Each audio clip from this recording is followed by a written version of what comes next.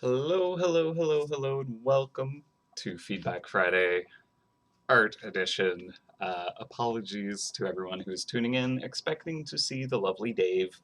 Unfortunately, his internet has been on the fritz all morning, getting 1/10 of like dial-up speeds. So, unfortunately, he is unable to host for you today and give you all that lovely, juicy information that he was planning on providing.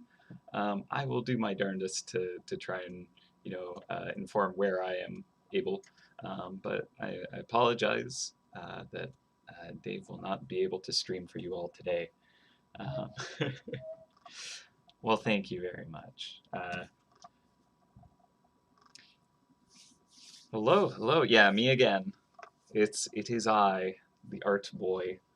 Um, but yeah, so we'll try to answer some questions that you might have about the upcoming egg hunt. Unfortunately, I don't know all of the nuanced details by heart, so I'll try not to misinform.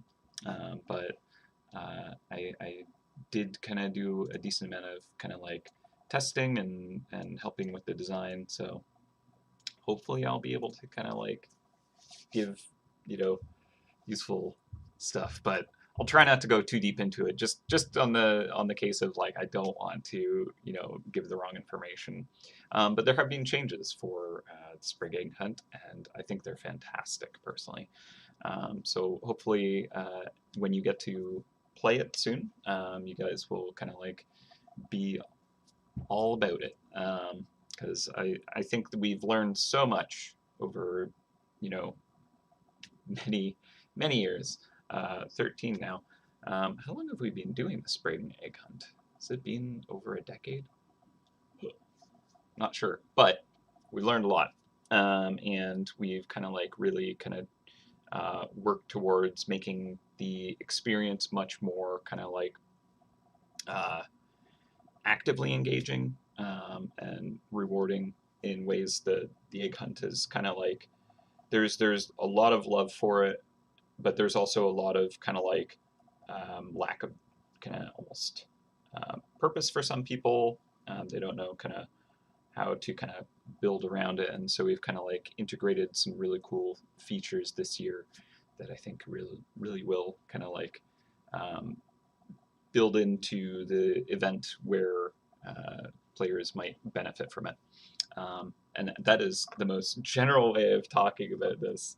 And in fact, just makes it even more nebulous than how you probably understand it. So you're welcome, and very helpful. Um, yes. All right. Um, but yeah, let me just check to see. Oh, thank you, Michelle. Got me my Larry link already. I assume this was for the quar because it was already created.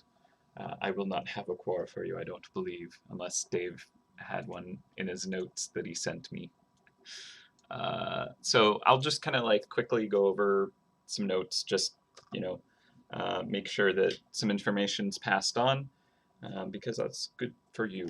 Um, so Dave wanted me to remind you that the Super Brie Factory birthday event will be coming to an end on Tuesday, March 23rd. So it's coming up pretty soon. Hunters will have 1 week after it closes to visit the various shops and use your Super Snacks Plus vending machine. And any super tokens left over will expire. So make sure you spend them before that kind of final closure. So there will be kind of like the event kind of like is like, okay, you can't pump your kind of like factory anymore, but now you have your currency. Make sure to spend that at that point, and you'll be good. Um, right, and as well, if you already have kind of like one of your uh, runs going, like if you've kind of you're mid pump towards a completed crate, you'll be able to claim that crate. So if you are in the midst when the shutdown happens. Assuming you have enough Kagi Colby and or factory repair charms to finish, however, so there's a little caveat to that. I wish I read through all these notes before actually, but I didn't. I didn't have much time to prepare, so hopefully the stream won't be a complete mess for everyone. I as well don't technically have an asset that I think would be like, that's on my docket, like ready to go. This will be a fantastic thing to stream. So I have a couple of options for you to choose from that we could kind of like use to kind of like turn it into an art stream if we want. I'll try and keep my eye on the chat right now too. But yeah, so if you are on, if you're kind of midway for pumping your cheese, when it shuts down, as long as you have enough Colby and or factory repair charms to complete it, then you'll get to claim that last crate. And if you have an unclaimed crate, when the shutdown phase begins, that will count as your final claim. So those are all just kind of really specific details, just so you're aware, so it doesn't catch you off guard. Let's see. Okay. And I have specific information for when the spring egg hunt will begin. That is going to be Tuesday, March 30th, and it's going to run for 4 weeks. There's a decent amount of eggs to get, so hope you are ready. Lot of floating islands eggs that are out there, so have some cheese ready for that, I would say. Maybe some bottled wind too. But yeah, so let's see. Let me actually read ahead on the notes, so I'm not gonna kind of like get the wrong info.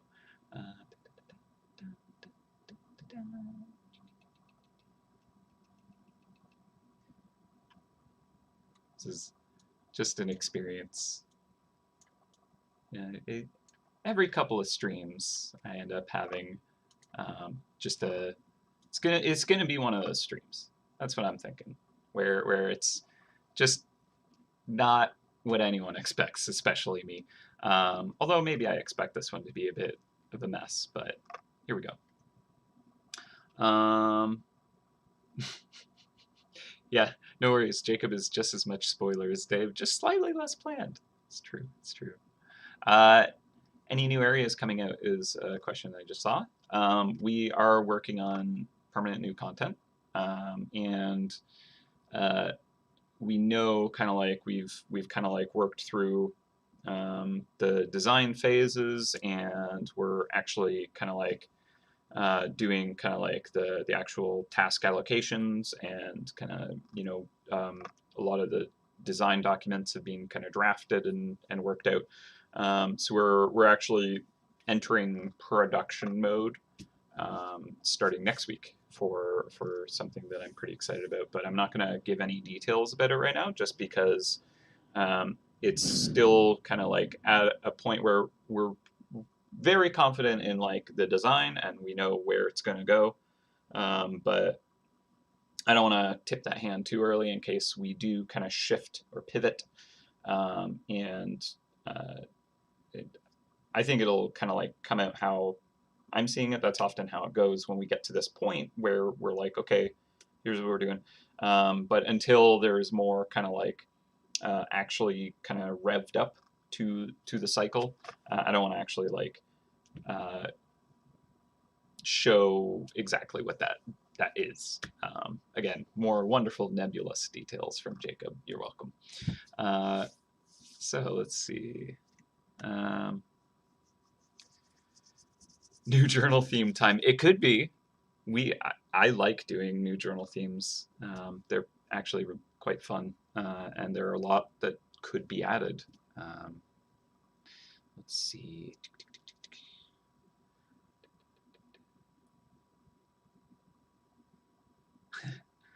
That's a cool comment that I unfortunately don't have any control over, but someone notes that the cheese box below the trap box is not perfectly centered on the MouseHunt browser.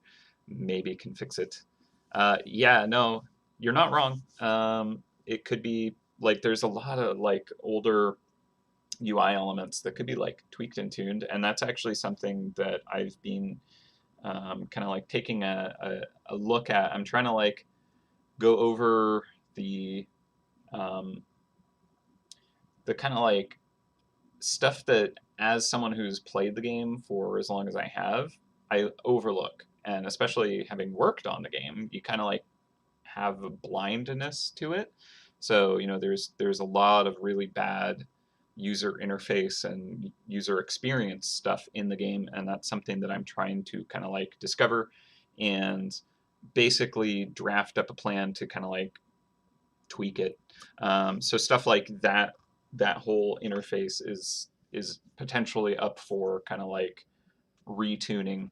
But either we might be able to do it in kind of small little like crumbs here and there, where it's like, ooh, that button is just gross. Here, have a new, much nicer looking asset for that. Or it would have to be kind of like a bigger overhaul where it's like the trap interface system, like there's like the whole the TEM system, the trap effectiveness meter. We don't think it's like as good as it should be. It could be better. There's issues with it displaying kind of like really the best information in useful ways. And that one's not as simply as kind of like bumping something to center it, or kind of like balancing the elements. It would be more kind of like, oh, when we do kind of like a bigger kind of rework of elements. So the I can poke Andrew about kind of like balancing that cheese portion, because that is always nice to have things aligned as well as they can be. But yeah, there's a chance that that might actually be kind of like conditional to the whole system, and it would require more work to fix that. In which case, it might be more of a like, when we get around to being able to rework that in a better way, that's when we'd be able to handle that. So I don't know about that specific little tweak, but it's something to kind of like add to that list of kind of like things that could be improved.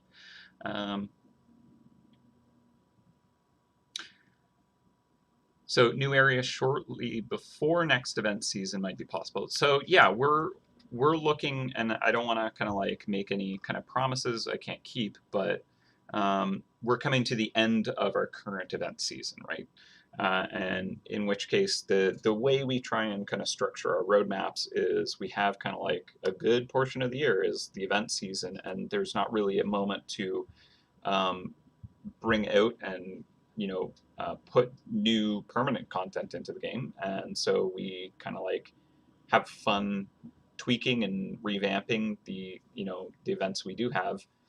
Meanwhile, trying to kind of like gear up and design for after the event season.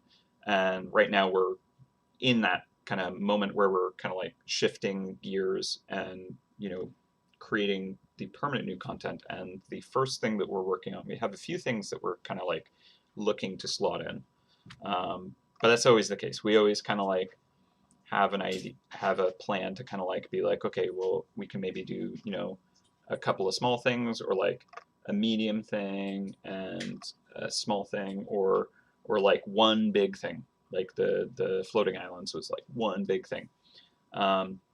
And so what we're looking at now is we're looking at a small thing, and we've tried to scope it to be kind of realistically doable in kind of like one of the shortest time frames, to kind of like, I think it'll be effective.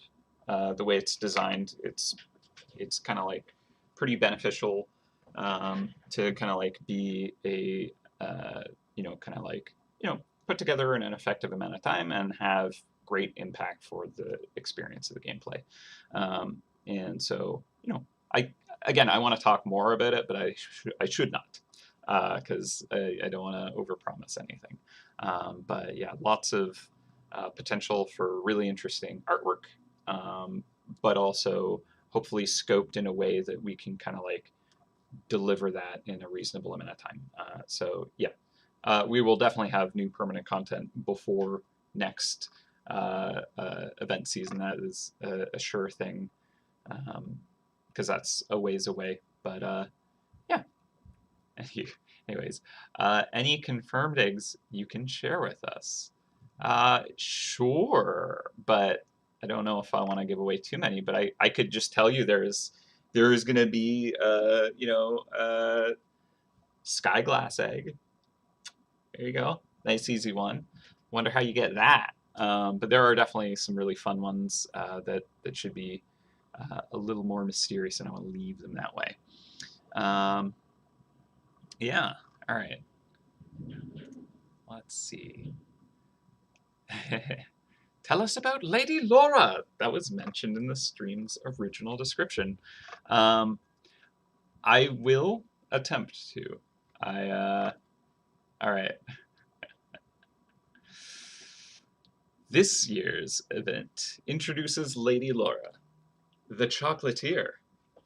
Lady Laura is a master of cocoa alchemy and is able to wield the power of the purest chocolate known to science. Chocolatonium.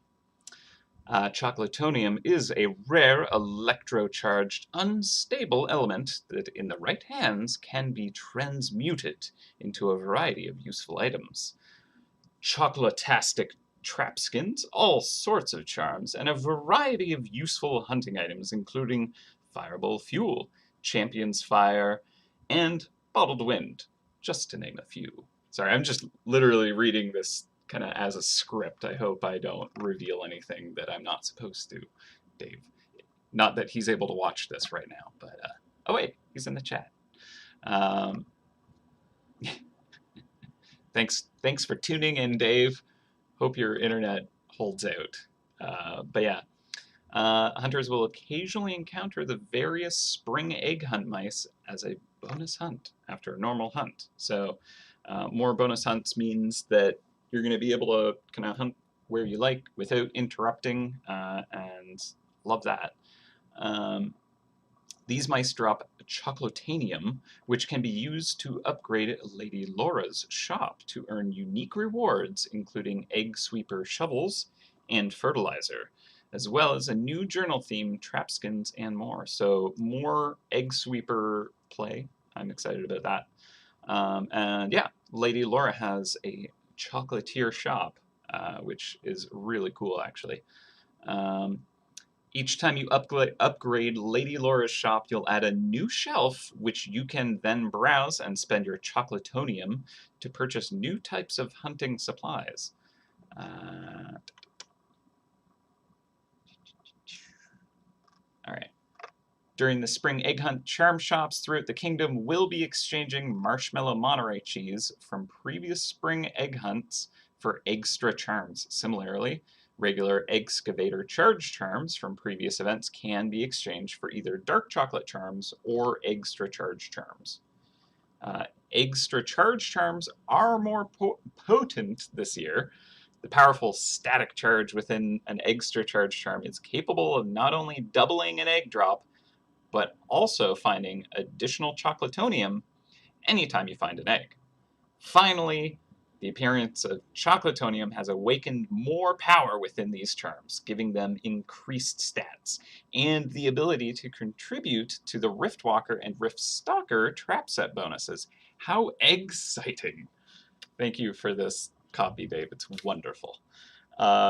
Of course, it wouldn't be the spring egg hunt without bonus eggs. This year, 19 new eggs will arrive, with the majority of them being hidden in the floating islands. However, there are a few eggs being carefully tucked away in 3 other locations. Make sure to check your handy excavator once the spring egg hunt begins for hints on where to find these new eggs. So that is what I have from Dave's notes. Thank you, Dave, for my script. It was wonderful. You can contact me about voice acting and hiring me for that. Just kidding. But yeah, so basically, with the event, we're bringing out a new NPC who is an event-based NPC. And she will have a very cool shop that you can earn basically a currency through catching the bonus hunt event mice and through using extra charms, getting egg drops, and you turn in this chocolatonium to help Lady Laura upgrade her shop, and as well as buying cool rewards from the upgraded shop itself. So pretty fun stuff. All right, just catching up on the chat. All right. Whew. Dave's internet statistics are just dreadful. I'm so sorry, dude. Hope it comes back soon because that would be really uncomfortable. Need my internet. All right, so that's basically it for kind of like the notes that I have on, you know, sharing this details. But yeah, it should be fun. I'm looking forward to this event. I think it's going to be a little more kind of like uh, just exciting for people who don't necessarily have that egg hunt kind of like drive where it's like I gotta get every egg and I'm gonna like plan for months to kind of like be able to go for ones I missed. And there's a lot of like wonderful tactics that is awesome for a lot of mouse hunters. But other people they kind of like are like I guess I'll just hunt here and get extra eggs and that's fine. So it's not necessarily the most exciting and engaging event for some people. And so I believe that the kind of like new character and new kind of reward structure that is going to come with it is going to add a lot for those people. So it'll be a fun month of kind of like rewards and being able to kind of like, you know, find some cool hidden stuff. So I hope you have fun with that. All right. So here's where we get to the art side, I hope. So there are a few things we could maybe do because I don't have like an assigned specific task that is suited for doing a stream right now. Um, we could do a number of different things. There is uh, my partner Alex has been suggesting for a while that I should actually set up a streaming kind of like overlay. And that requires me to, you know, illustrate or graphic design one up. And I'm like, I don't want to do that. But it would be nice. It could be nice to actually have a cool looking overlay. And so we could attempt to do that live on stream, and it will probably be a terrible time and just turn it as bad as the Feedback Friday journal theme I attempted that I do not want to revive because it was just so bad. And that could be an experience. Or I could do a new egg that is, I guess, the 20th egg for this event because it would be added on top. But we could do the runny egg. So that's also a possibility that we could kind of like, you know, keep it a relatively short stream and just kind of like put that together. Or I could do more repaints of kind of older kind of assets in the game that need touching up. So I'm gonna leave it in your hands, and you let me know what you want to see. So yeah, Voto's a mouse redraw of the mobster. That would be an option. We gotta vote for a new egg.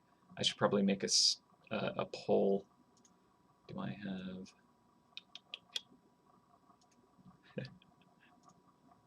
All right, let's see.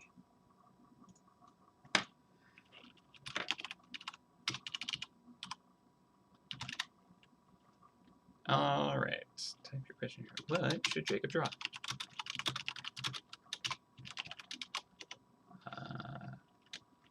Stream overlay runny egg or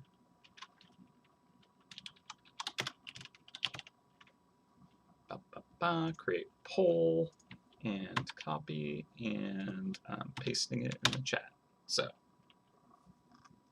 Jacob's cat egg.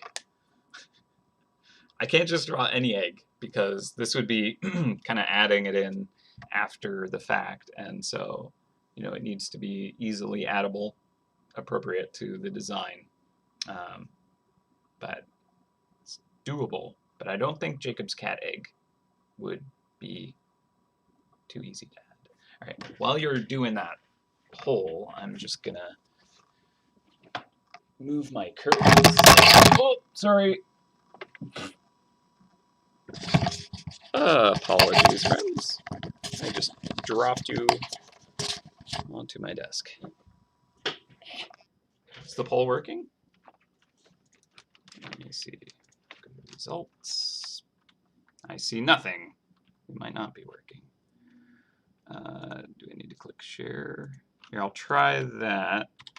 Sorry, so sorry. I told you it's gonna be one of those streams. It's gonna be one of those streams. All right. I got a nice pimple today, and unshaved, and just it's oof. One of those streams. Poll doesn't seem to log your vote. Oh no. All right. Well, let's refresh. Yeah. Apparently that polling system is not working then. Okay. Let's try a different poll.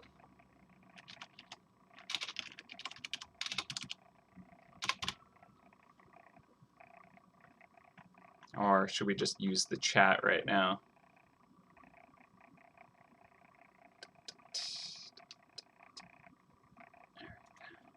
No clicky on voting.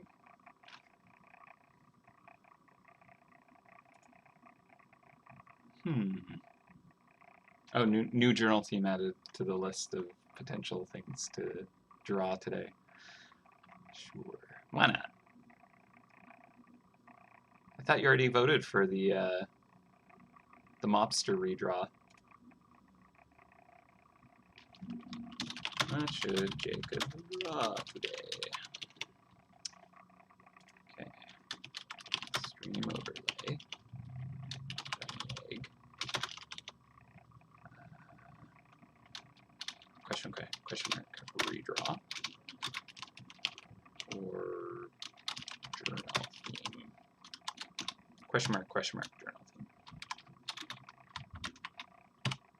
theme. Alright.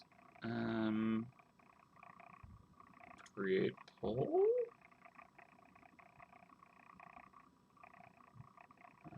Share. Copy link. Let's try this one. Let's see if this works. I think this one I need to like refresh. Auto refresh on. Okay, so we'll see if this poll system works.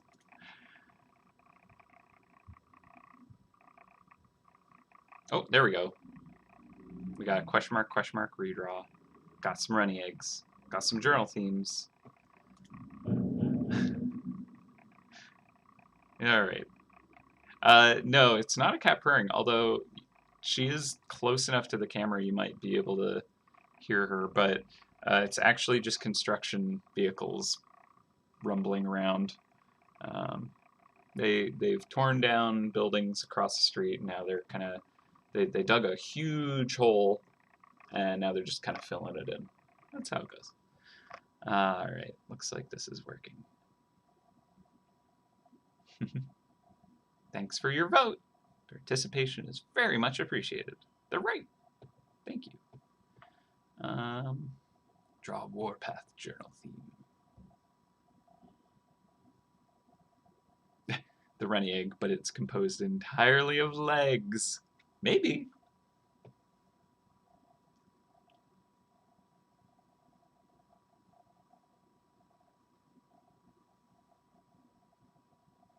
Well, here's the caveat about the runny egg. Since you're assuming it will be drawn at some point before the 30th of March, it's actually not a guarantee. This was something, because when I was talking to Dave about doing the stream, he's like, well, maybe we could add an egg if you kind of need something to draw on stream.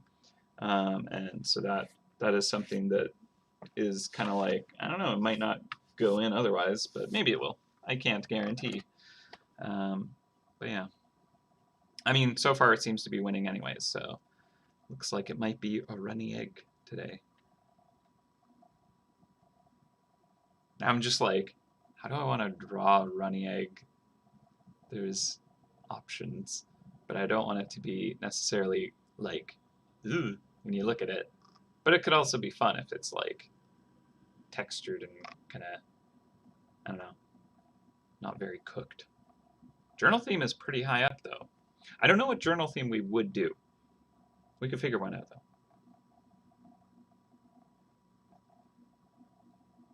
We'll give it another 3 minutes, I'd say. Only started that 2 minutes ago. Yeah.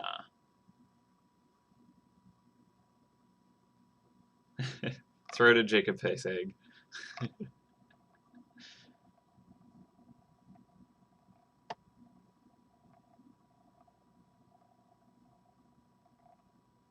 Hmm. Yeah, I want more hidden interface eggs. They're neat, and I think that, you know, they could be fun to kind of like hide in the game. Like that's a great idea, having like an interface plush egg where you get it from interacting with a plush. I suppose if you didn't have one, then that would be a bit unfair, but I suppose that not all eggs are obtainable by everyone, so that's just kind of the nature of it, I suppose. But that's a cool idea. I think, you know, I'm gonna push for more interface eggs in the future. Um,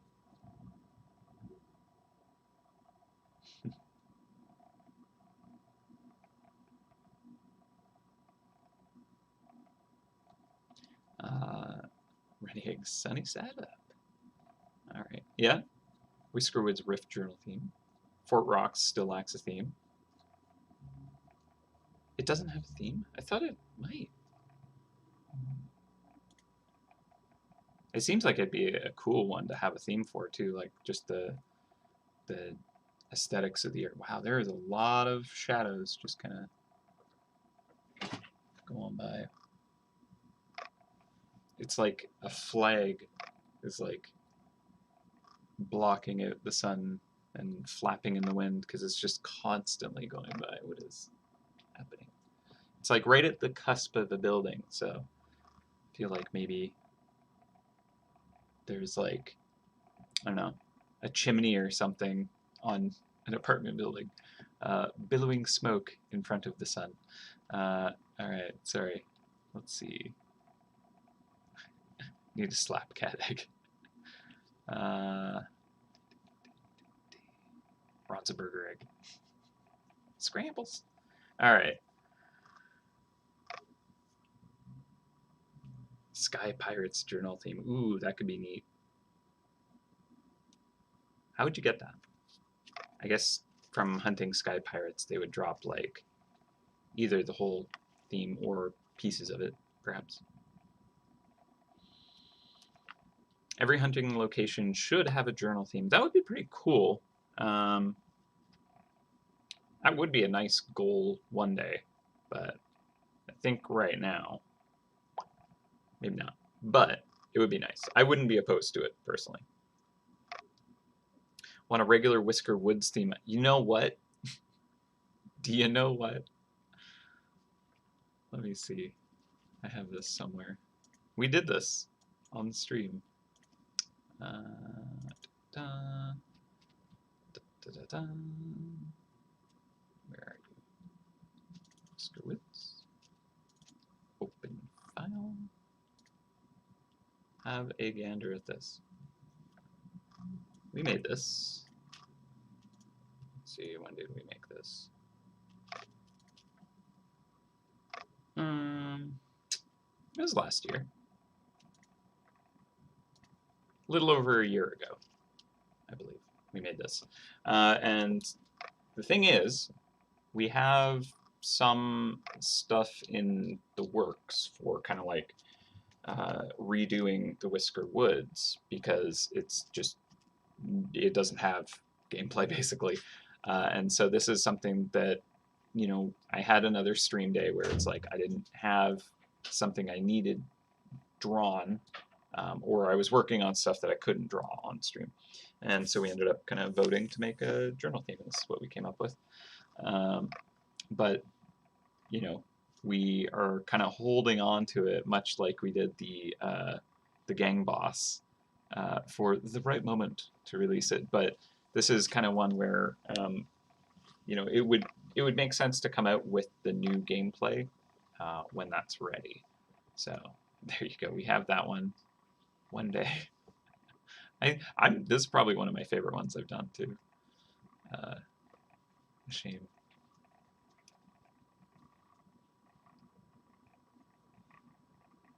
Ah. I've almost silvered all of the Sky Pirates. If you do have a journal theme where they drop pieces of the theme, please do it soon. Nice. Yeah, thank you. I quite like that. I don't do a lot of scenery, but it's quite fun. Especially when it has very nice kind of like lighting where you kind of use a canopy of leaves to kind of have really strong light kind of hitting kind of little parts in it. It was fun. Oh yes, where's this pole?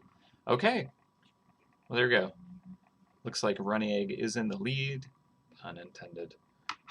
Egg puns are always welcome. Get cracking on those. So, looks like we got Runny Egg today. Stream overlay was not the most popular, which I'll have to work on one eventually. I'll just say that here, just so that you guys can hound me for not doing it. But that should happen. I could up my production game slightly instead of just, you know, a little floating Jacob head on a backdrop. But we're going to do an egg today. So I'm going to pop over to Clip Studio where I have my egg template ready to go. Alright, so this is going to be the Runny Egg.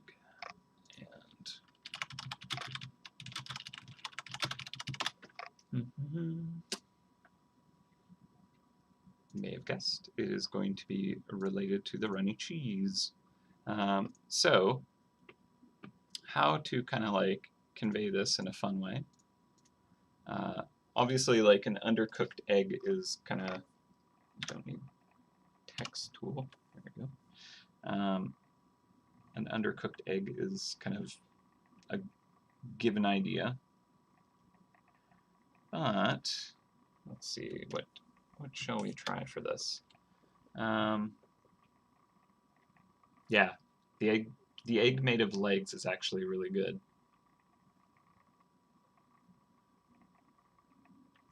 Yeah, half boiled.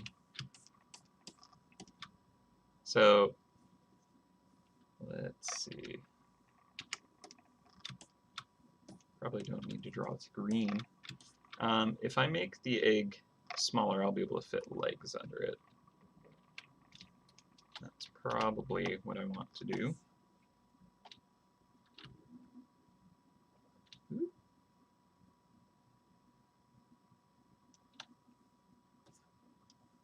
rotate it a bit.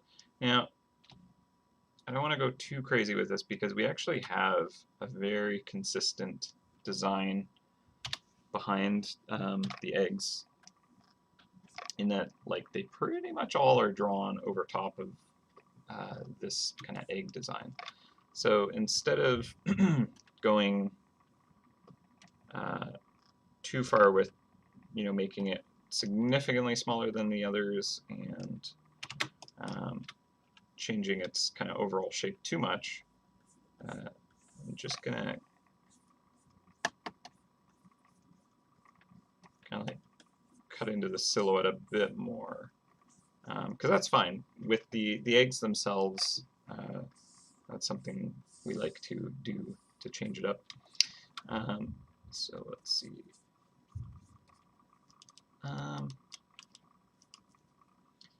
Trying to get like a good kind of mid-run cycle look to it.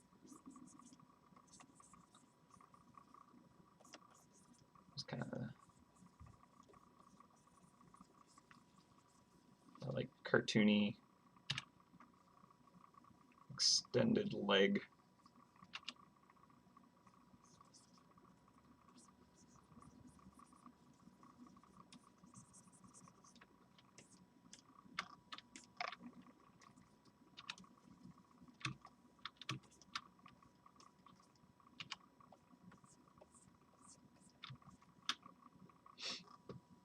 Good luck catching this one.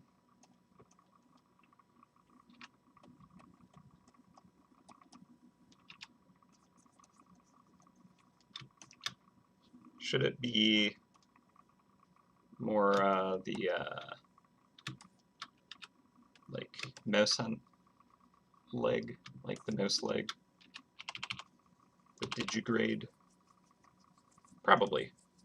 I feel like these are kind of, you know, based off mice, so it makes sense to kind of use mouse legs. But right now I have it kind of like this wobbly egg shape.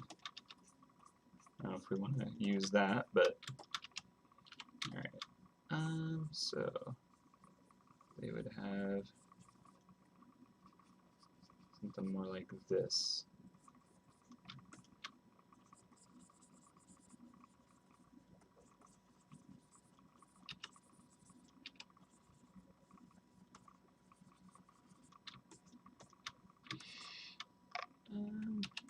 Maybe I tuck this foot up a bit. Yeah.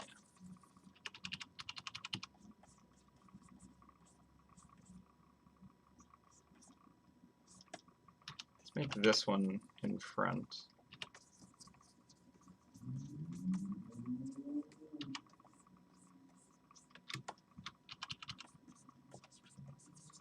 Can kind of make it a little more dynamic if I have this kind of knee coming towards us, perhaps.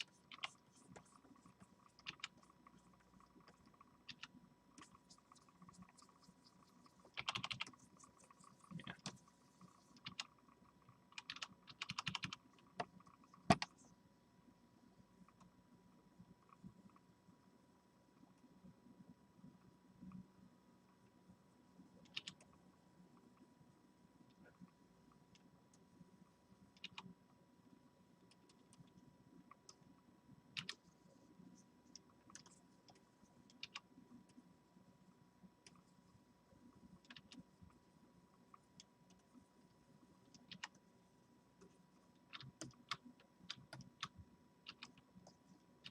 So there's that, or we could make it more like bird feet. I suppose that would also make more sense. So like it could be, who's that character from like is it Looney Tunes that had that egg that was like just the feet poking out? Yeah, the sport headband is a good idea. I like that, actually. It's great.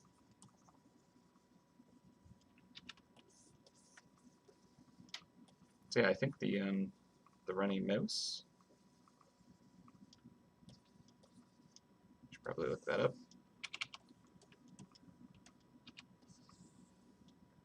I imagine it might be based off that character.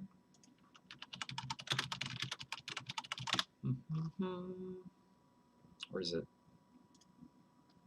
What do you bring about? It's not a runny mouse, is it?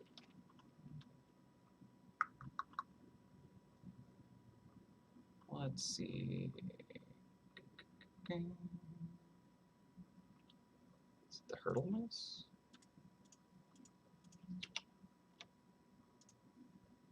No.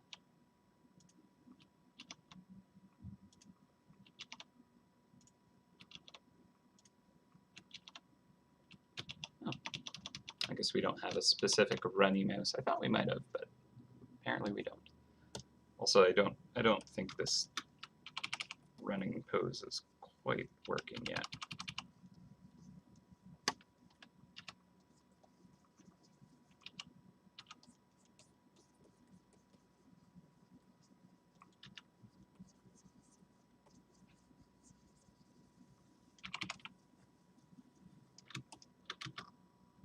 And maybe it like, maybe if this foot is higher up.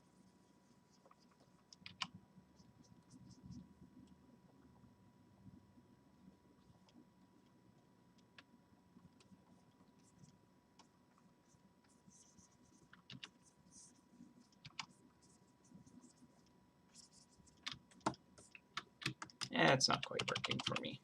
All right, get rid of that one. This foot is okay, but it looks like it's kind of like running like really awkwardly. So let's actually copy this and try again. I feel like I was actually closer earlier on. So let's try that again.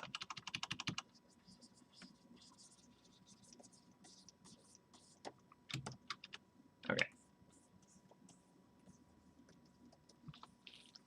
I think this leg extending forward looked more interesting. There's like not like a ton of kind of real estate for me to fit this kind of extended leg in. So I gotta kind of plan around that. The knee needs to be more.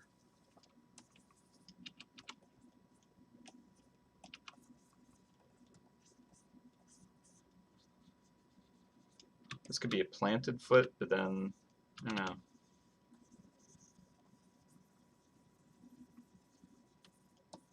Scribbling is always a little bit kind of awful looking. No, that's even worse. All right, let's see. We'll get this. Okay, so there was a pretty great suggestion of just it being a ton of legs. That's kind of interesting. Let's see.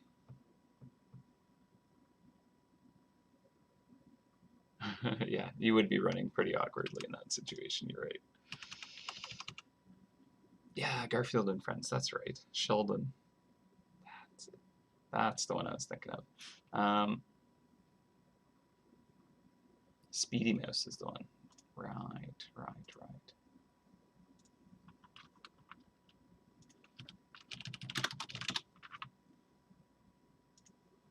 Okay. Technically not related to the Speedy Mouse, though. But that is actually more the kind of pose that I want. That's actually a pretty good reference for it. Just the planted foot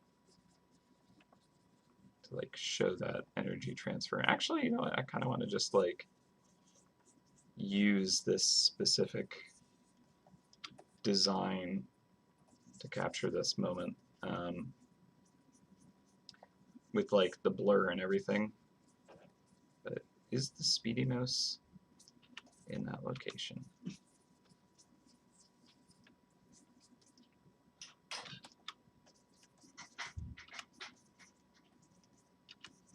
Would you actually attract the Speedy Mouse the way we're intending this to work?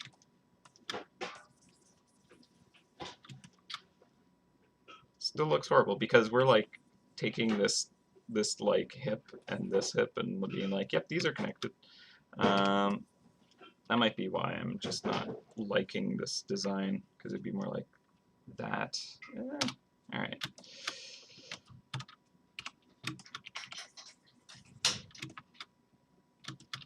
Maybe I just need them to be bigger.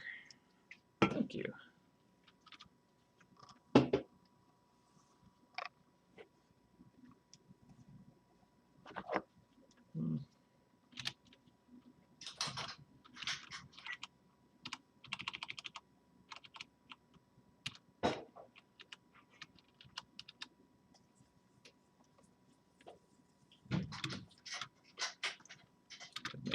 Move the egg up a bit more.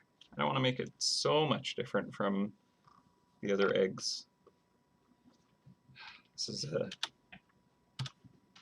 bit of a tough one almost. Like, I feel like it's not actually going to be that hard to capture, but Hmm. Yeah, chicken feet could fix the problem. You're right.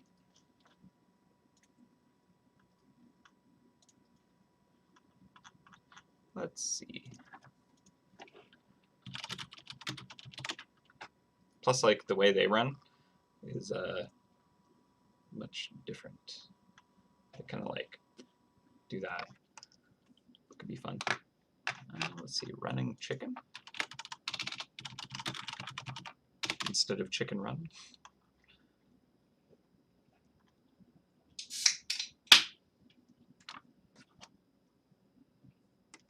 All right. Ooh, erasing the egg.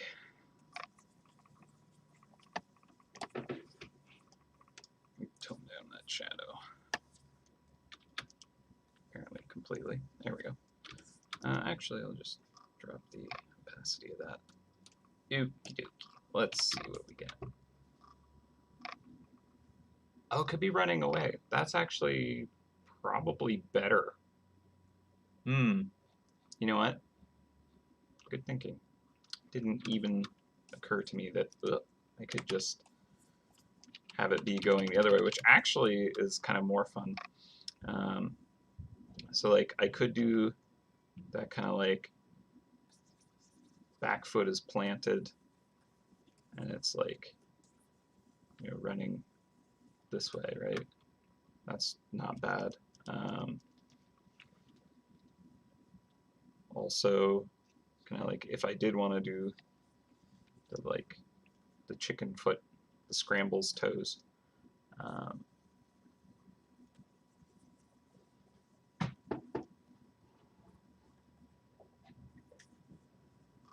That's not too bad. Well, it's more like this, right? Only right now it looks like it's just creeping. So I do think I want to have both the feet off the ground. So let's see. I kind of like what I had going at the very, very start, where I had kind of like the feet just like doing this kind of like both off the ground type thing. So like if I had this kind of chicken foot there, and like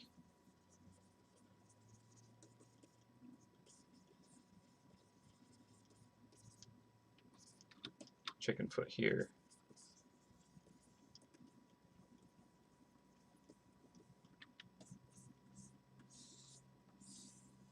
And it's like also kind of like this runny egg. It's so weird. Right. Oh, maybe.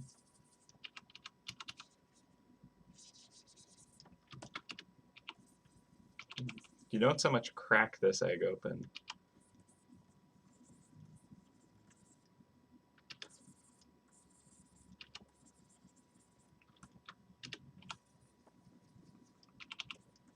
As it just kind of like spills its contents. Is it weird that it's like more sentient than others?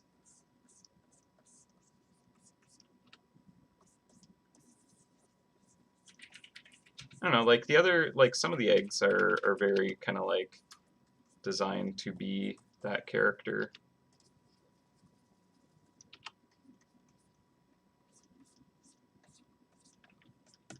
But like they're kind of cute painted versions of it, or just like really ridiculous kind of facsimiles of the character. I don't know if this is like as clear. Should it like show a yolk? Should it be like this kind of like wet and half-cooked egg? Like what would we want this to be? Because right now I'm kind of like, ugh, don't know if I like the direction this is going in. It's the taloned foot, a little weird.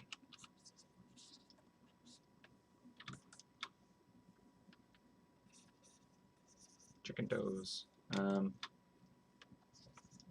I think it could work as a mouse foot though. So maybe I don't want to go the chicken foot anymore. And I mean, I actually kind of was drawing this one more like a mouse foot anyways.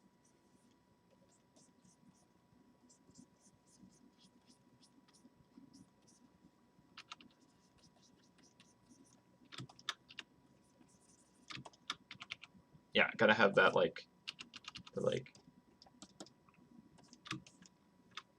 the kickoff dust from it going so fast, for sure. Yeah, I even think like having the blur on it would be kind of fun too. And I think I'll bring back the sweatband. I like that actually.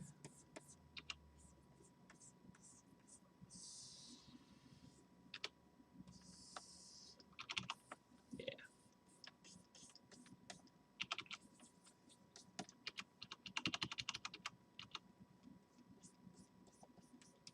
Do we like that it's kind of like gloopy though? I mean, it kind of makes sense, right? We have the runny cheese.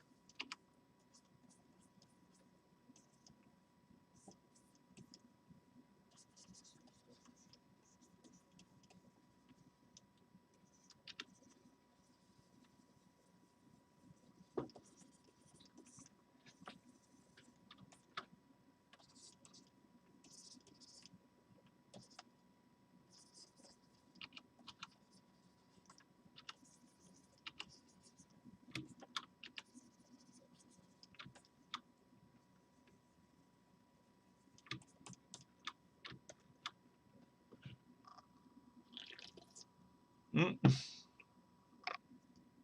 Yeah, I think mouse feet works better.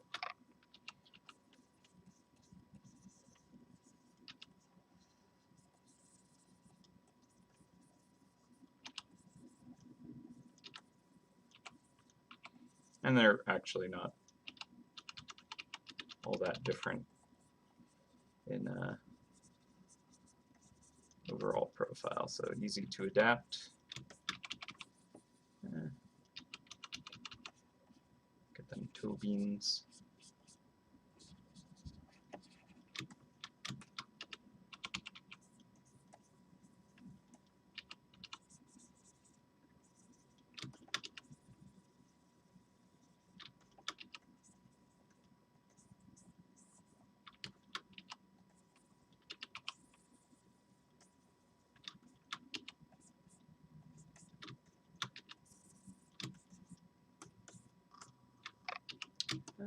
This leg feels like it's got good running thigh right here. So I like that. I think this one I want to kind of bulk up to match a little closer. But I'll tuck this foot in.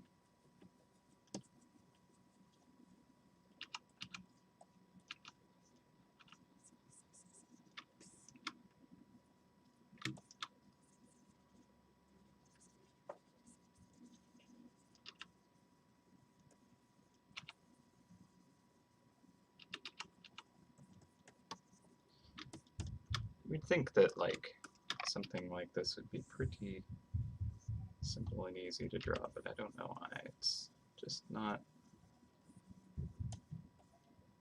I don't know.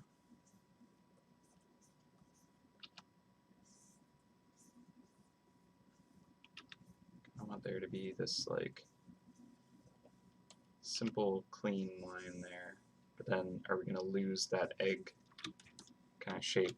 Plus it doesn't necessarily feel like it's, well, it's kind of running, but I don't know. Like, again, like I want more width so I can really stretch those legs. You know, like I want the egg itself to be like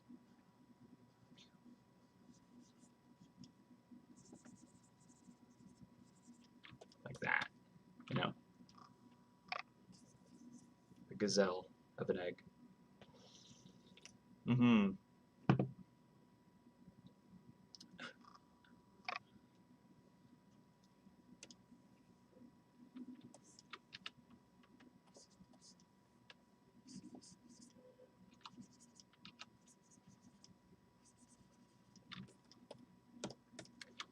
I was kind of practicing some walk cycles not too long ago, a little while ago, but there's kind of like different stages that you need to kind of like have a decent enough walk cycle where there's kind of like the like kickoff and like the like up and kind of like the land, where you need to like have there be these kind of moments where it's clear, and then like the follow through or the overlap essentially, where you can see kind of like the one crossing over the other, so your brain can kind of like create that context. Move this one over.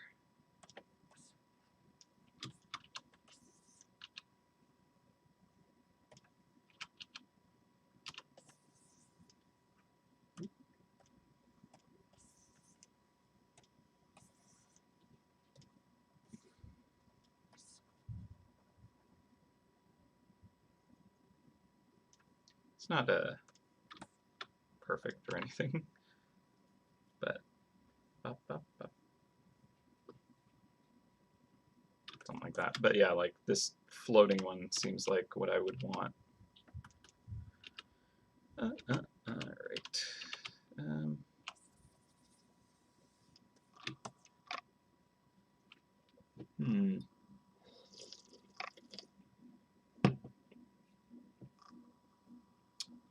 Yeah. Dizzy egg. Let's see.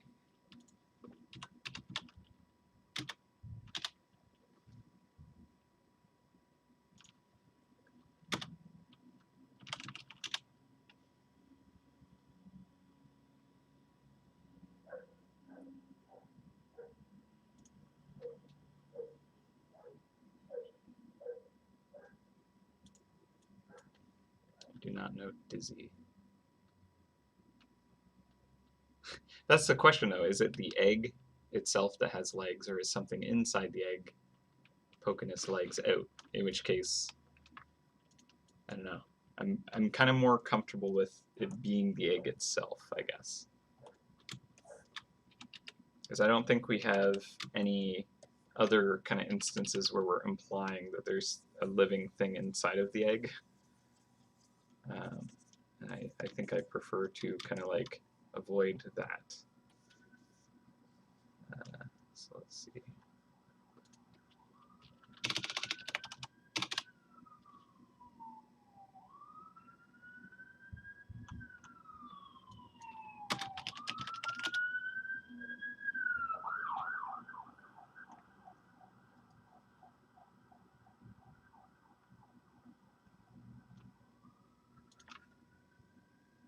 Is dizzy an egg that runs? Is that actually a thing?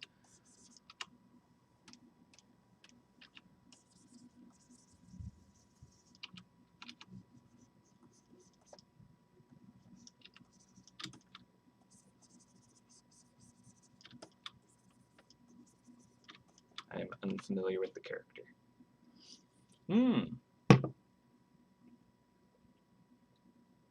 Egg made of legs, egg made of legs.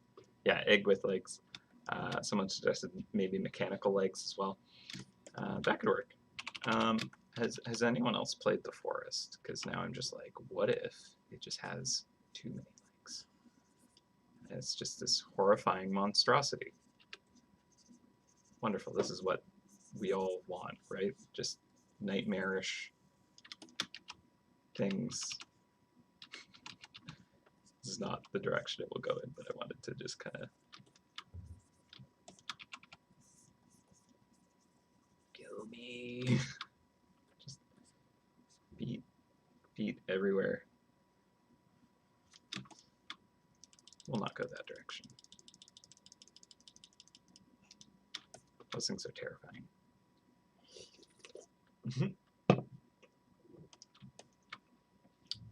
The Adventures of Dizzy. Oh, interesting. Yeah, I've never heard of that.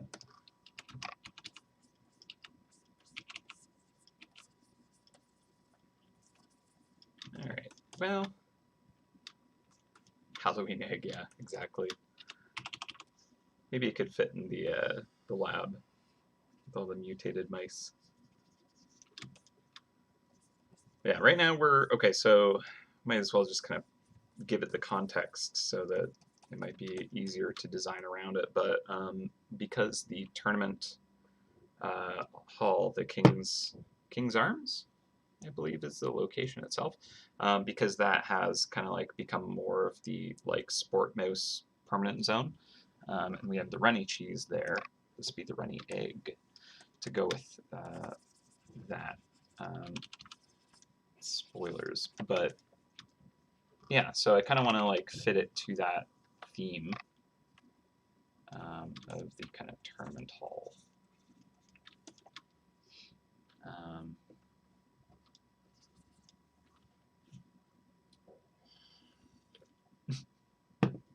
arms in the air. I mean, arms could help kind of show that transfer of energy. Like if this arm was kind of like going forward, another one's like back here. It's like hard to kind of fit it, make it look decent. I'm just creating a nightmare.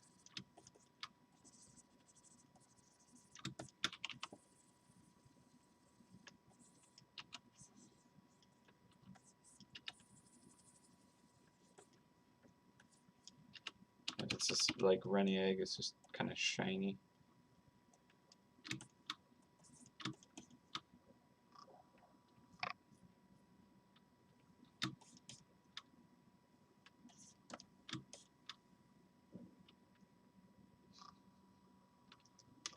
Alright, I gotta search this fantastic dizzy. Ah.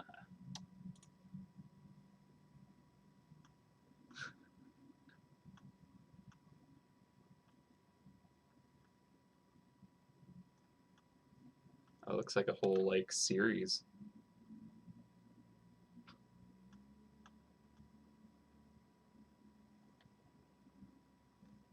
That's fun.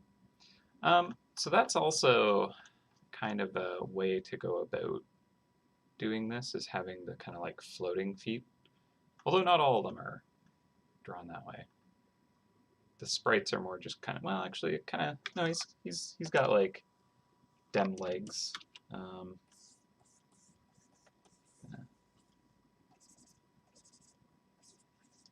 got like thin, noodly appendages,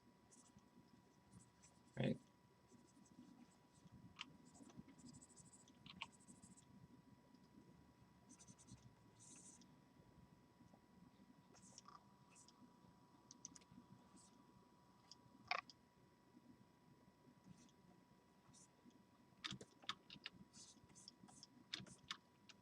Like a sick hat. Yeah, that is not our IP, so that's something we're working towards. But that's cool that like character is the thing. Kind of, I don't know. I enjoyed that era of games. Makes me want to play Commander Keen or something. Mm-mm. No, I agree. Not really digging the arms either. I just kind of added those for just the amusement of witnessing what you have wrought. It's such an idea. Okay. Yeah, I'm not feeling that still. So let's bring more of that egg shape back. And I do want to have that foot just like kicking right out. So how can I do that and fit everything? That's the challenge, really.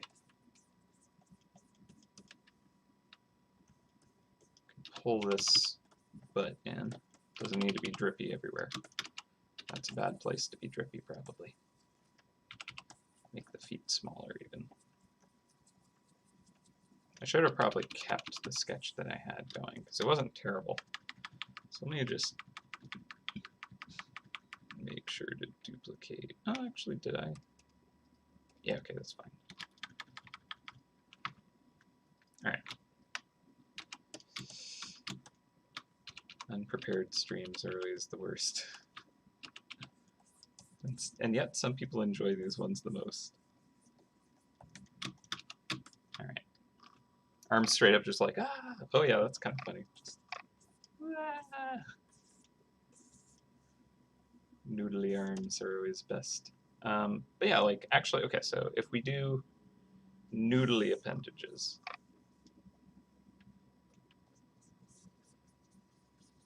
now I'm actually just kind of drawing what I said I wouldn't.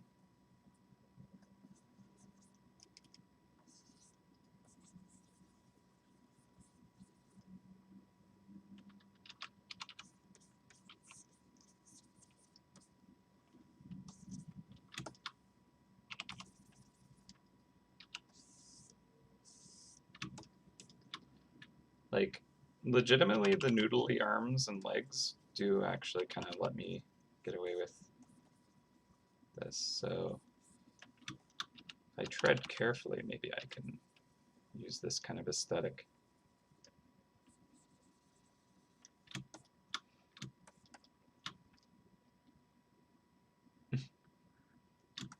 How long until you rip off the arms? Oh no. Like, the drippy face is also kind of good too, though. I don't know. It's a little too sentient. The horror. Alright, let's get rid of the arms. Probably get rid of the face. Although it's funny.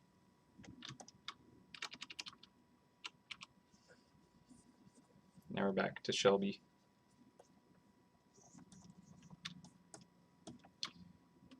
So yeah, like, Shelby would be kind of like busting through. So it's kind of like something is living inside of this.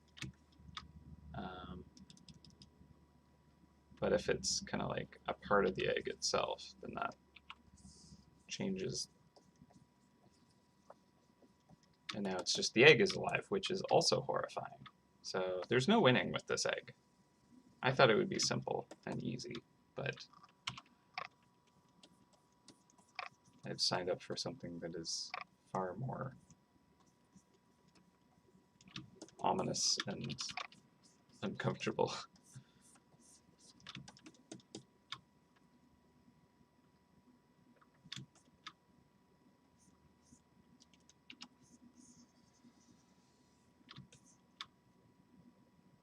Maybe it's just a...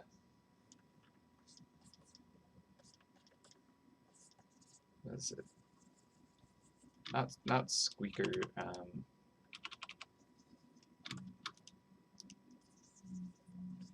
or sessions. What was the... Scrambles.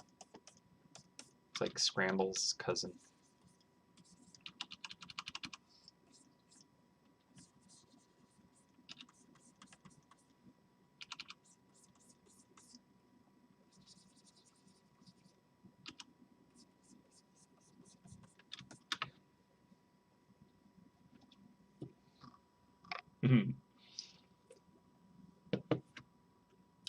You know, Alex, I try not to mention that specifically, but you're not wrong.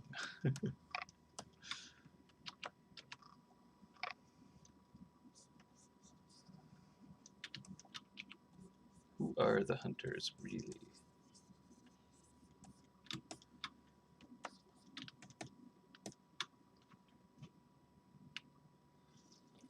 Mm-hmm.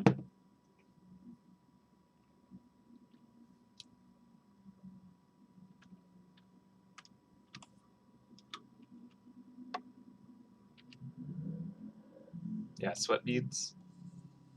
That's a good way to kind of like show that like panicked, like, oh no, but without having to draw a face on it. A lot of the eggs do have faces, but it's different here.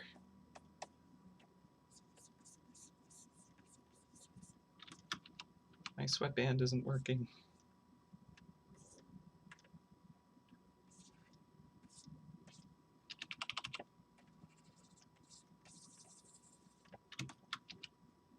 Yeah, now it looks like it's just kind of running for the exercise of it, which is more kind of like appropriate for the kind of design of it. It's more about the sport of running as opposed to running from some nightmare.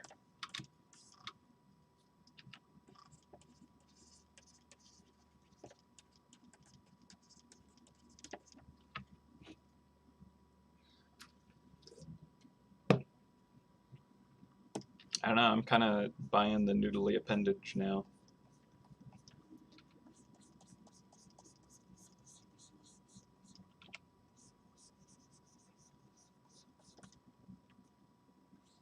Should give it like Sonic shoes.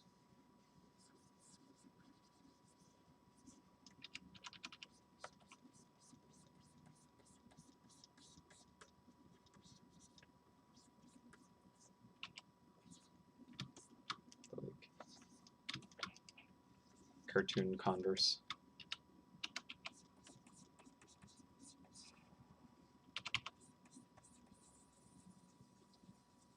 I like how I'm always like saying one thing but then doing the exact opposite.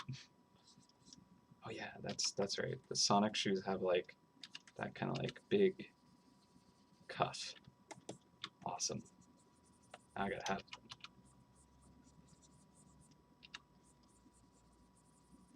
And they're like really kind of like, at least how I'm remembering them.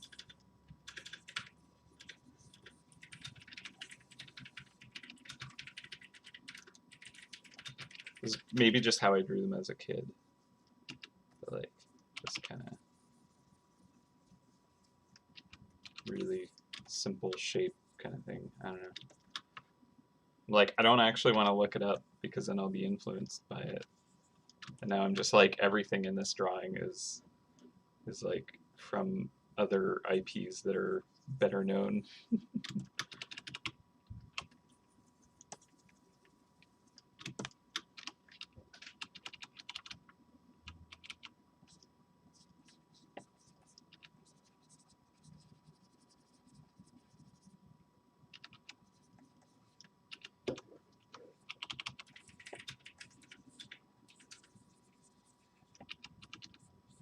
But like also good things to reference probably. More fun to have some homage to things. All right, yeah, tournament hall. Roll down socks. Yeah, maybe that actually would also make sense as to what those are. Let's see. You know, I'm gonna look it up anyways. Sonic shoes. Oh yeah, he's got that like the strap over the top. Bam, that's what it was. It wasn't like a circle. It kind of like curve up.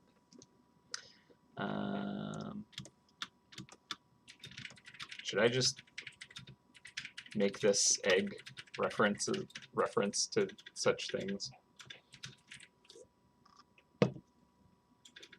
Just a blue egg man.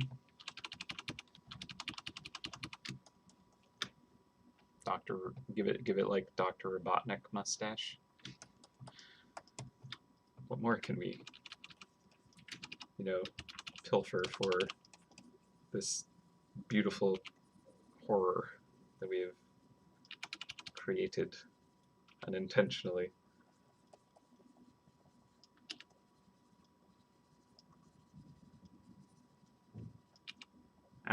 It feels appropriate now to like reference Sonic. Gotta go fast, this egg. I don't think I'll like do the full Sonic shoe, but I'm okay with it kind of like being a reference to it, to be honest. I actually do really enjoy doing references to media where I can. It's fun. Yeah, so Got our gotta go fast shoe.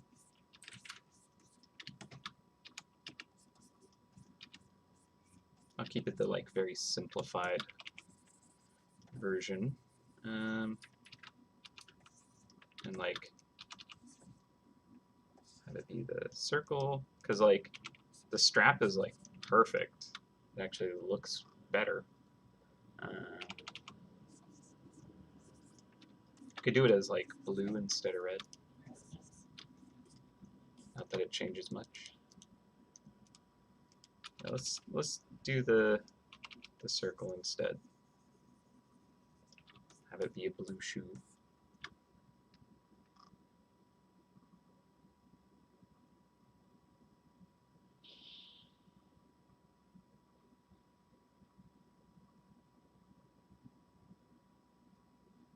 Yeah, exactly. It does definitely resemble Dizzy. I'm not trying to go that route either necessarily, but yeah, exactly. Dr. Eggman reference for Sonic. Yeah, Treasure Island Dizzy. All right, let's Google this. See just how close I am.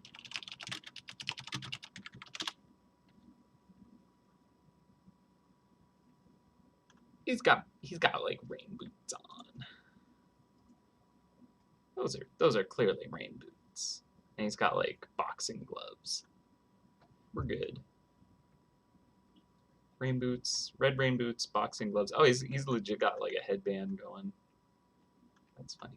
All right. Yeah, we're gonna use like the sweatband. We're gonna do blue shoes, no face, no arms, just a gold coin somewhere. Oh man.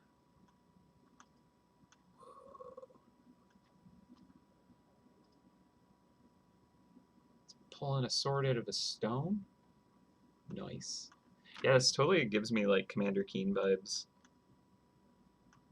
Like probably completely different gameplay, but like just the like different grades of kind of like game art is like that same kind of experience that I had, because like Commander Keen was like the game that I played at this time, and it had kind of like a series going for it too, which is pretty neat. All right, yeah, legit never heard of Dizzy. Amiga 500 NES,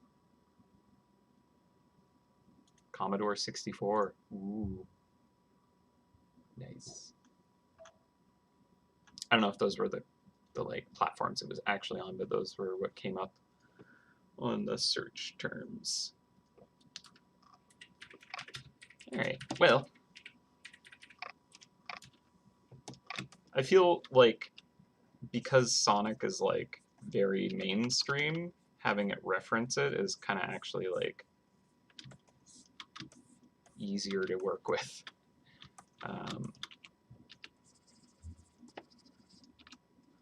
But we certainly also don't mind having our, more nuanced references. I just don't know that kind of IP so much, so I generally will try and kind of like do references for stuff I know.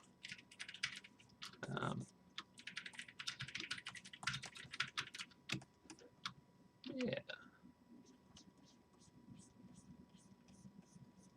Now that I know about that, though, like I think it's cool that this can kind of relate to it.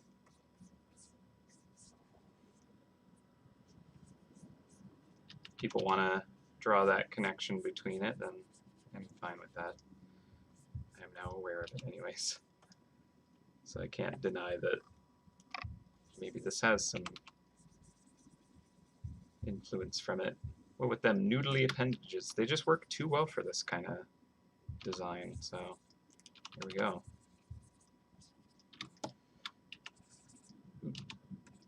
Oop. Sorry, still getting used to my hotkeys. Oh yeah, something I meant to mention at the start of the stream, this is something that I want to try and remember to mention for my other art streams is, hey, if you're watching this recorded on YouTube, where it should be kind of like set up to, be saved, feel free, if you're not interested in just kind of like hanging out the whole time or watching this in super fast forward, because today I am working in a time lapse. At the end of the stream, like the final 5 minutes, if you like skip all the way to the end, final 5 minutes, I'll probably have this just playing as a kind of time lapse. So if you just want to see the quick version of this come together, go ahead and jump right to the end. Otherwise, feel free to hang out and just kind of see what happens and how many times I like backpedal on the design and I'm like, I hate this. It looks terrible. But yeah, if you're just interested in kind of like watching it come together, that's probably a pretty nice, convenient way to do that. It should be like the final 5 minutes or so of the actual recorded session, because who knows how long this will go. Generally, it does go for hours though, so yeah, just for you people watching this as a VOD later. Yeah, so I'll, for future kind of streams, try and work that kind of message into the start so that people know, like, if they just want to watch that art come together real quick, they'll have a nice opportunity to do that. Because I know that that's what some people will kind of pull it up for, just kind of curious to see the process, but maybe they, like, normally will just kind of scrub through it and, like, skip ahead an hour or whatnot, but this way they'll get to actually watch the whole thing in supersonic speed. Plus, I'll probably summarize some thoughts at the end when I'm watching it with you all, which might be a nice way to kind of get the quick version, the cliff notes of my stream. But yeah, so I kind of hate it less now. Still a weird creation, but you know, I can kind of see it working this way. What do you guys think? Yeah, front leg looks a little off in its positioning. Maybe actually like extend it a little further over, because like again, if I'm thinking of the hips, which I should be, we kind of got this big twist going here with its like hip joint, right? So this leg might actually be kind of like coming out from here because you know, it's running forward, but it's rotating its hips to kind of get its foot out in front. That's a lot less noodly than I might want it at that point. I kind of, like, do I want a knee? No, probably not.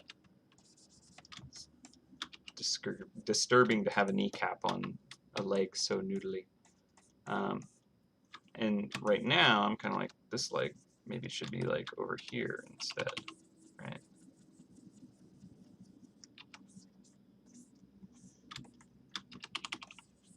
Now I'm just kind of like breaking all the limbs and making it worse. All right, let's do a copy of this before I completely change it and then decide I dislike where it ended up. All right, let's see, how far back? Yeah, that front leg is incredibly short. Agreed. I can't skip ahead anymore. Okay.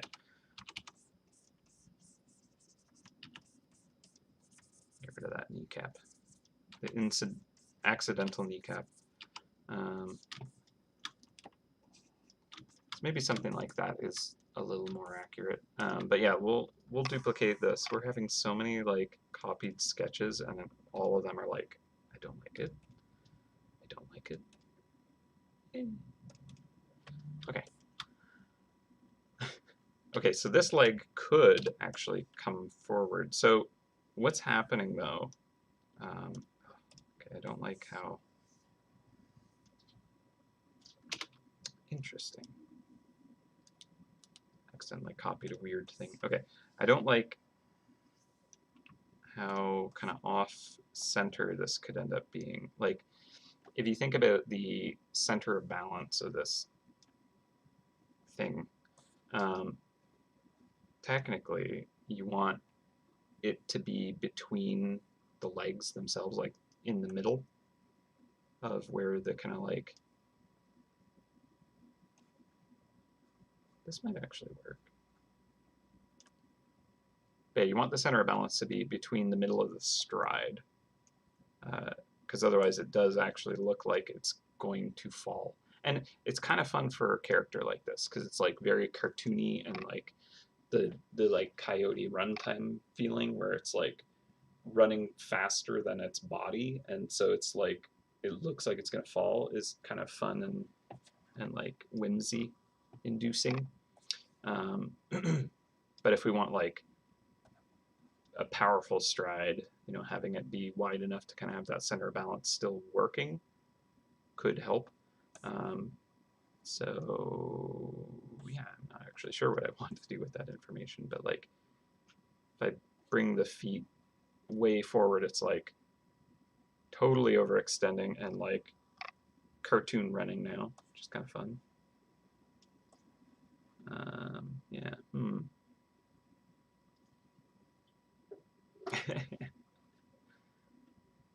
Are you coloring the egg so the sweatband will be white, making it look like the top of the egg had cracked off? Oh no, I'm seeing that now, because especially with this like tilted, it actually looks like it was hard boiled and like just split right here, and like the not yolk but like the egg whites came kind of like, you know, foaming out and cooked in that specific position. Now it's even more horrifying. Thank you. We could mix a little bit of like yolk color into it, so it was just like scrambled as it happened. Horrifying. Oof. Okay.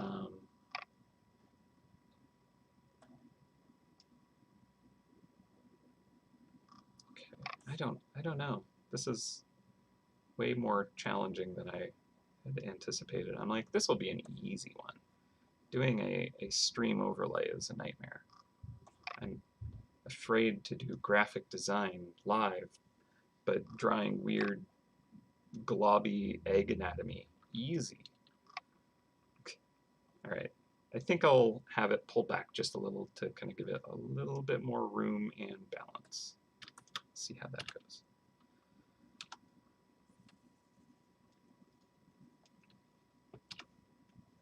To be fair, I just expected today's stream to just be a bit of a mess, though.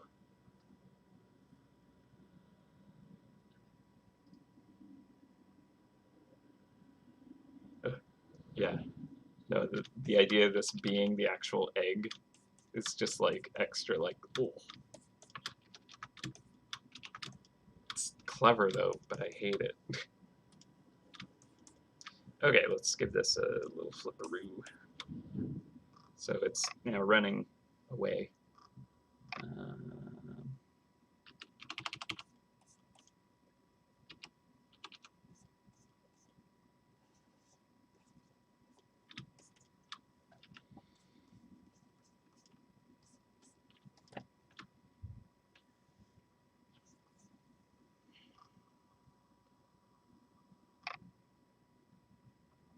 Should we just scrap it and just make it like a gross runny egg that's just dripping? I don't know. The feed is too fun though, and it is more thematic too. So you are all right. This is the direction it should probably be in. I'm just like, this is just disturbing. What have I wrought? Egg running down the legs. What are you having me draw? Oh my goodness. All right. This is going to be a relatively short stream because I think after this drawing I'm going to be done. All right. Yeah. I don't think I'm going to have this sweatband be just like egg spilling out of its shell and cooking, and it's clever though. I think that is quite smart, but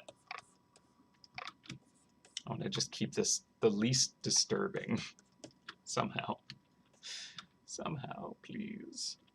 But like, one way to have done it is also just like, it's like a peeled, soft-boiled egg. And it's just kind of a bit gloopy, you know?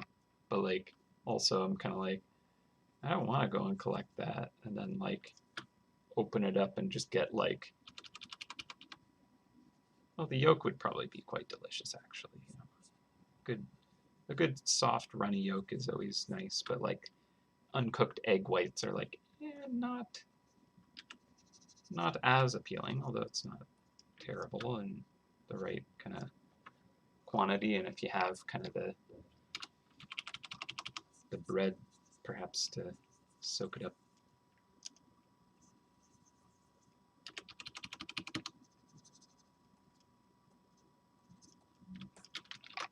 Yeah, just like drippy runny egg. It's kind of like another direction it could be going in. Might be more interesting to render it.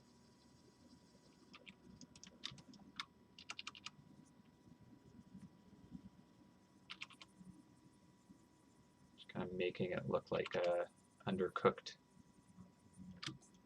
egg or something like that. But the character in this is pretty fun too. I mean, it could still be a combination of these two, in which case it would be extremely horrifying. I'll give it a medal.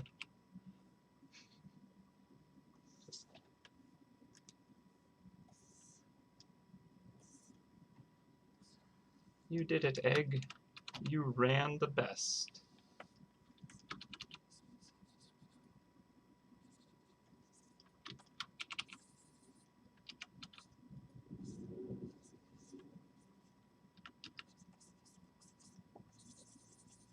And just like smacking around and cracks the front of the egg when it lands.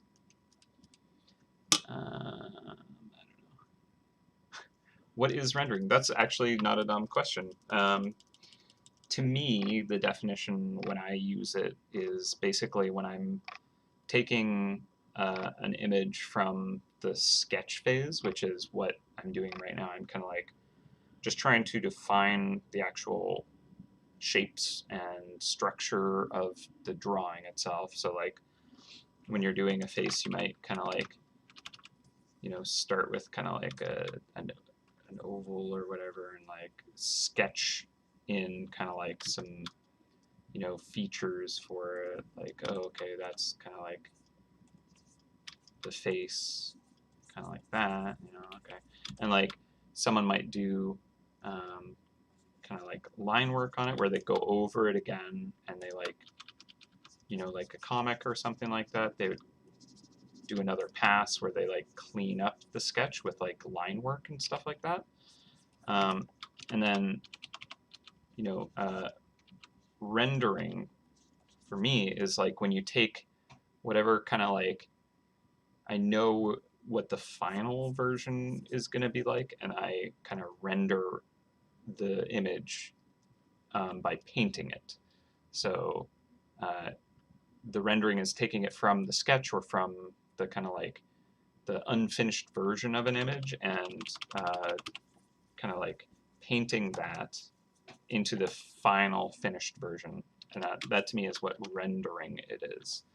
I suppose it would come from kind of like maybe, or I don't know where the term would come from specifically, but like a computer would like render a scene by kind of like, you know, taking all of its information and kind of like creating the visual version of all those kind of like, you know,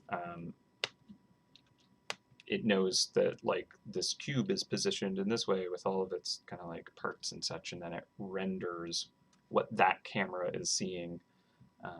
And it's probably definitely not where that term actually comes from, but it's used in that case. But yeah, for me, rendering is like the final painting of something.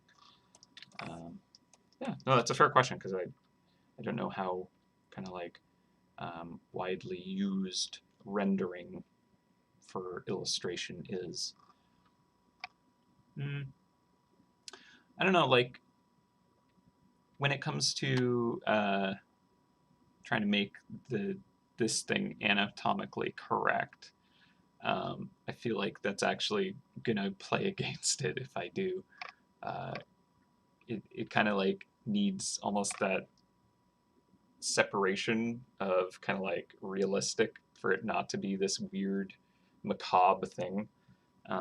Because if I make it, really anatomically accurate and like uh, less cartoony, it might kind of start to get a little more horrifying. I don't know if you've ever seen like um, uh, rendered Pokemon, but like there's an artist that like kind of creates this more like realistically rendered versions of Pokemon and stuff. But like, of course, they're like tuned to be even more kind of horrifying.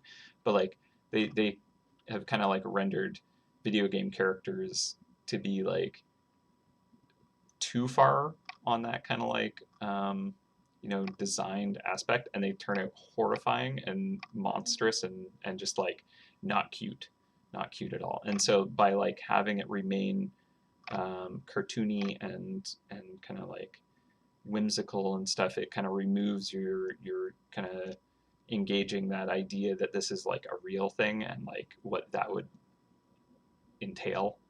And so yeah, I think I'll keep these noodly ridiculous legs just because number one, it's actually now turned into kind of a fun reference to Sonic and or Dizzy, and number two, it is just less horrifying for me to render it that way. I kind of like will bounce around when I'm working on characters for the game though, like the mice that I draw. Sometimes I go much more kind of like trying to keep it realistic and go a little more anatomically accurate to the Nanian universe or the MouseHunt universe. Because obviously, if I was going like super accurate, they would look a lot more mouse-like and less kind of like this weird kind of mouse standing humanoid amalgamation thing. But uh, yeah, there's like this kind of like line that you can kind of like land on in all kinds of different areas, and there's certain points on that line where it does different things to how it's interpreted. And right now, this is kind of cute. If I went further and tried to make it more anatomically accurate, it could turn horrifying very quickly. So yeah, yeah, exactly. Uh, yeah, and the arms and stuff are like, depending on how it's done, it's very comical, very cute, very fun, and I want this egg to remain cute and fun. So that's how that's going. But yeah, lots of great kind of like questions that are totally, you know, um, ambiguous otherwise. Just kind of like, why would I make decisions and like, what does it mean to do these things? Yeah, definitely spectrum is the right word for kind of like just there's all kinds of you know possibilities where this could land, um, and yeah.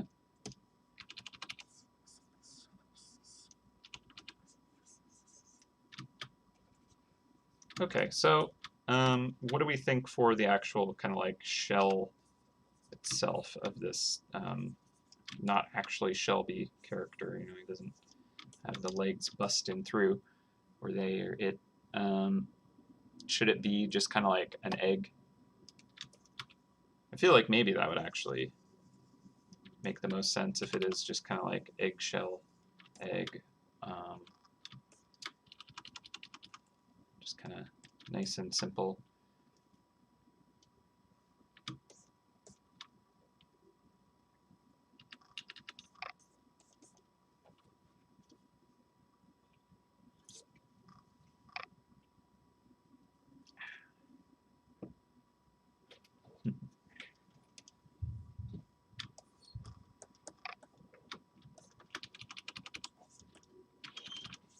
Gotta get the like kicked up dust.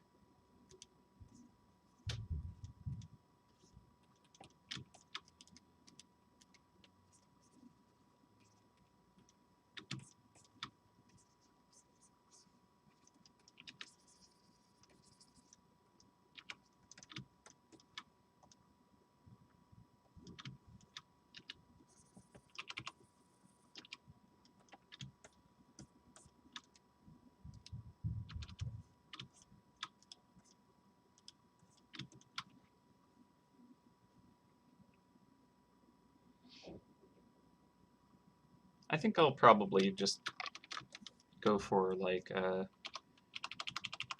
eggshell kind of look to start. I don't think I'll necessarily go just like plain white egg. Maybe it'll be like a nice brown speckled egg or something like that.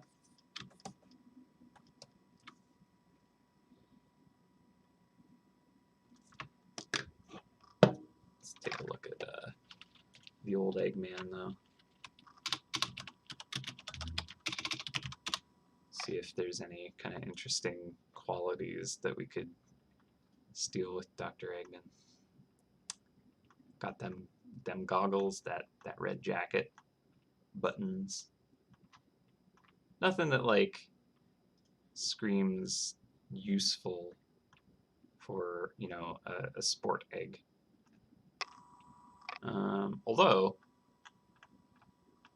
Although, okay, weird idea, but what if egg had kind of like running tracksuit kind of thing?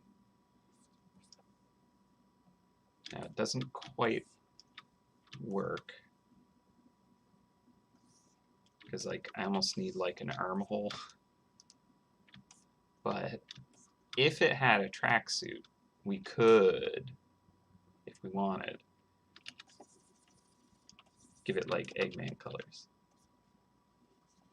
Just to have that kind of reference in there just for kicks. Now, how to apply that here is kind of a question though.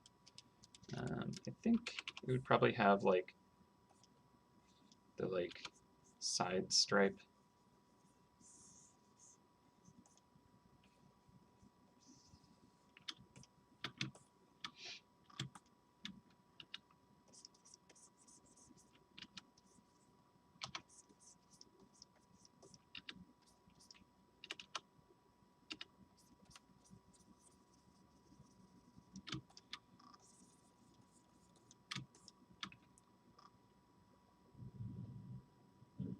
I mean, it could just be a painted egg, but like it's painted like a tracksuit.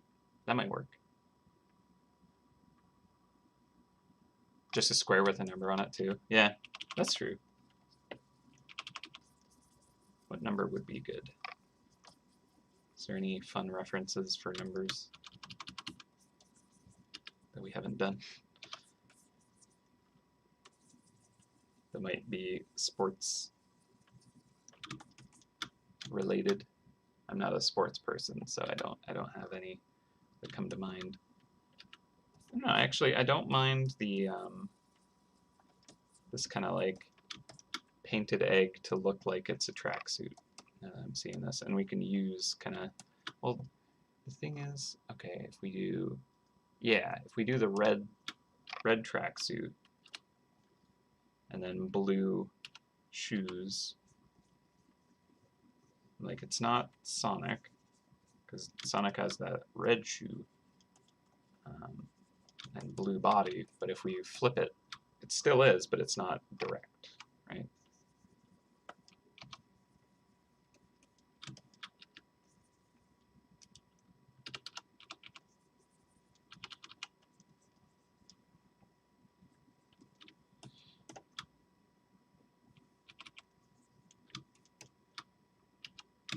$22.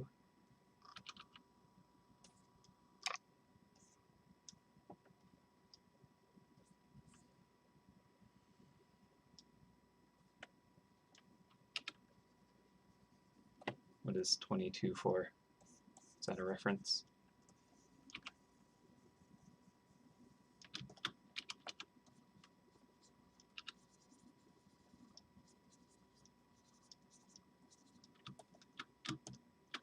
Yeah, 13.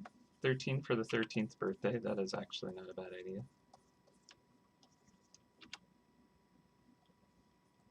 That was one of the numbers that came to mind.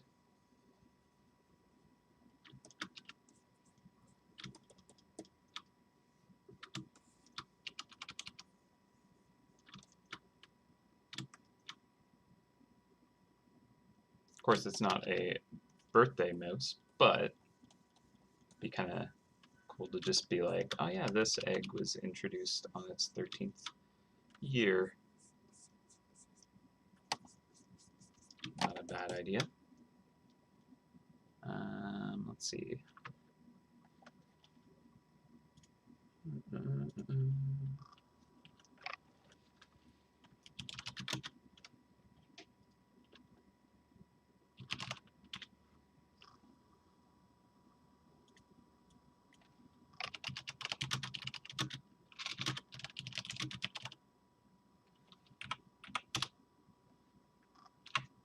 So let's see.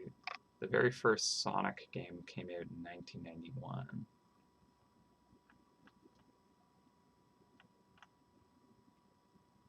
Is that right? I think so. Could be referenced there. Let's see what else.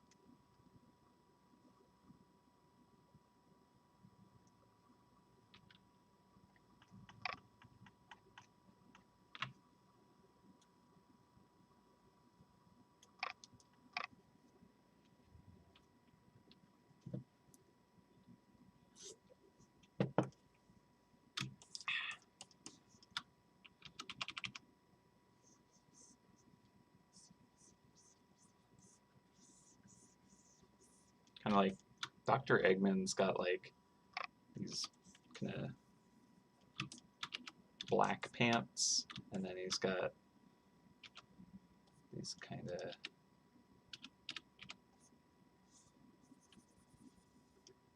parts of his jacket that go over top here.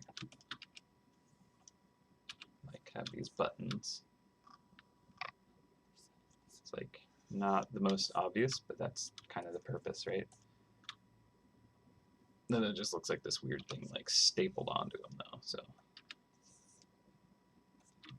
don't think that quite works.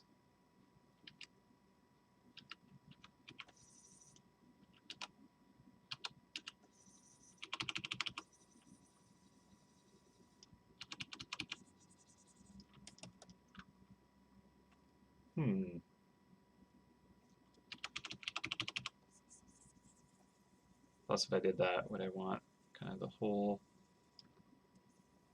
legs in this kind of black here? I mean, it kind of works because then I'd have that stripe going over the leg.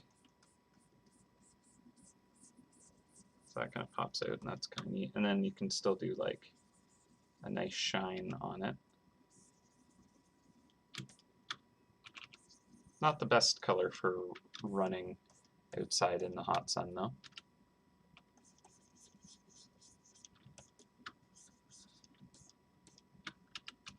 Might help you to overheat a little too easily.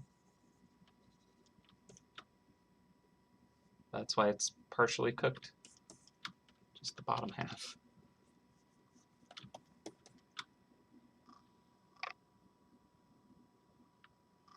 Okay, so I don't think the black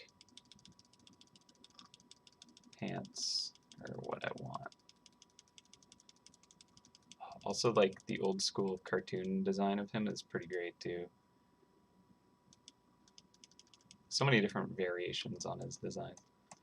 But like the one where he's got like this kind of like almost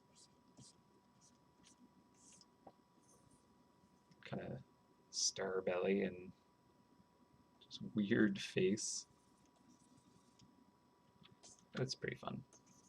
It's kind of got like Masters of the Universe kind of vibes with the design. All right. So not that.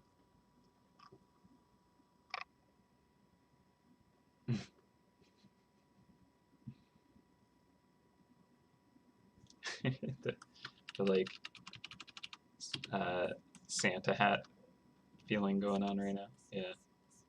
Well, it is also like drooping, which certainly doesn't necessarily help. with it not feeling like a weird floppy hat or cracked part of the shell. So I think I'm going to fix that real quick. Just kind of make it a little more solid. But I can have like the sweat dripping off of it, which is good enough, I think, for making it feel kind of like it's running real hard and exerting itself. I don't know if I want this stripe to kind of wrap over the top of it. I think that works though. I mean, a lot of Easter eggs are kind of like painted and have fun stripes and stuff, so it would actually kind of feel a little more like an Easter egg with this.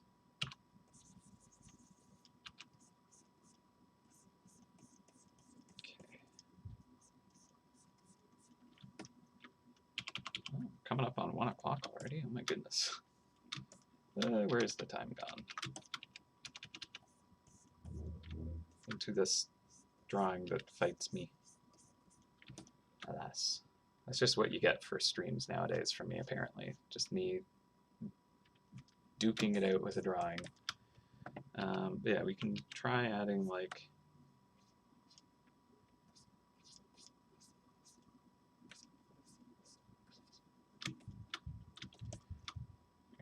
$19.91, do 13.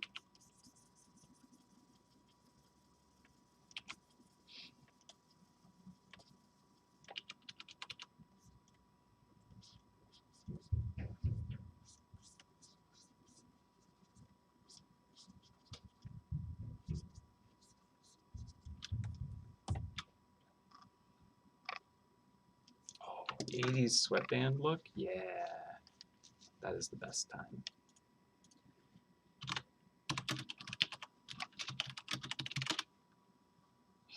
So good. The power. The power. Mm-hmm. The like multicolored sweatband, like super thick, super tall. Oof, you're right. Gotta get that like real good sweatband power going. All right, so these are a bit more. I think going to lengthen it more, right? So we have the egg here. So I like how kind of tall and just powerful these sweatbands can be. They're a statement.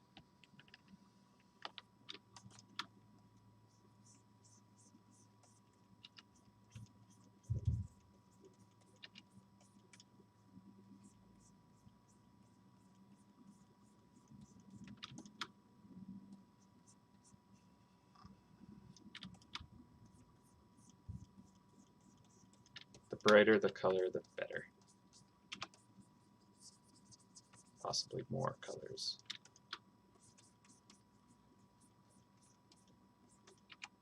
Yeah, we'll still have it be like fluffy and plush, but I think that what I had going was more like, you know, a shaggy carpet than like a good kind of sports sweatband, right?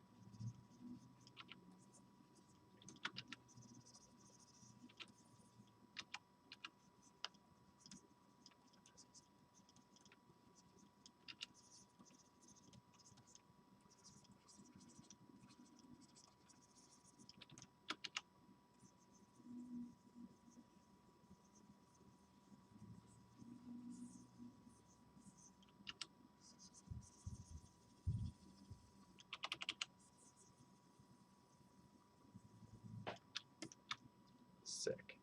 All right. It's gonna be gnarly. Gotta have a radical headband and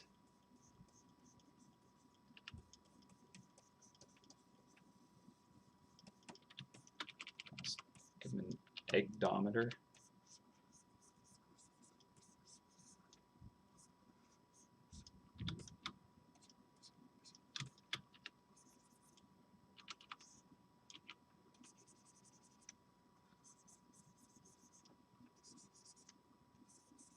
I don't know if I'll keep that, but I just had that thought. Kind of like that. Should be more egg-shaped, maybe.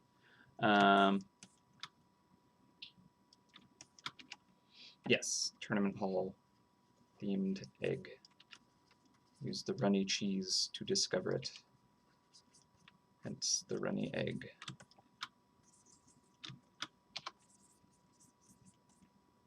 Spoilers. Okay. Well, I think I should probably jump on to lunch.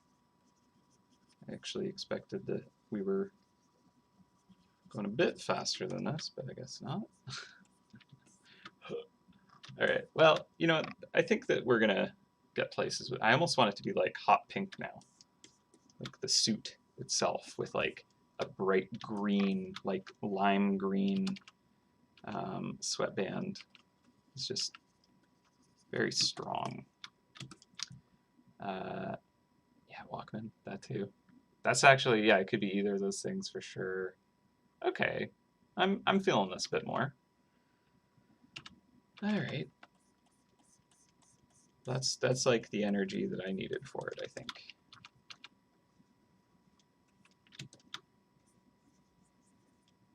Just kind of didn't have the right story for me to kind of like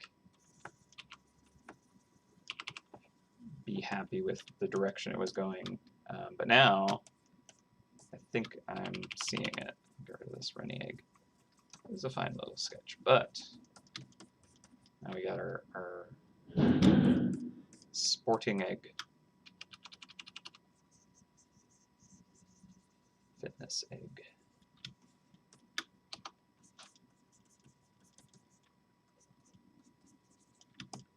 Sweet. All right.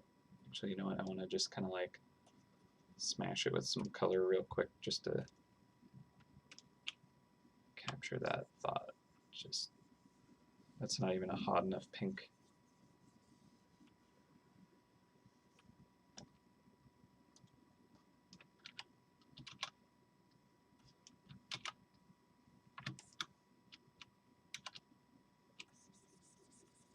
But like, the more obnoxiously colored it is, the better. And then like these blue shoes, because gotta go fast. Again, we'll like this is just real loose blocking in. We're definitely gonna tweak and tune all this, and obviously the color will be better when it's not underneath a sketch. But oh boy, we need like just nuclear green sweatband now. You know? Oh, that's just glorious. So this is actually, I hope that people are enjoying this aesthetic as much as I am, but yeah.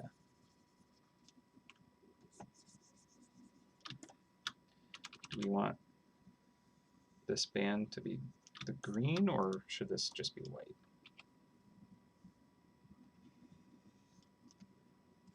Let's try white first.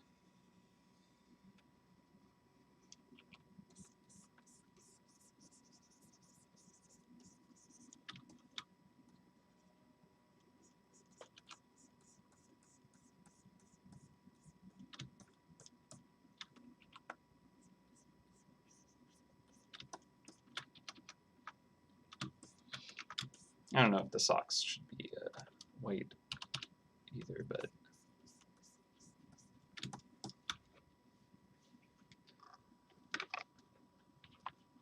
yeah. I almost want to put like you know, like arcade carpets where they have like those like weird off triangles.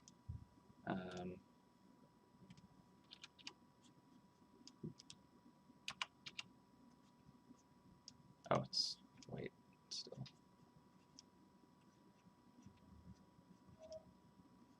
Something like this.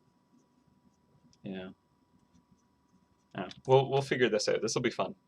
But yeah, totally like getting that like real power 80s vibe going would be awesome.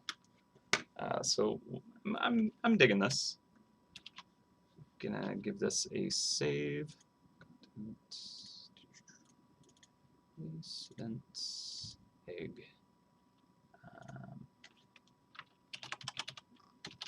yeah, I'm quite enjoying this suddenly. So great. This is what I needed to get to before going on break. So we're gonna go on break now. And when we return, we're gonna go full power on this. You know, Eye of the Tiger. It'll be fun. But yeah, so I'm gonna be back in 54 minutes. I'll put up a timer right now, so you can kind of see exactly when I'll be returning. And I'm feeling more confident about this piece. I think that when we come back, it'll actually be a little more kind of rendering, a lot less frustration and redrawing and redrawing and redrawing. But we'll see how I feel after the break in case I come back to this after my lunch and I'm like, oh, I got to change everything. But I think we're good.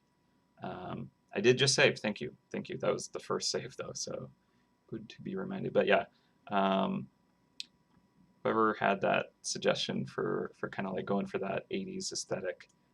We might be more like 70s, late 70s, but yeah, this power is too strong. It's awesome. So thank you for that suggestion. I'm going on break. I shall see you in at 2 o'clock my time. So until then, enjoy your break as well.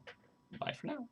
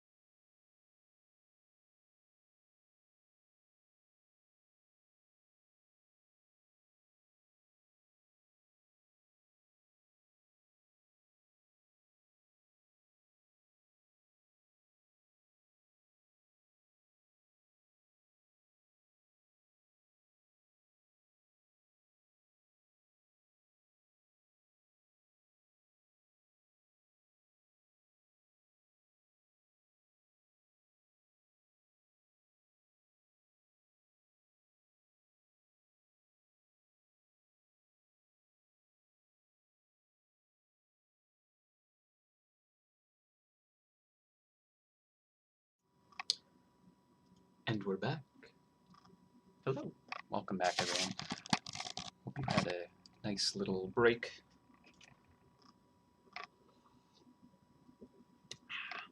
I made a tasty mocha, so that's nice. So yeah, looking back at what we've created thus far, I'm still liking it. That is a good thing. So, oh, sorry, I have a cat laying on the webcam wire. There we go. Thank you. Thank you for not trying to pull that down for a second time today. Although the first time I knocked it down, so. Alright, we're good now. Yeah, so I like where this is at. I think this is a fun direction. There was a great suggestion of kind of putting a Walkman in instead of the pedometer, which I agree with, but I was thinking, here's my clever thought, what if I make it an Eggman instead of a Walkman? So funny. I like it. So let's do a quick little design.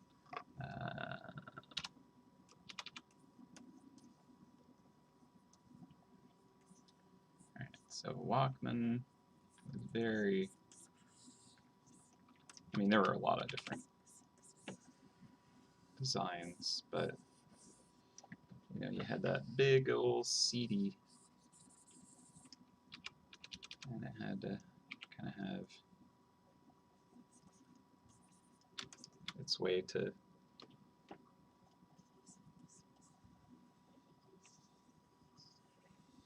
of clasp around it, and then sometimes the buttons would be kind of like on the side of it, or it'd be kind of like sticking out even further, and there were buttons like that, or they would be, I think pretty commonly, just like up on like the top here, like that kind of thing. I should probably actually just look up a Walkman. There were many. I had a few in my day.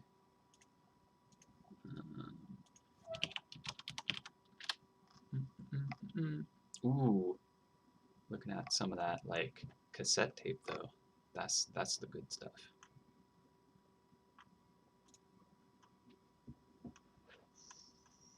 Guess that would even be more time relevant, but yeah, I'm thinking like the CD Walkman, I guess. Yeah. Oh boy.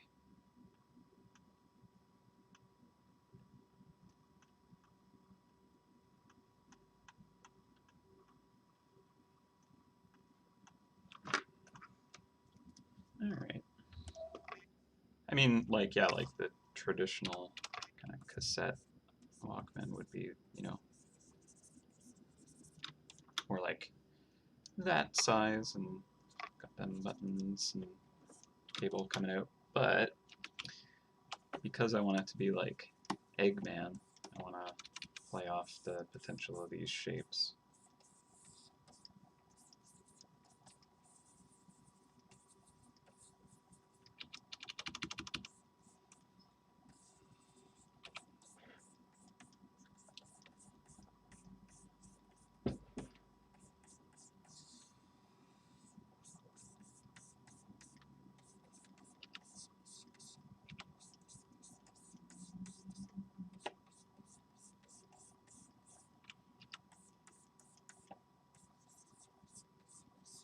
Who knows how people will read this? Maybe some will think it's like an egg timer, which I guess could work for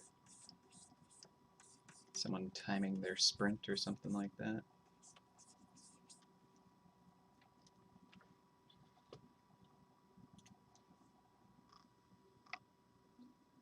Yeah, you're right. If it is the 80s, the cassette tape is more logical.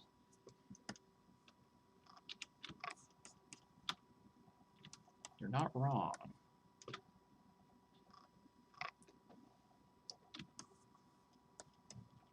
I could probably just like do the cassette tape with the kind of color scheme to be more Dr. Robotnik.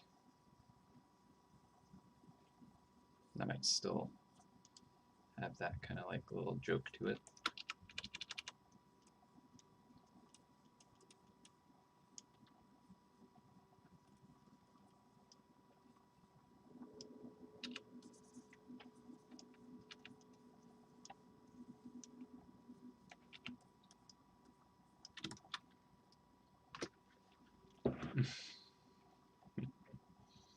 Yes.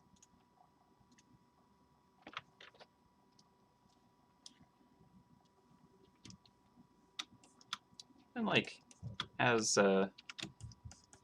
they became kind of more, you know, big and marketing and all that, they like started to kind of like have some fun with the shapes a little bit more. So we could play around just a bit. As long as it can still read as that kind of idea, it'll be okay.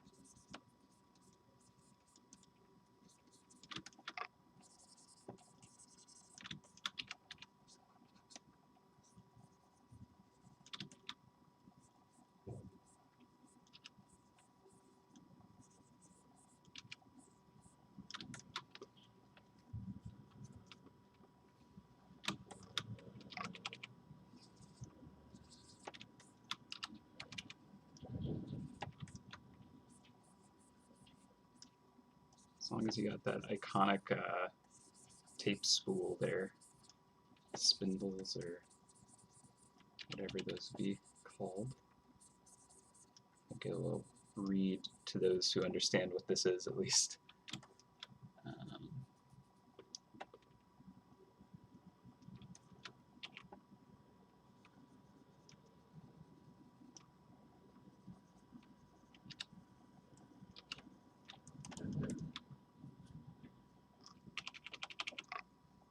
Okay, so I kind of want to see if I can capture that Eggman look. So if I have it as like,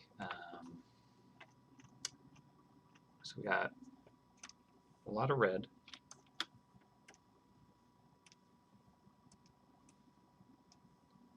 Okay,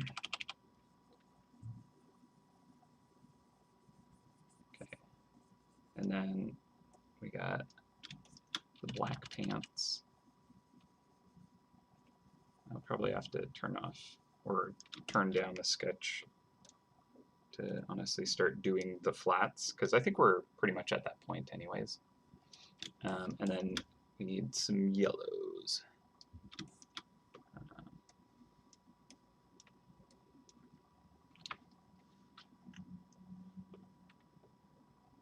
So there are a few different ways to do this. We could do kind of like a more modern Robotnik-ish, where he's kind of got these yellow buttons on the sides with like white straps and the rest is red.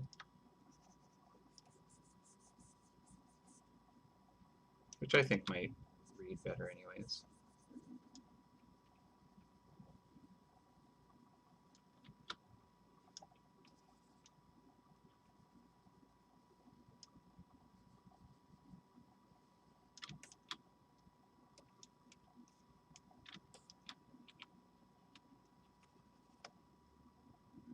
yellow. Need these to be big enough that you can see it. And then it's like these thinner white straps at the sides.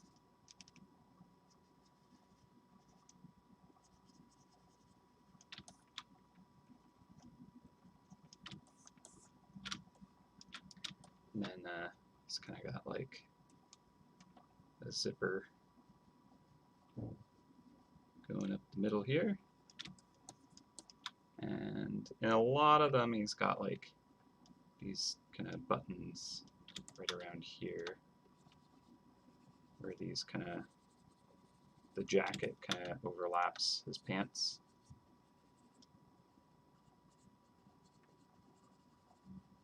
I don't know if we'll get that little feature, but if we have kind of like maybe just the, maybe this is what the hinge is connected to. Like this part goes up to here. Yeah, I think there's like just a vague enough reference that it works, right?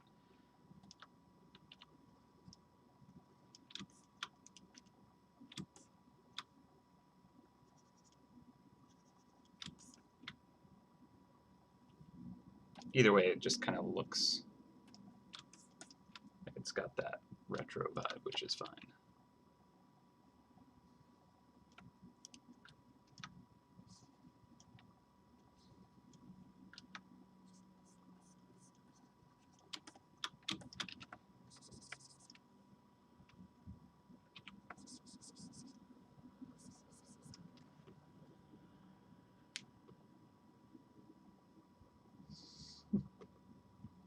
In the good old days.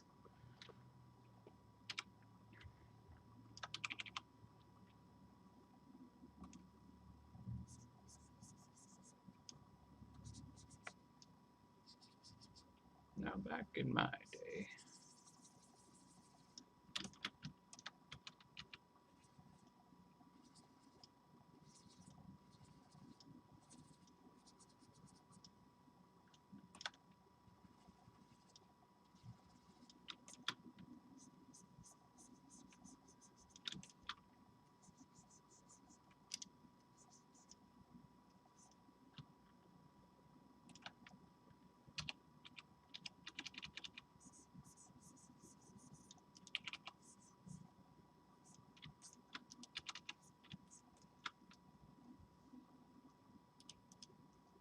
Kind of lose the that window if I put a glare over it. It's too strong, so I think I'll avoid that.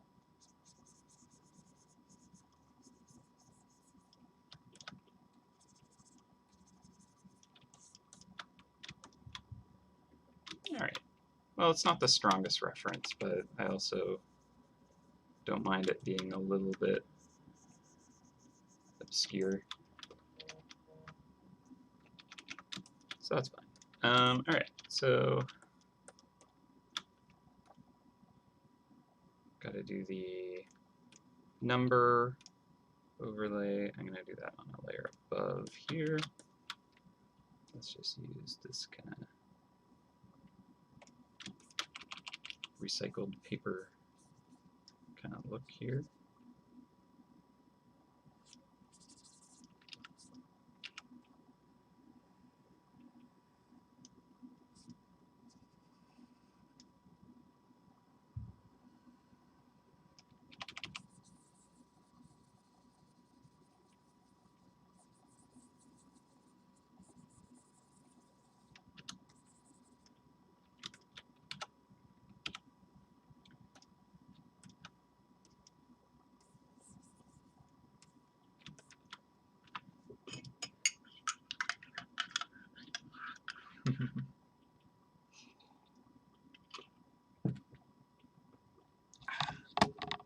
Yeah, I'm usually listening to stuff when I'm working. That's true. It wouldn't work for doing the stream though, just because I would get kind of like extra distracted. Yeah, like listen to whatever kind of music or often just YouTube videos, to be honest. Yeah, just kind of jump all over.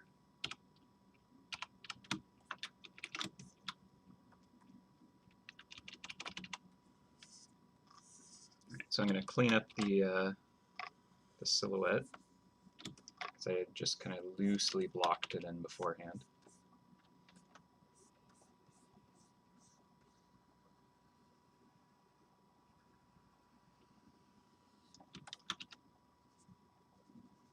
Should probably use a smooth brush.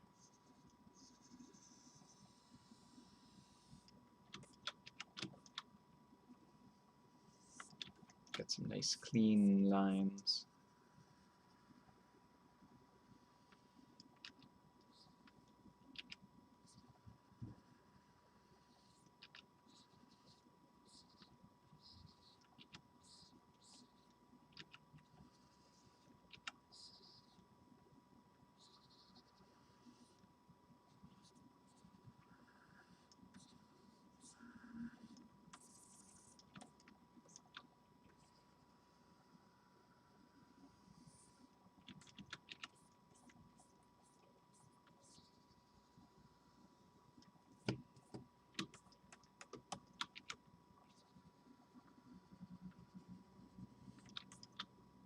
Yeah, change the tape's color. It's probably a good idea, so it reads better.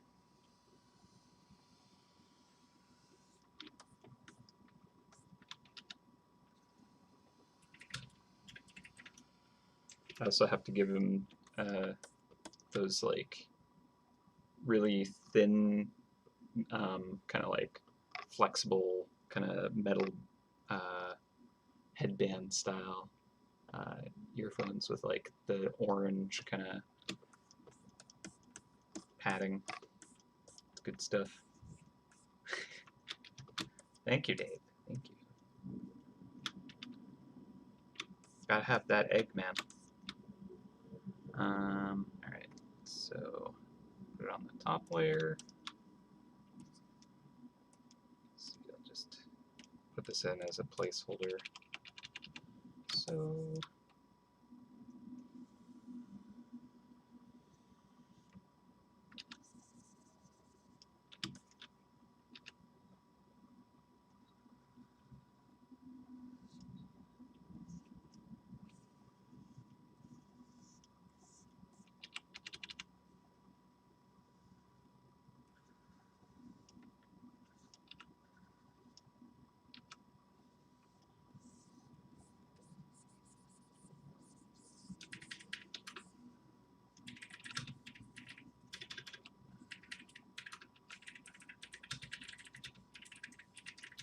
gonna have to move some of those sweat drops, but that's fine.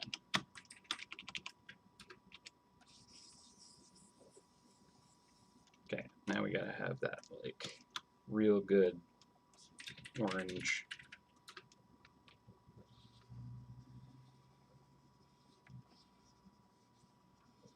Padding, and then that like long and kinked cord. So that would come out from the bottom here.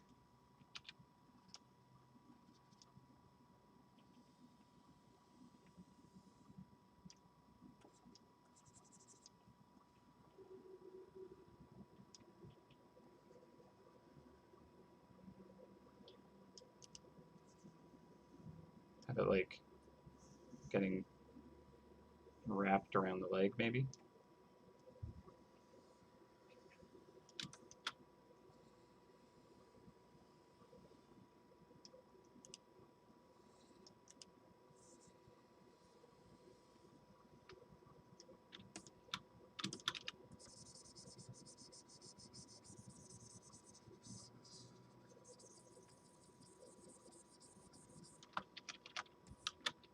That's pretty distracting, actually. Maybe not that.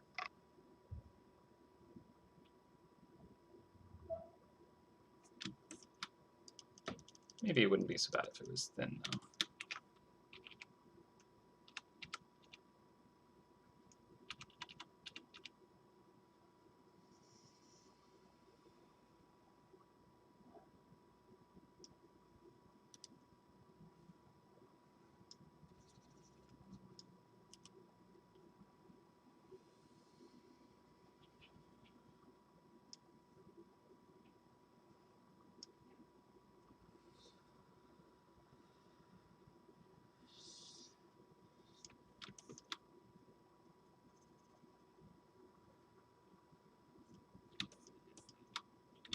That doesn't feel too bad. And I can kind of like knock it back a little bit depending on the lighting. So that's fun. All right. All right. So I'm going to clean up the flats still. I'm going to knock the sketch back a little more as well. Just so I can make sure I get it looking how I need it. Okay, so the sweatbands and such are on a layer above all this, which means I can overpaint down here.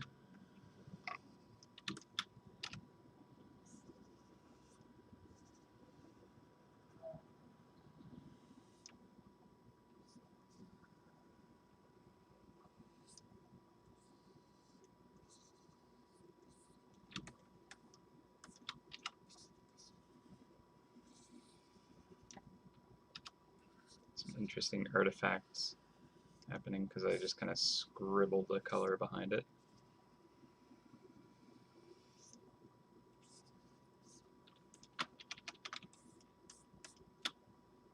Sweet.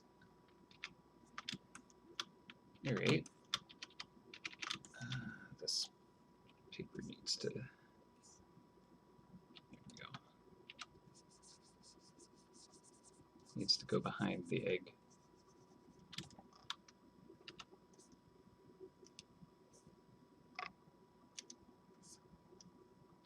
Better.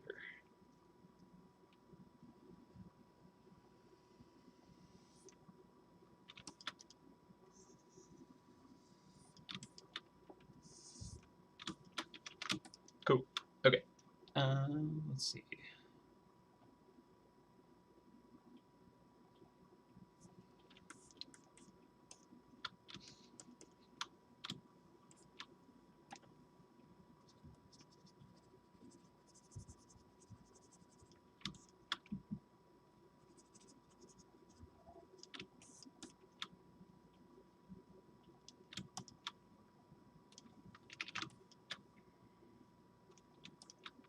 How many pairs of these did you ever break?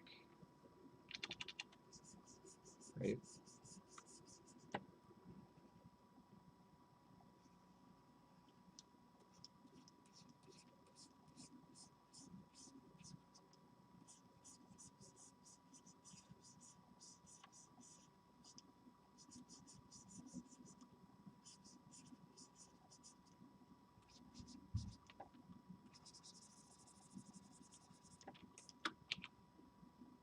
Shave it. I shall.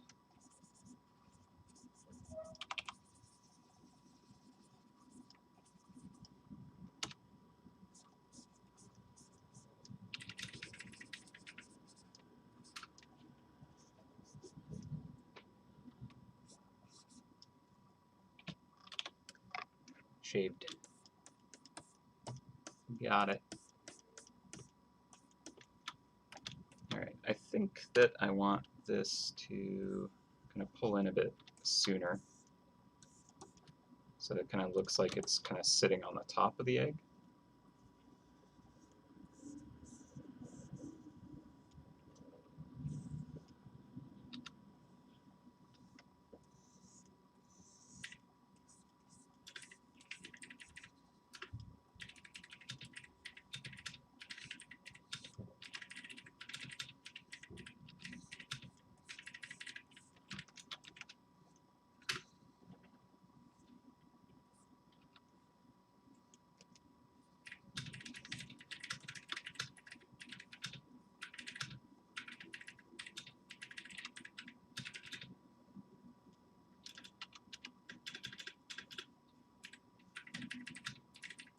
I think I'll be able to get that kind of like inside or the underside of the metal where it curves over to look good when I actually kind of render it out. So figured that out then. It's fun. I'm enjoying this. All right. Got them sweat drops.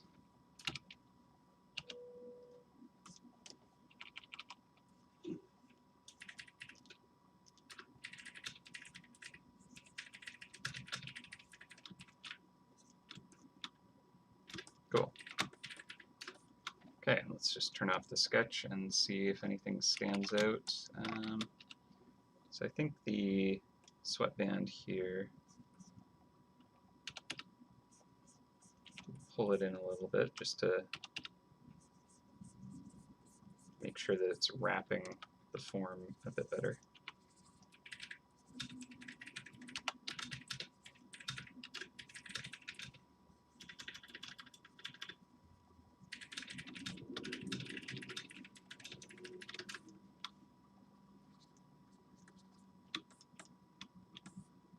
Cool. Going fine. Mighty fine.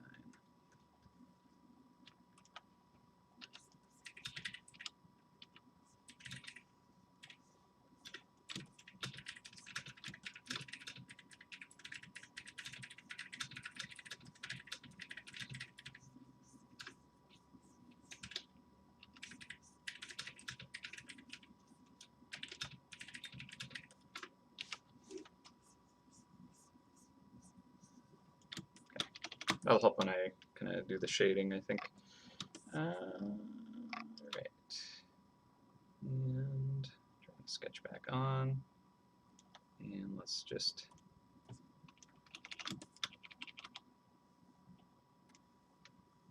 do a quick detail on the shoe.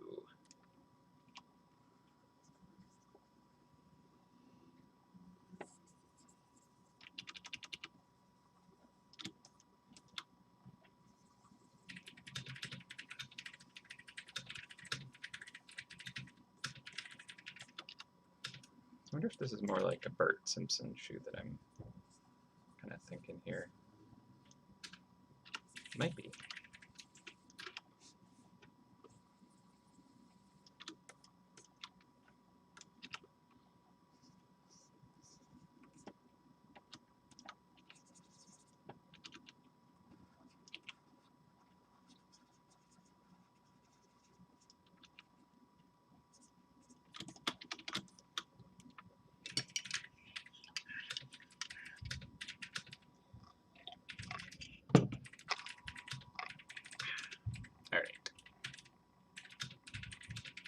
Oh yeah, the tape itself being more white, I think was a good idea.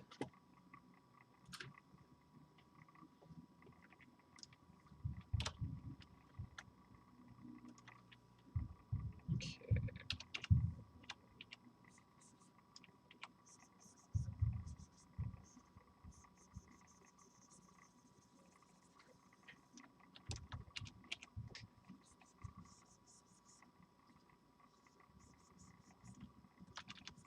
Leave it kind of like gray in there because it's like the shadow.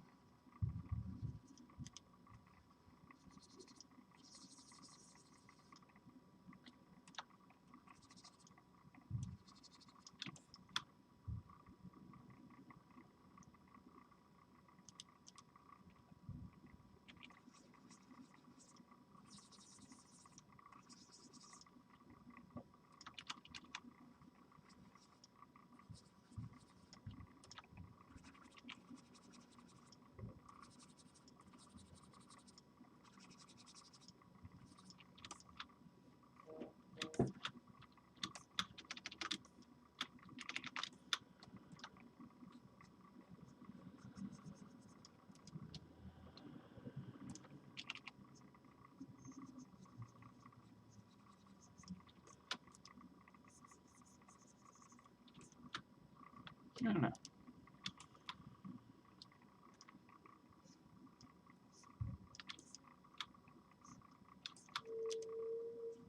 Wondering if it read better before. I kind of like the like lighter ring around the kind of spool that the darker color provided. So that kind of like, to me, felt a little more cassette tape, I guess. And the contrast kind of drew the eye to what that was.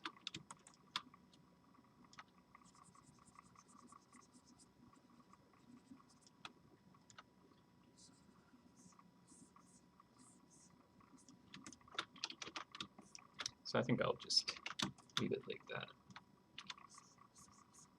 That just, I don't know, I feel like that might read more clear in general. Maybe I'm mistaken though. If people feel strongly about it, I'll tweak it.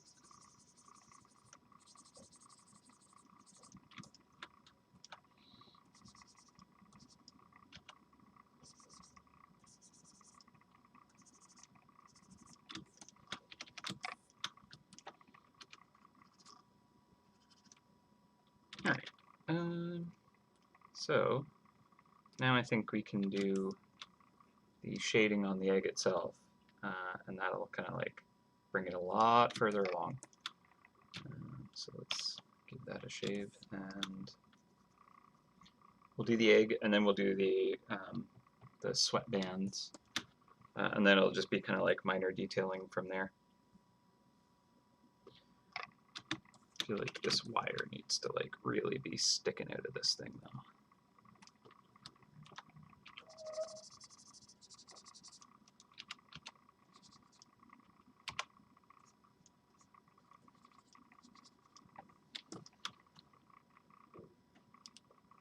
Actually,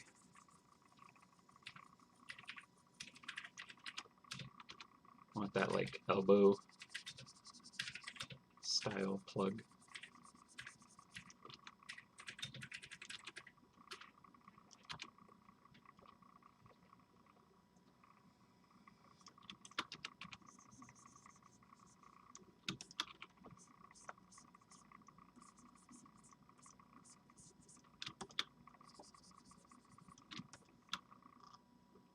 That just feels more classic to me anyways. Probably just because that's what my headphones had.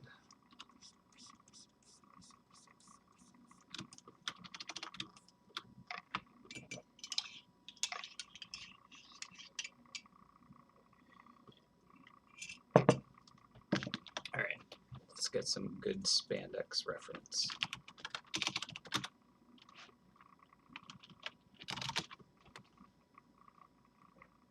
Pink spandex. Gotta get that good like sheen to it.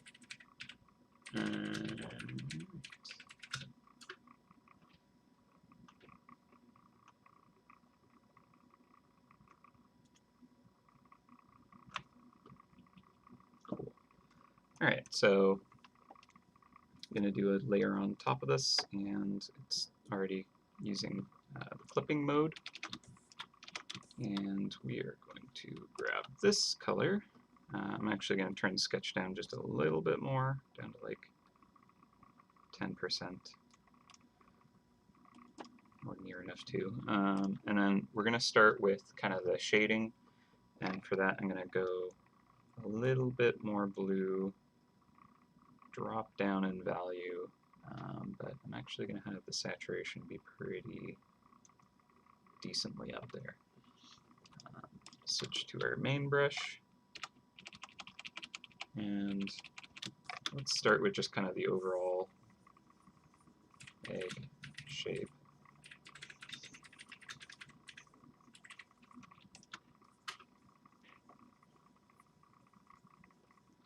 Just ignoring the legs for now.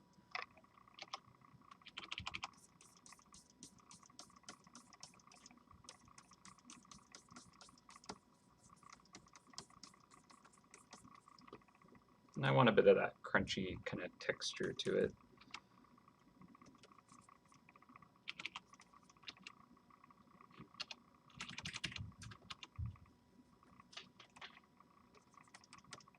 So I'll add some of that, and then using a smudge brush, I can just kind of brush that around.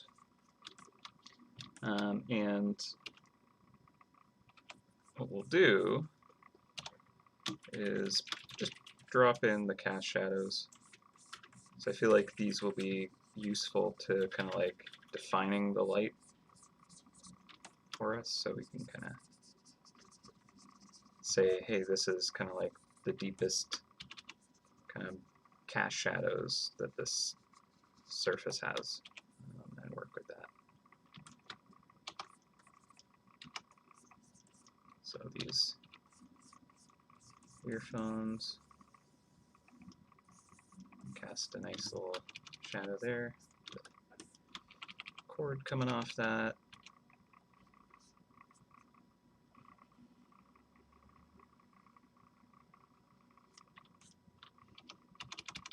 Of course, where it's kind of like not as close, that shadow will be a little less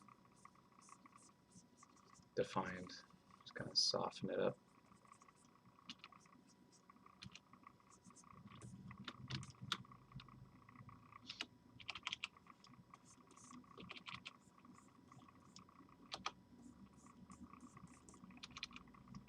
And just kind of soften that edge just a little bit as it kind of is getting further away.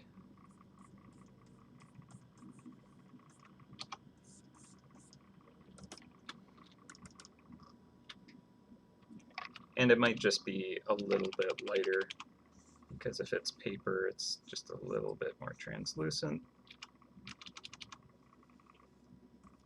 But we don't need to like make it see-through or anything. Just a little bit more light might get through. Alright, and the Eggman would have its own cast shadow. But now let's take care of this leg here by just removing that shadow on it altogether. We can redo that shadow, basically.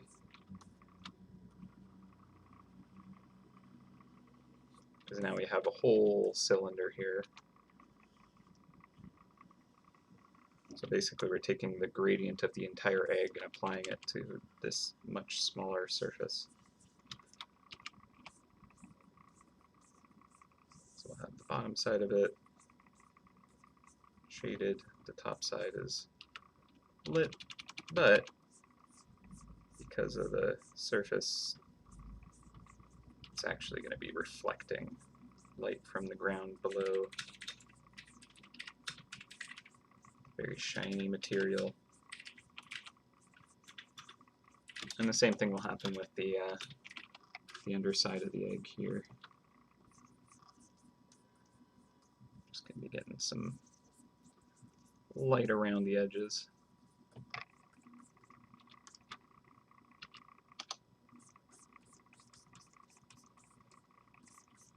We'll probably change the color quality of that light. And maybe it will be more kind of gray and less saturated, and we'll see. All right, so also just going to soften a bit of this cast shadow in a few places. Cool. All right, and this leg down here is going to be pretty covered up, so it's going to be quite dark down here. All right, so we'll also do like the sweat on top later, like once we've kind of figured out the under, the base kind of textures and lighting. It's easier to apply kind of a wet texture after the fact, I find. All right, so here we have the sweatband. I'm just going to jump onto this just because I want to be able to shade this kind of stripe really quick.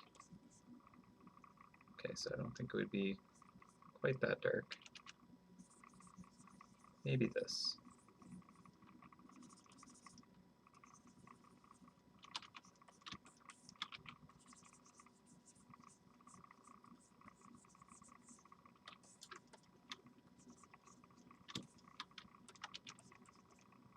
Need to remember I rendered this on the same layer as the sweatband, which is probably a foolhardy thing, but alas, it is just how I rolled.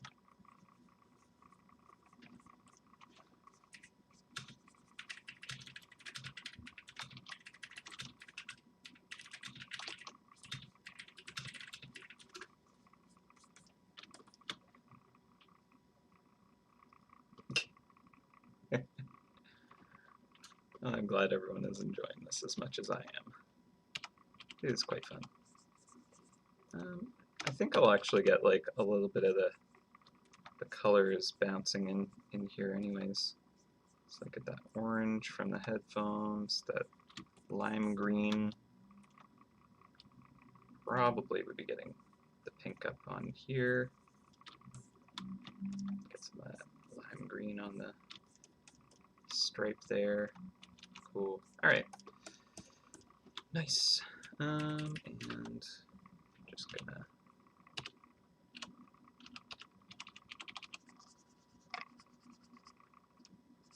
erase a little bit down here to make sure the foot fits in there. Although, gonna come up a bit higher right here.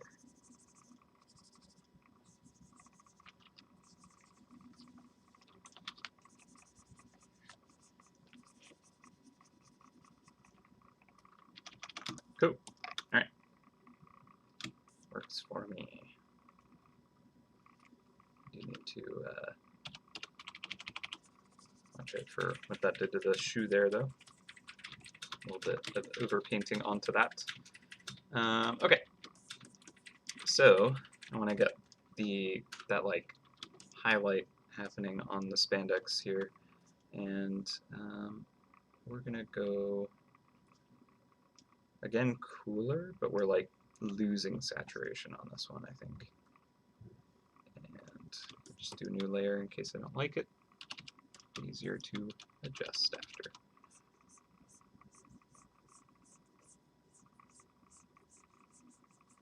So with reflections, you're kind of like trying to imagine where, like if your light source was directly above a sphere, and you're standing, 90 degrees in a way, the reflection point would be at like the 45-degree angle, as opposed to like the light hitting directly on top. You're looking at the reflection of it. So spandex would kind of like have that situation where like the light might be casting onto the top of the knee, but like this kind of shine reflection thing would be showing up further down the leg itself, or that kind of rotated sphere shape cylinder.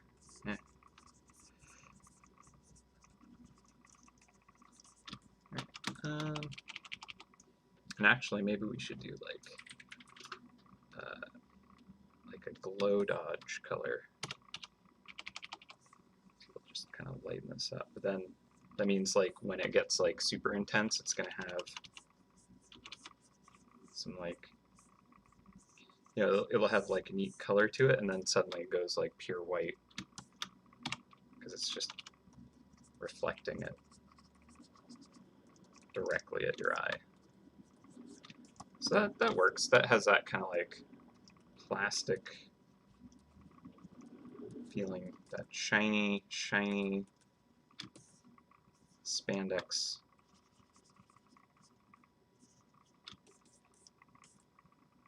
Cool.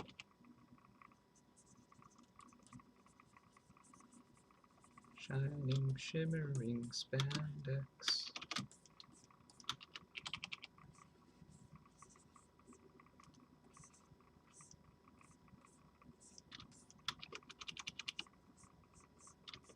It's probably like a texture brush I should be using for this.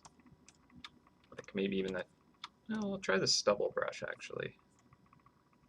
That would kind of like be a logical texture to use for this, to kind of like create that weaved quality, although I think I need to make the particle size smaller.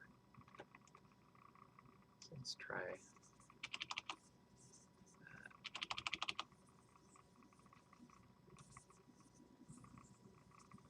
So it's, the surface of this is going to have lots of little kind of areas where there's kind of like the weaving in and out, and so the light will catch those little tiny kind of pieces of fabric that are sticking out in just the right ways to catch the light. All right. And then like up here, maybe we're getting more of that like strong reflection right there.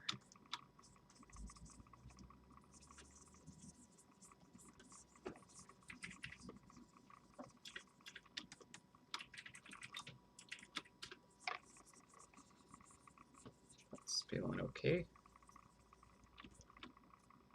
I don't think it would be quite as strong right here in the front, but kind of looks neat to have it at the same time. So I'll pull back just a tiny bit, but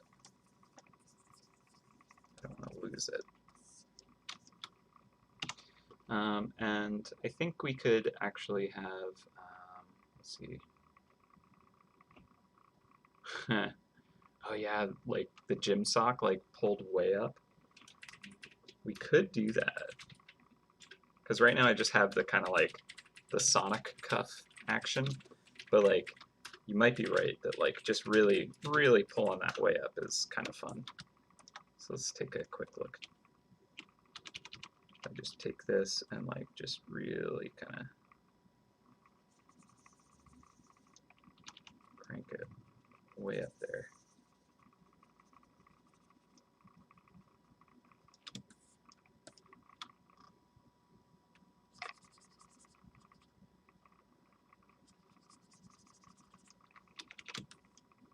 Come on.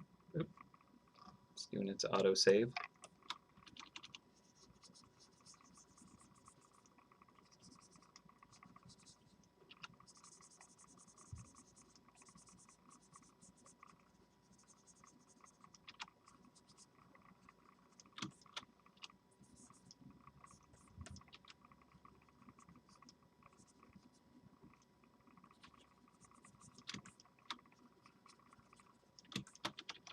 Do we like the kind of like bigger band?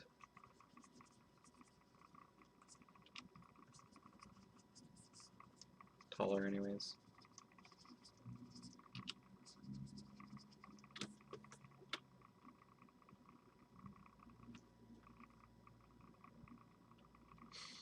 The short shorts. That would be pretty powerful. Perhaps too powerful though. All right, so let's get another kind of shading layer real quick because I want to have some like occluded light. So I'm going to go warm and dark.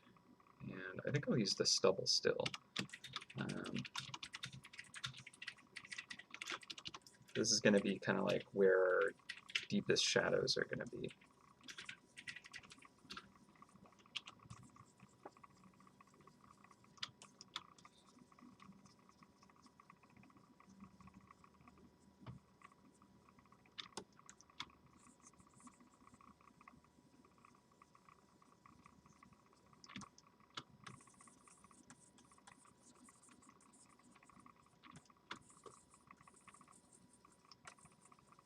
Going to go quite dark down here because the Eggman is actually like, you know, such a dark color. Even if it would be normally kind of reflecting some light off surfaces, that's going to be not sharing a lot of the bounce light because it's so dark, right? Yeah, I like this texture brush for this.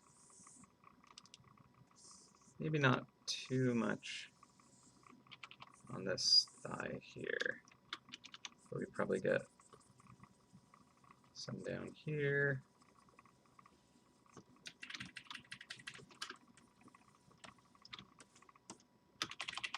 And probably just in general around the bottom. Although I don't want to have there be like too much kind of sharp information because like I want this to feel like it's in shadow, so a lot of that like information that the light provides is obscured because there's not a lot of light, right? So kind of might get a little more kind of fuzzy detail. Actually, I'll maybe use this smudge brush.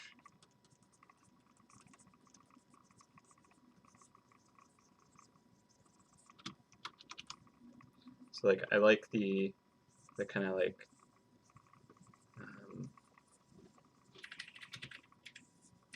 sharp little kind of like points of, you know, texture and shadow around the edges where the light is actually starting to creep in.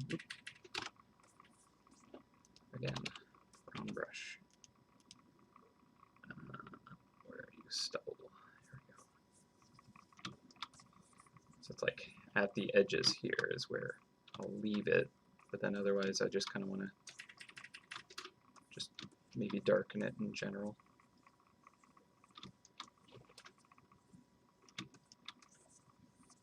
So like using this brush, maybe gentle brush. There we go. Yeah. So now it's kind of like having it all kind of like fall away. Then where it starts to get lighter, you still get those speckles coming through. And I think that that helps it to kind of like read a little bit with that interesting texture. Just a bit. Glittering pink. Yeah, I want to get a little more shimmer and glitter going, perhaps. It's good stuff.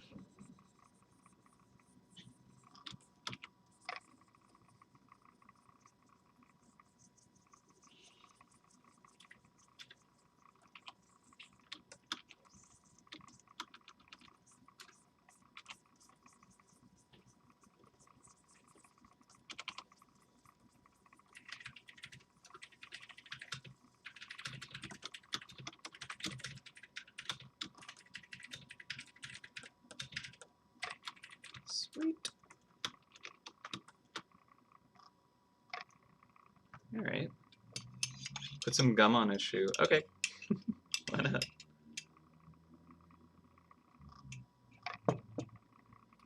What color gum?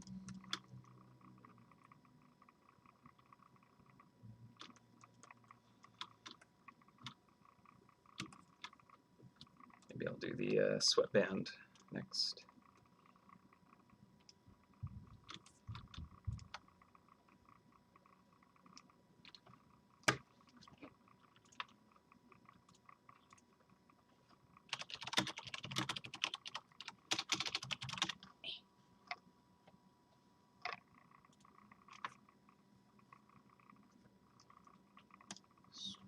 Sweet neon green.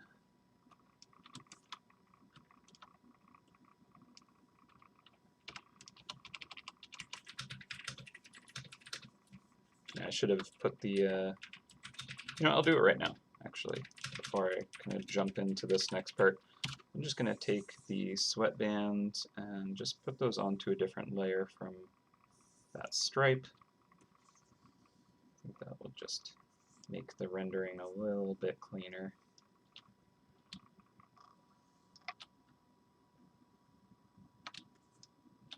Sweet. I think that's all of it. So if I cut that and then paste that, oop, paste that, there we go. Now I can keep that preserved. This is above it, makes sense, and this will have its own new clipping layer. And deselect and brush. We're good now.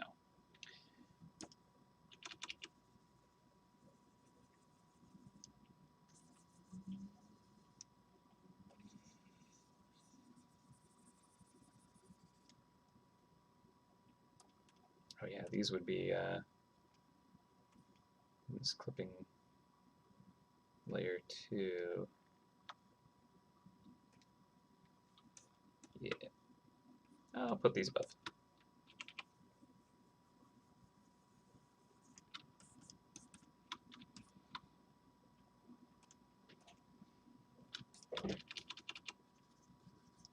Okay, I am pretty much done with that sketch, so I'm just going to turn it off, get it out of the way.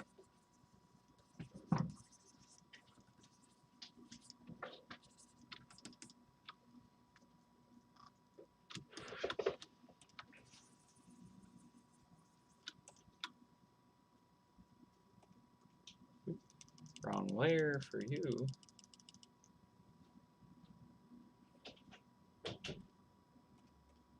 this is the layer that I was supposed to be on. I'm shading this part. My bad.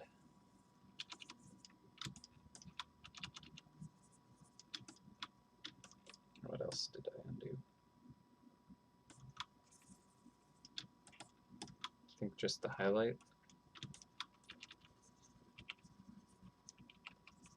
And so this, since it's like not shiny, is going to be getting, it's kind of lit from directly above where the light is actually coming from, as opposed to kind of like reflecting the light source itself. Okay, and now, since we have kind of like the highlights and shadows, I'm just going to break it up with the kind of like surface texture. It's kind of like this towel type texture, so it's kind of got a lot of chunky, you know, bits to it, where like shadow and highlights would kind of get spread across the surface of it, wherever the light's kind of like, you know, falling off. It's like right here. That Terminator is kind of just starting.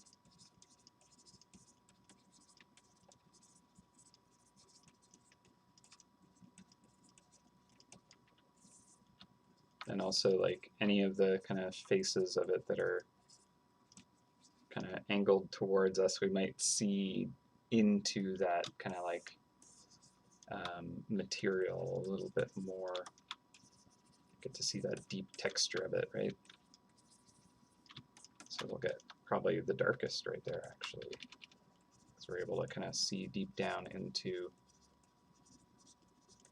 the weaving.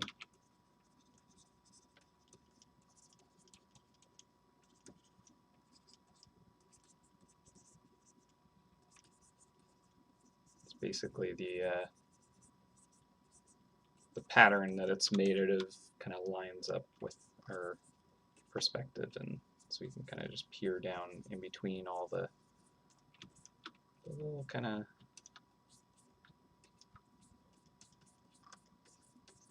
gaps and wrinkles. I don't know what you would call it.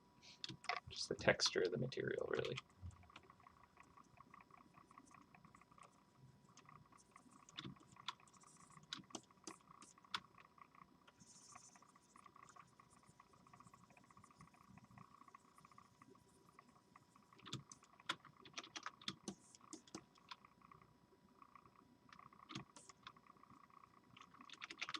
Also, I'm going to get like on the very edge of this, have like some nice kind of Fresnel reflection, just to make this stand out nicely and just kind of make it a little more 3D, and the like material again, feel like it would just look neat with that.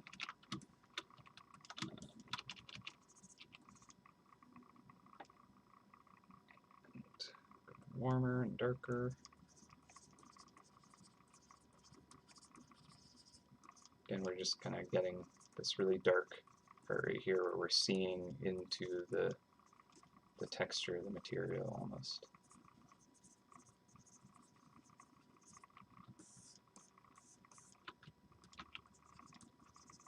As the surface rolls away from us, we no longer get to peer into the deep texture of it.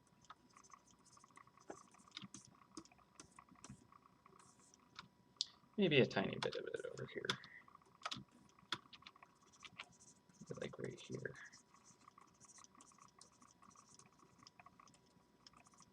I don't know if it would have any kind of like actual light hitting it, to be honest. I feel like this whole foot is going to be in shadow. So we'll maybe have just a little bit of the ambient light kind of getting the top here, let's say, and back here as well.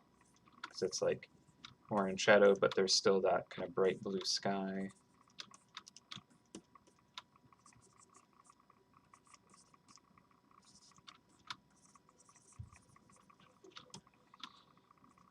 Sweet.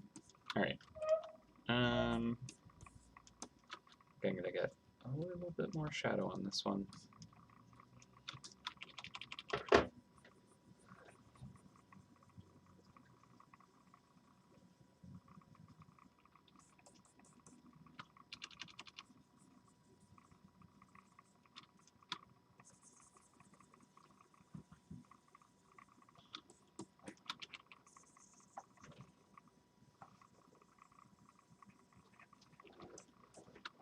Just want to make sure it feels like it's in a pretty bright scene. So by having kind of the shadows as dark as they are, it kind of plays up how bright the other parts can feel.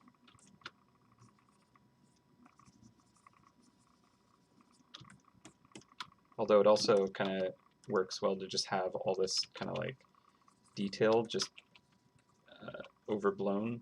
Like it's so bright you can't see all the interesting little kind of like nuances of the light. So like having the midtones kind of like have more detail kind of makes the brights feel like they're almost too bright to look at properly. So that kind of works too.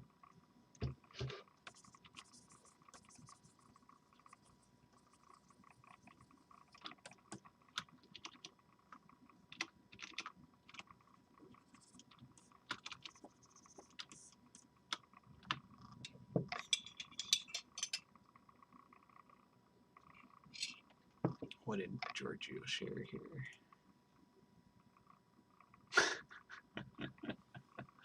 Yep, there's the Jacob egg everyone needs. Thank you. Beautiful.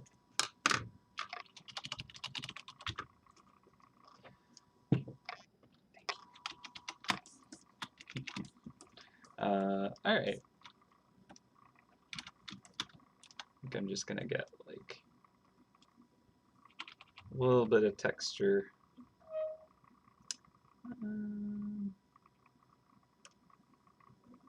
Mild texture brush might do it.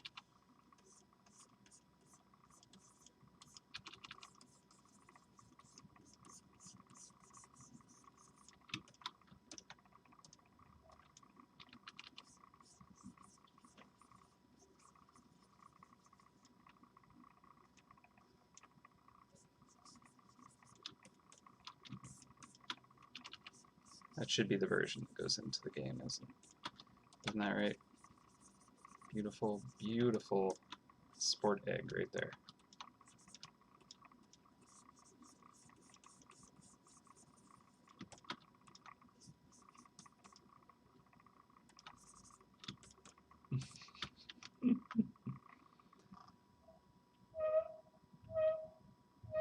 Can you hear like some kind of just in general rattling or something? Because I don't know what's causing that.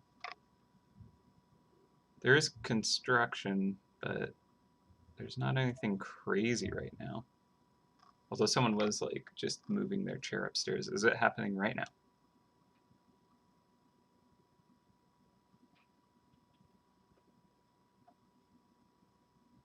Oh, yeah, it might have been. It might have been upstairs. Very localized. I don't know. It's the mouse. I do have a cat laying on the cord again. If they're like...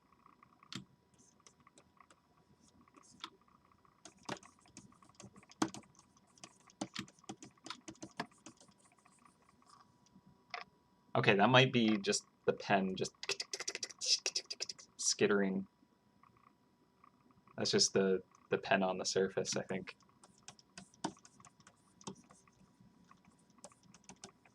Just that. Could be. Or the egg is just making this noise.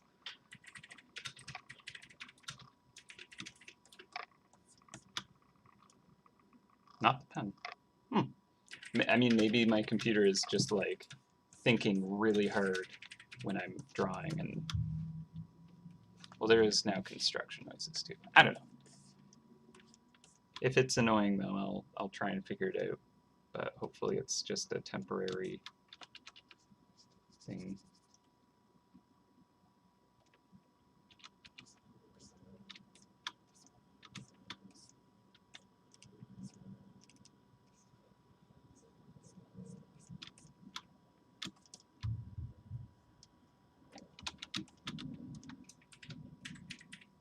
to like watch it later to. Did you hear it then? I mean, you're right, my PC is cursed. But every PC I have is cursed, apparently. Thankfully, my internet isn't as cursed as Dave's, though.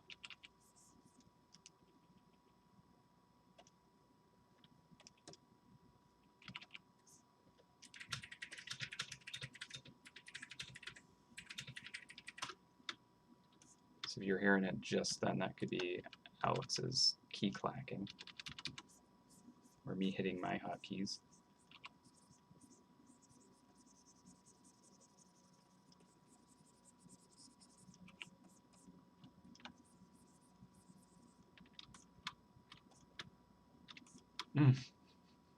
Mm. 24 whole kilobits a second? Woo! What an age we live in. I mean, back when this egg was running around, that was pretty okay. Play like StarCraft or Diablo on that. Sweet heat right there. Good bandwidth. As long as you had like a landline you could, you know, hog for your internet needs. Good times.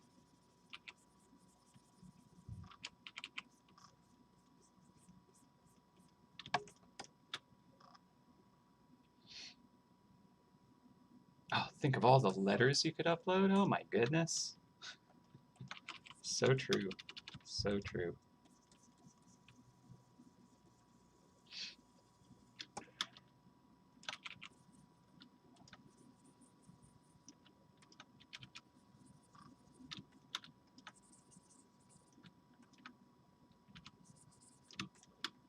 That's so many bytes.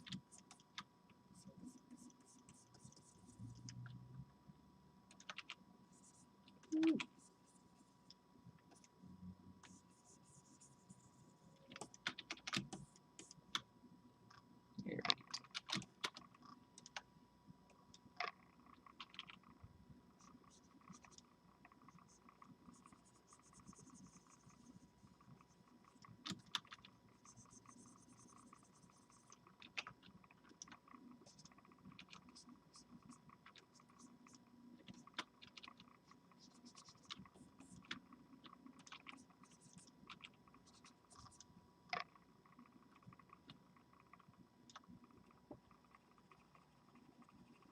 Need that little stopper so that it wouldn't kind of pull out of the little holder there.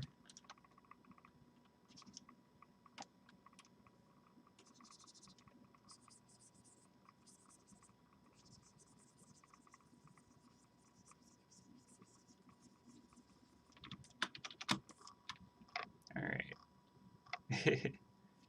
Have a good time, Giorgio. Thanks for stopping by. Alright, let's do another layer for the shoe.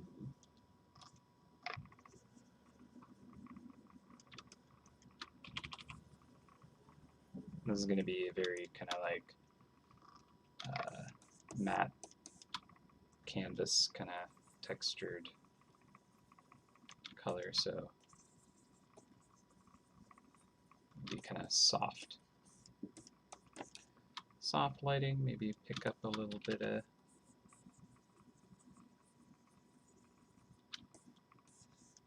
light from the ground, so it's kind of a little bit brighter on the bottom, but it's very desaturated. And then the top, where the light is hitting it, we'll leave it like nice and rich in color, because it's just a good dye on that shoe, sure. And then the rubber on the foot itself, just this one.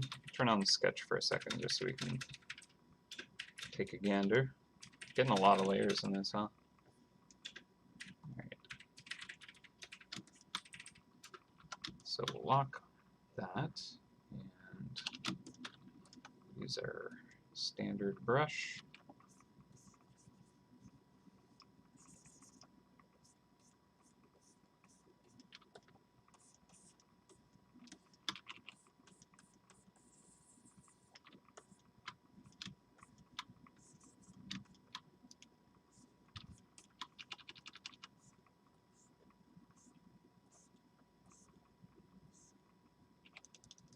Following the sketch too closely for the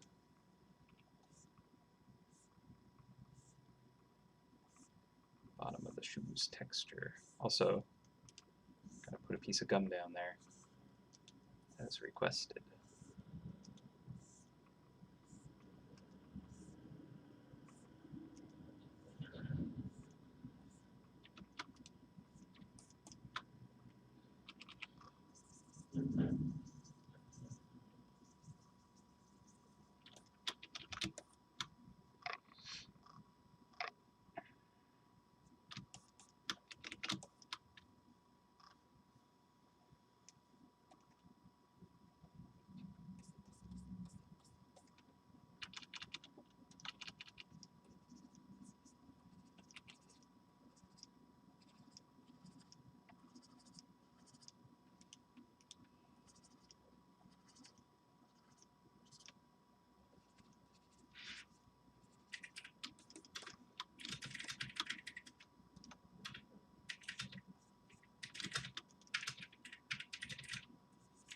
Okay.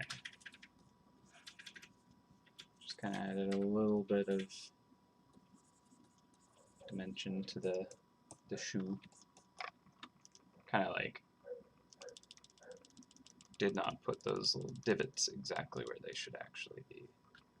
Fix that. They should be technically higher up.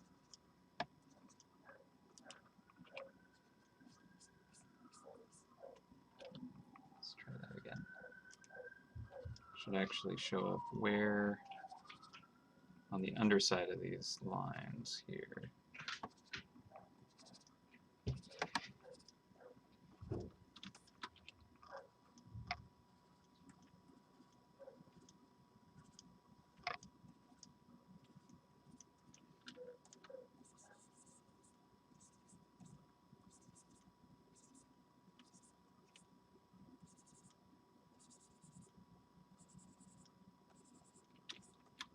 There we go.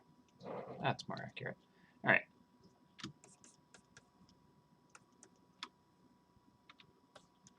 And let's see, we'll just go for like really just used up piece of gum. So it's like got very little color left to it. Maybe like right here.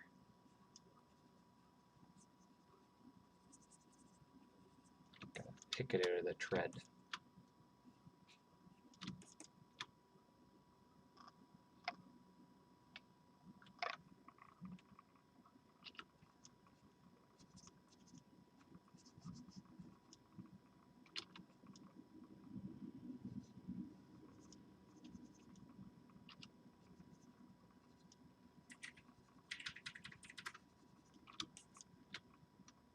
Perfect. Beautiful.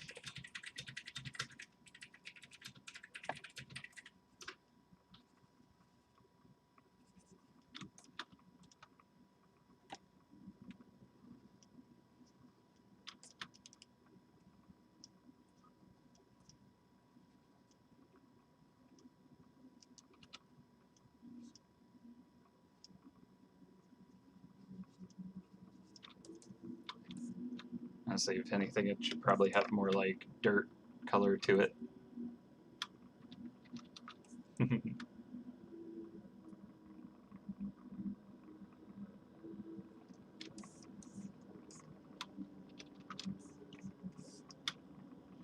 Richard the Rich is too rich for us to tell him what to do. He made a mistake. Too powerful.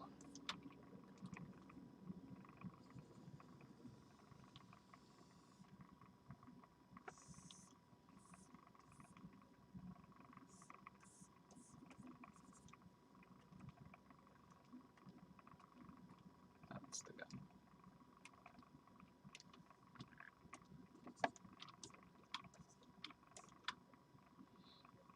Okay. Just wanted to clean this edge right here, get it really crisp.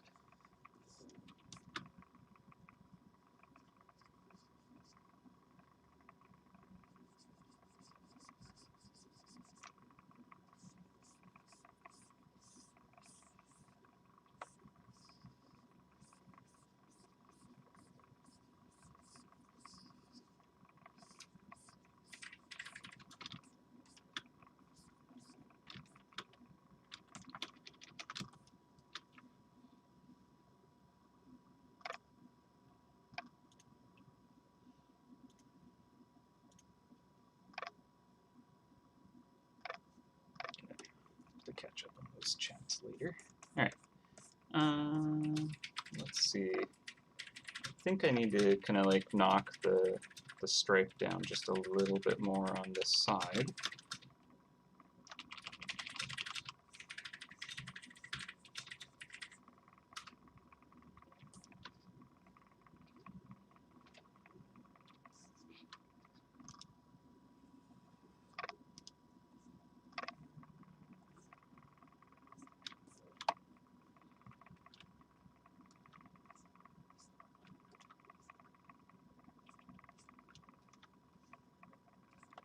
Yeah, I like it with that color, just popping through is kind of neat.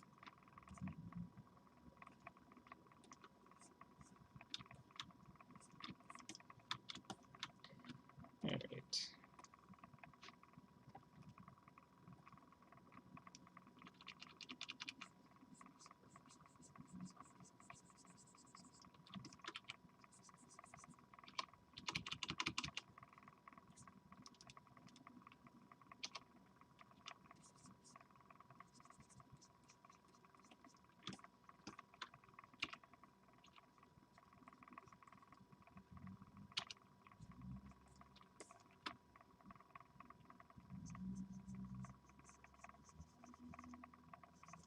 Doing that autosave thing. And I'll do a manual save as well. Alright, so what I want to do next is I'm going to make a new layer at the top. This is going to be a correction layer for, was it color? No, just human. Hue, luminosity, saturation, and set that to color mode. Right, this just kind of lets us vaguely see what the value structure is looking like. So I did just kind of deepen some of the shadows, which I think was actually a good idea. Just kind of helps it to kind of read a little bit better. I'm going to darken a little bit more on the top of this. There and there.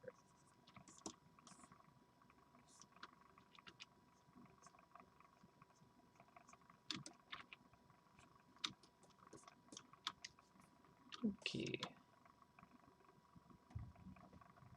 Shoe is fine. That's looking all right.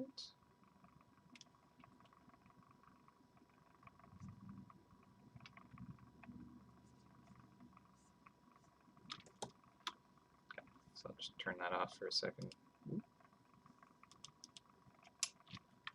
Thought I messed up what layer I was on real bad. All right.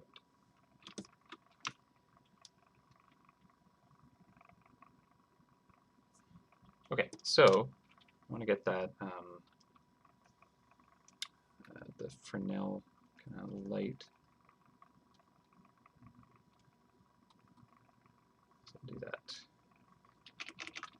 right here, and I'm just going to use kind of like a sky blue, I think, and kind of pull it a little more towards the spandex. Just use a regular brush, and I'm just gonna hit the very edge of this. Now what I want to do is probably do this part in grayscale, so you can see just how much of an effect it has. I think I want it to go a bit brighter. Maybe even brighter. So I really want to kind of like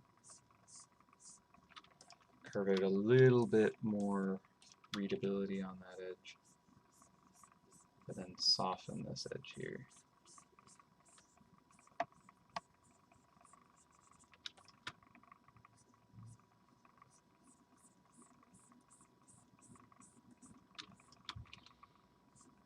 We'll see how well this works when I take it out of the grayscale mode.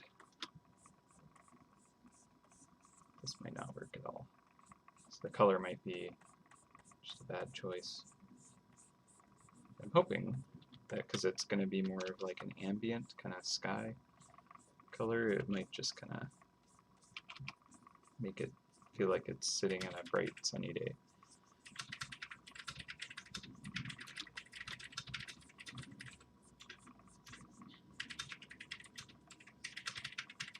It's kind of more like just the background itself is kind of reflecting right at the very edge of this.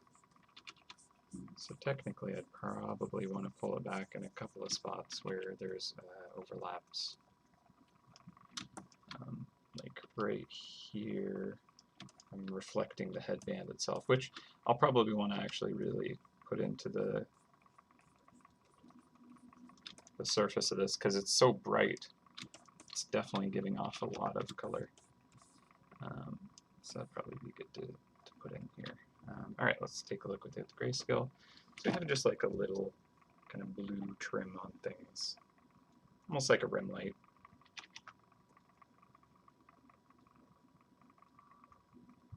And it just kind of like gives it just a little more dimension, I guess. Softness. Yeah, it's fine. It barely was noticeable, but it's fine. This I just need to clean up right here where it was kind of over top the leg. I want it to go behind the leg. And I think I might kind of like show it casting just a little bit of shadow here too.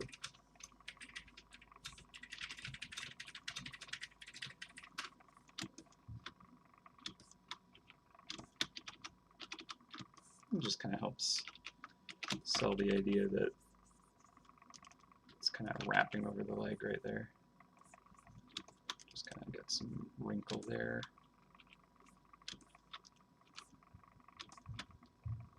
Maybe even a little bit of wrinklage. Maybe not there.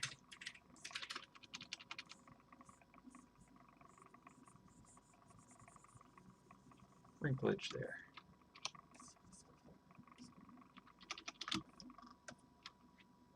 Sweet. Yeah, that works.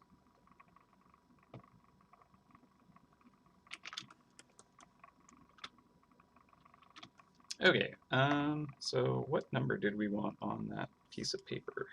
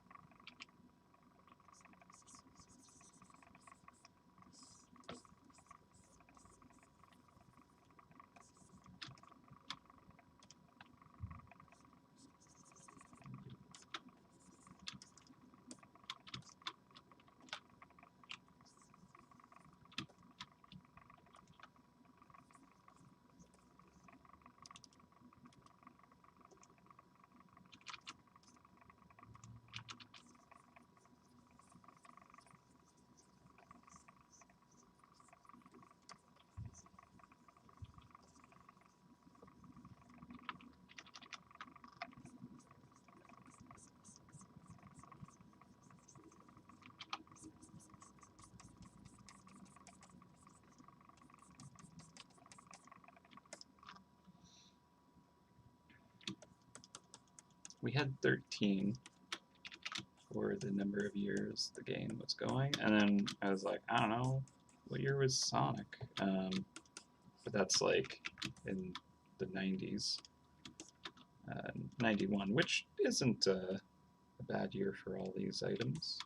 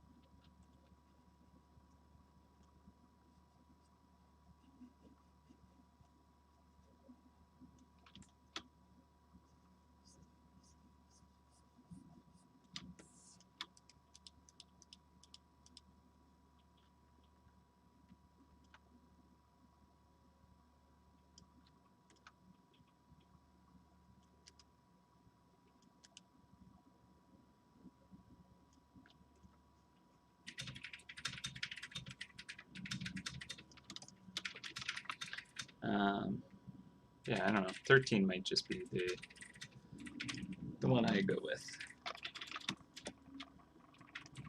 Let's see. Do it in kind of.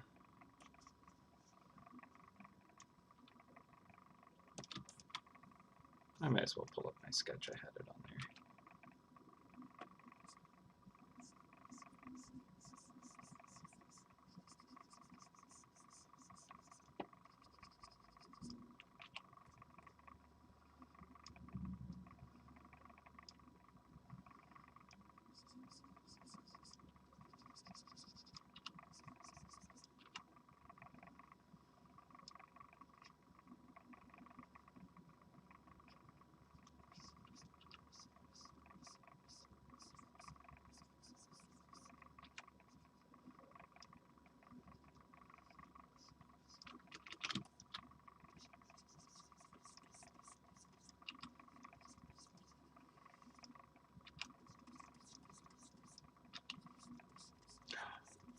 Or, I have a better idea. What is like the perfect amount of minutes to cook a soft-boiled egg? Or a runny egg? Is it like, maybe like 4 minutes? That's silly.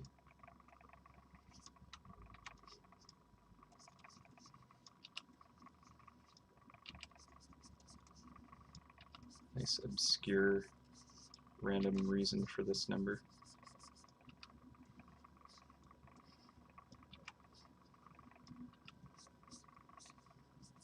Taking a egg from the fridge directly to hot water and then using an ice bath. What is the perfect runny egg temperature time?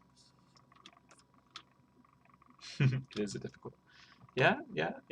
Some would say 4, some 5, some 6.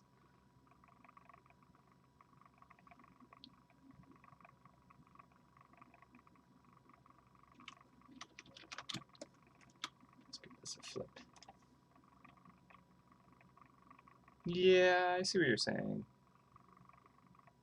I did pull it back to try and kind of like balance it, but I think maybe the actual like limb itself might need to kind of like go forward more. Now that I'm looking at it with fresh eyes. Yeah, it looks like it could be coming out of the sternum. That's fair. Fair. Ooh, there we go. 5 minutes, 37 seconds, according to your extensive review on that matter. Perfect. Perfect, that's exactly it. So 5:37. That is precisely the level of detail that I want. All right, thank you. I will use that. So according to Tweety Driver, 5 minutes, 37 seconds. I'll keep that 3.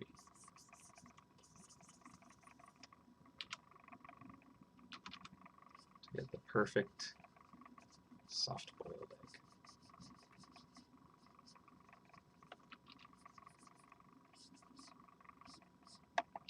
And I mean, yeah, it's all subjective, but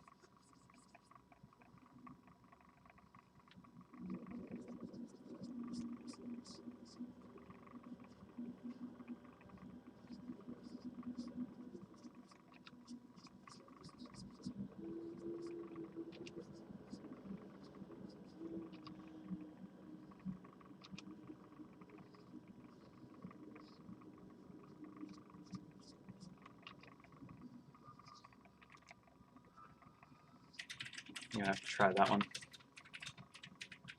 11th spring egg hunt. Yeah, time certainly does fly, doesn't it?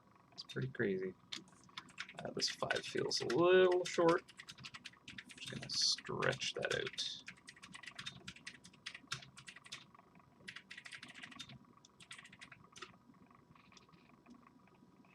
There we go.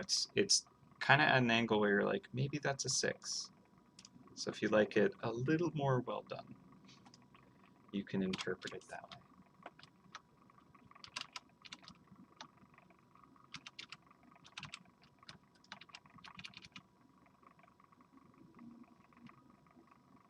Yeah, okay, so I'll tweak that back leg, and then I'll try to just capture all the other kind of elements that I think could be rendered a little bit further. But I think we're closing in on it. Feeling pretty good about this one. It's nice. Started off a bit shaky.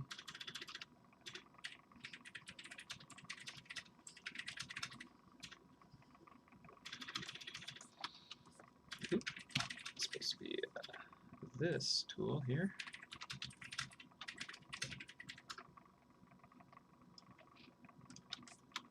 Is there any other thing that might be inferred by 537? Does that mean anything to anyone? Otherwise, I don't want to kind of imply something unintentional.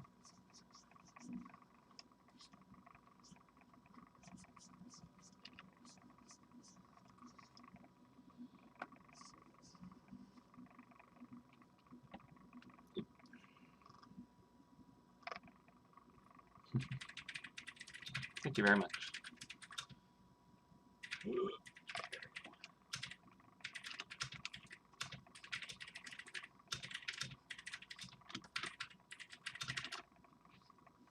I've been doing this for a few years, so I'm glad that it's improved as much as it has, though.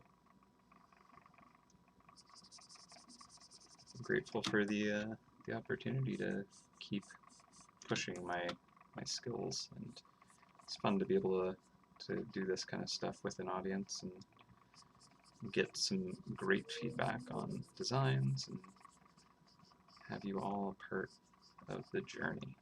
It's fantastic. This is a weird font, but you know what? It was a weird time.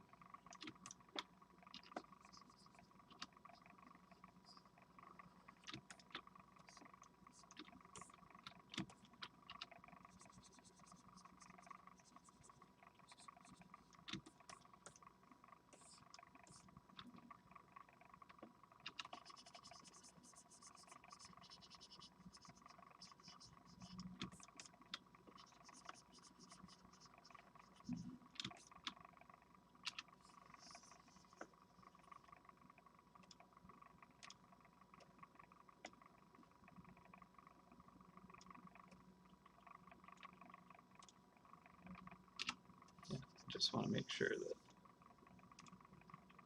whatever this number is, it's not going to be like, this is some code for something that is a terrible thing somehow.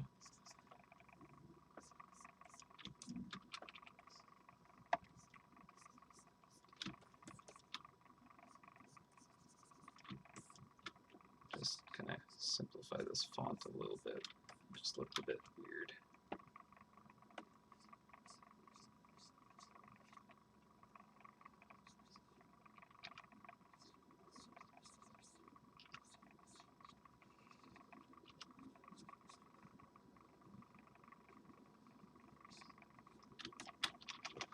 It's okay.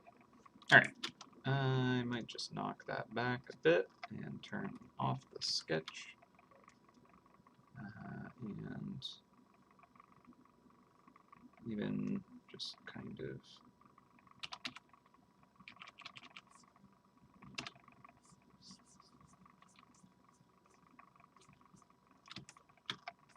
erase it down a little bit. 5:37, 5 minutes, 37 seconds for the perfect soft-boiled egg, apparently. Although, should it just be in seconds instead of 5 minutes, 37? In other words, should it be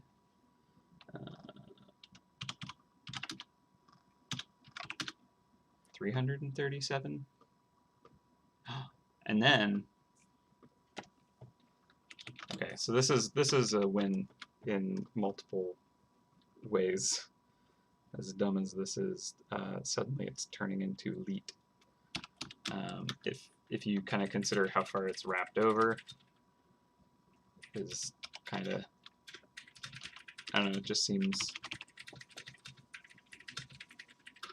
of that time. All right, well,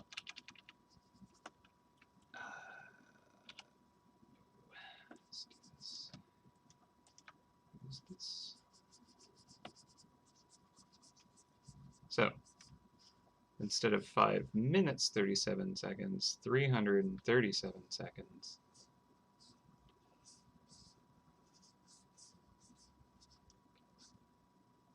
And then for those who are just assuming what this is, just looks like it's leet, which is the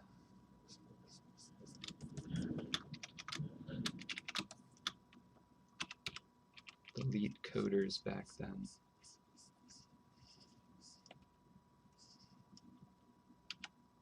I don't know. Dumb? Yes. Should we go with it? I don't know. Maybe 537 looked better anyways.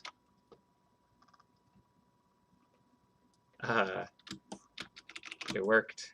This is not a Walkman, it is an Eggman. Quite right. That is intentional.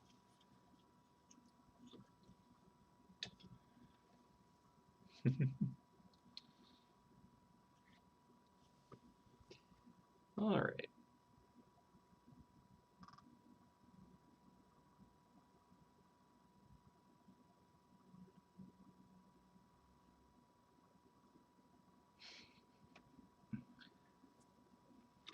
I'm glad that that is working.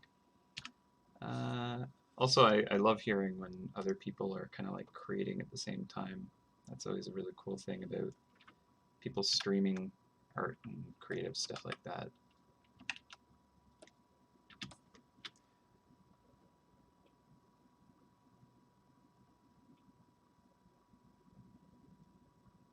Yay! Oh, I'm glad you like it a lot. That is awesome. All right, so one thing that I haven't gotten with this is these sweet, sweet details in the headband. And these are very important.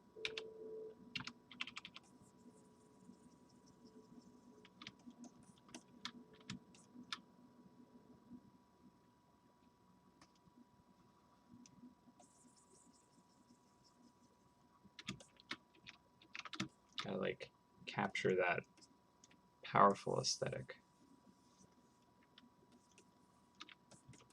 That like arcade carpeting quality.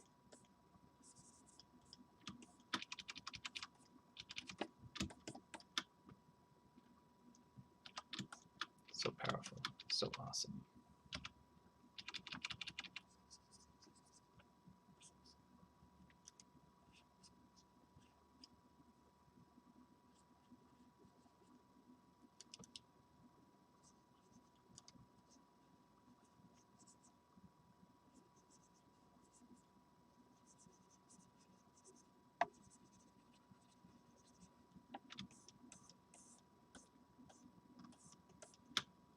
Probably want it on the sweatbands over here too.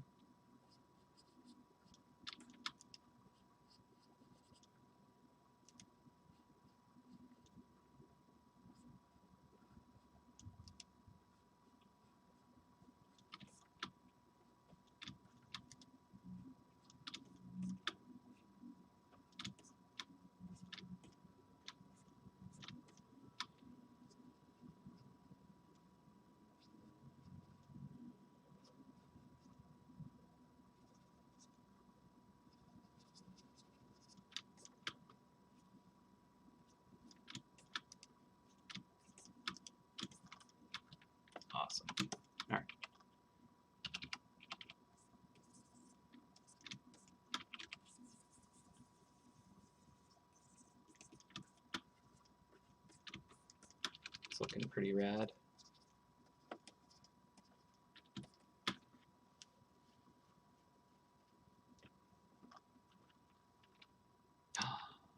There we go.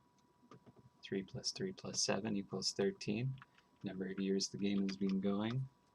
These are all the more reasons it's the perfect number for this design. Totally intentional. Planned it all along.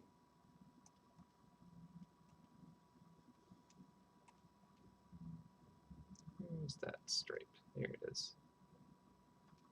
Kind of want to just have this go brighter right before it gets to the outer edge.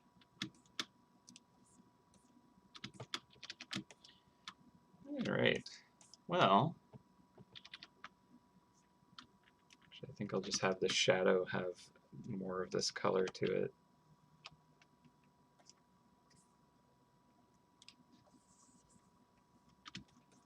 So it's just more interesting that way. Occlusion.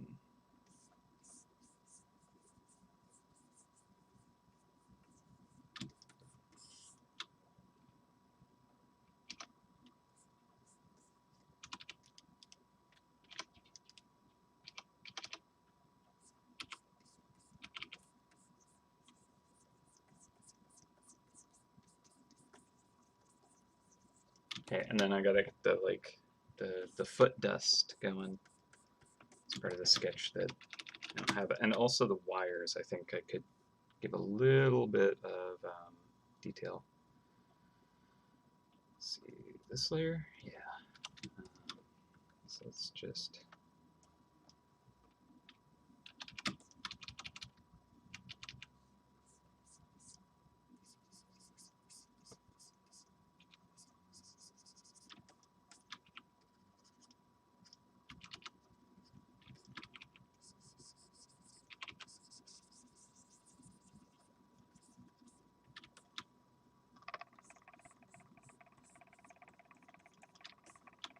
Just lets us kind of like make it stand out where we want it to and fall back when we don't need it to distract.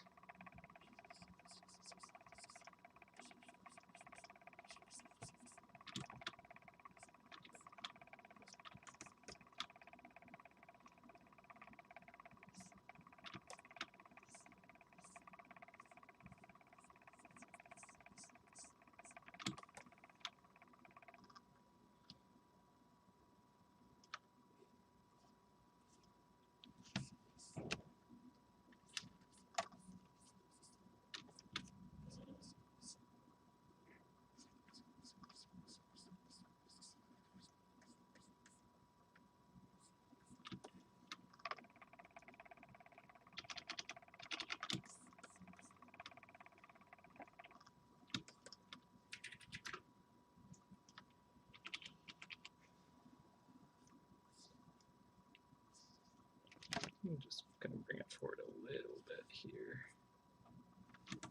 Yeah. Felt like maybe it got a little too hidden, but that's pretty good here.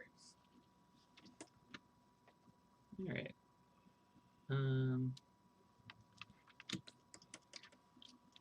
What else?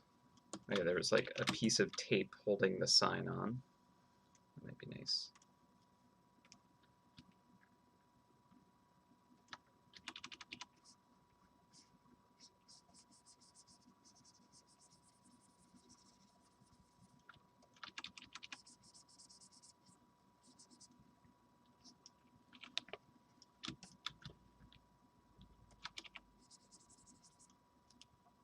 Oh yeah, and the sweat.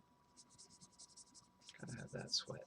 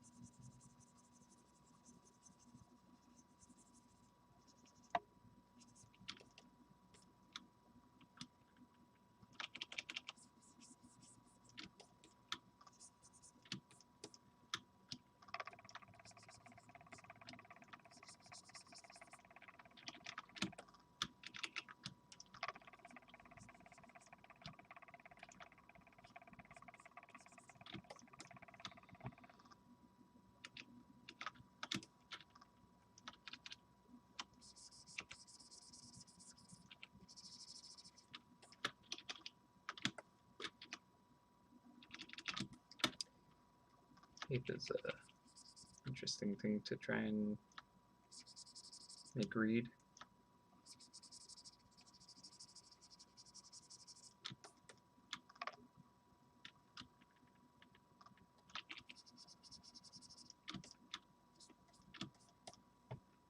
Yeah, good enough. Okay, so we have sweat that we want to add. We have the foot dust. Let's do the foot dust first, because I think that'll be nice and quick. So I'll do that on a layer down here. Actually, maybe it should be at the top, in case I want it to go in front of the foot. Come on. And up. And up. Here we go. Good enough.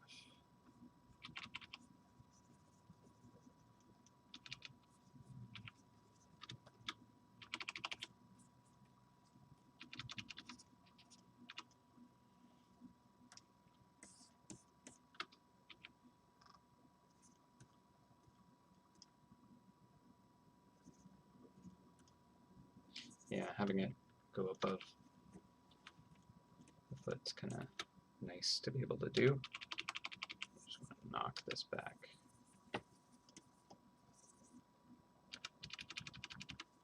Just a subtle little dust. Come on. There we go.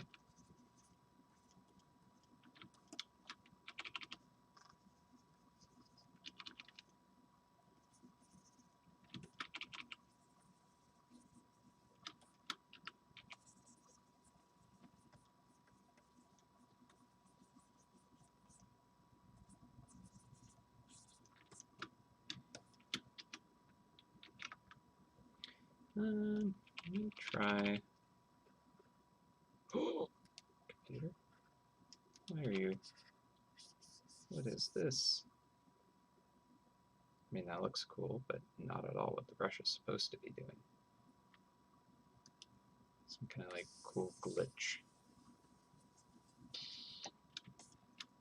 Feels very circa video game at the time. Alright. Yeah, I don't know what's up with the push brush. It's broken though. Let's see. Brush tip, what are you doing?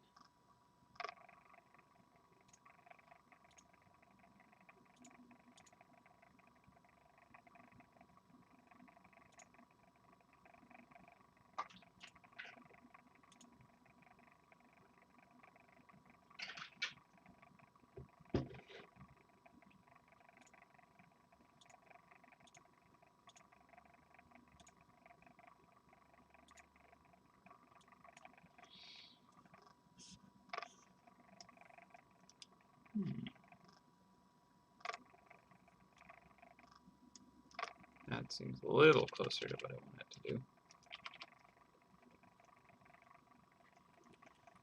And I needed a liquefy type brush. This is not quite right, but that's kind of the idea behind that tool, but it's not calibrated for Eclipse Studio. So I'll have to mess with that later, because that is not quite right. So instead, I'll just erase that and try again. It was close. It was close.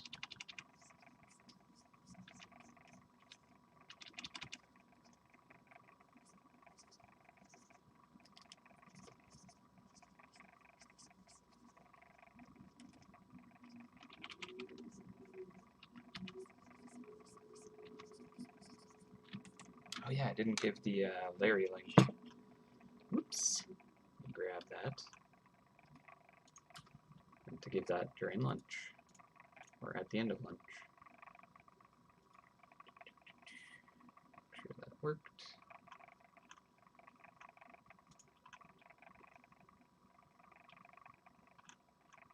Did it not?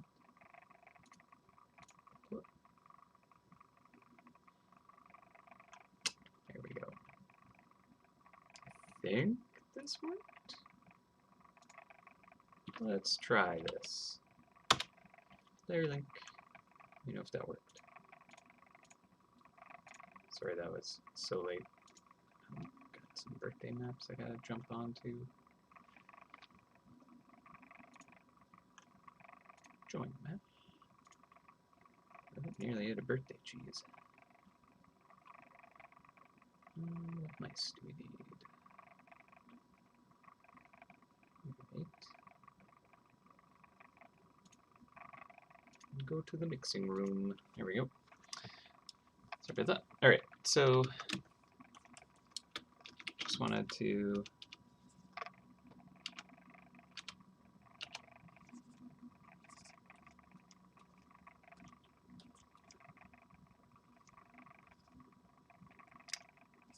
get some of that debris.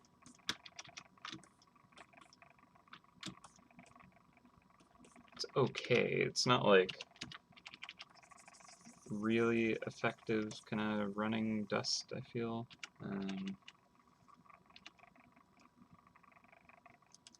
Okay, so this foot would actually like pick up and kind of step forward, so I feel like maybe it might actually be like more kind of floating around the foot right there.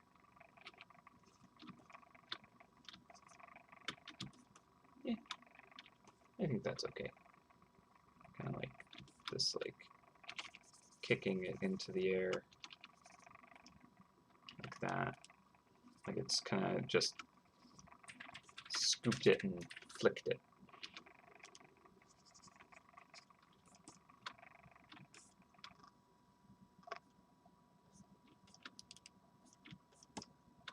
I don't know if we want to do like the blur on any of this, because I think there's just some nice detail that might get lost if we try that.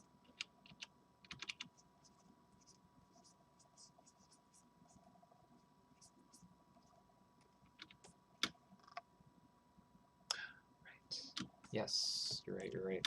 This was something that someone pointed out, and then I was like, yes, I will deal with this, and then immediately kind of just got distracted with everything else. So I'm happy with where the leg and everything is. So I'm actually going to have to merge this down to do this. At least probably the easiest way is to merge this down. Merge selected layers. All right. Now, let's do a save. Technically, I should have saved before the merge, but whatever. Living on the edge. All right. Selection. Eraser.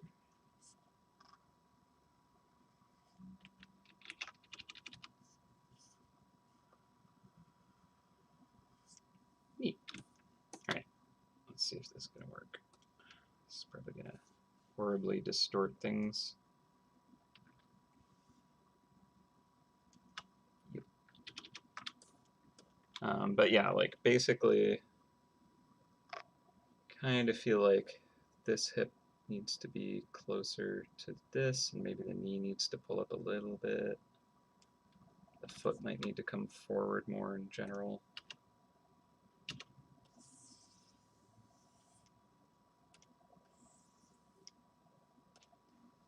Ooh.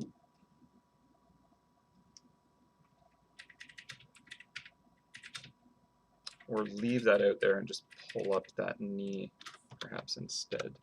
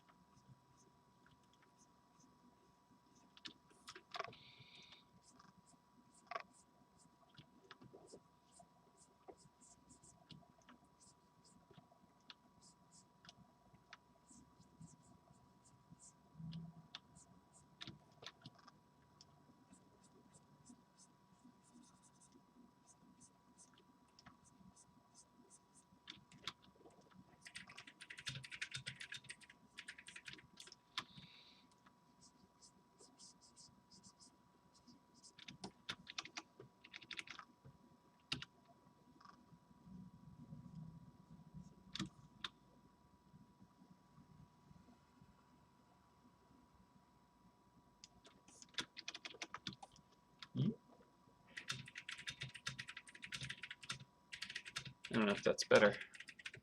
It feels more kind of like gummy and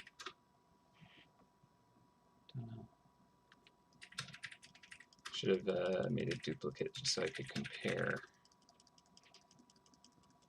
Because maybe I just keep the leg bend as is, right?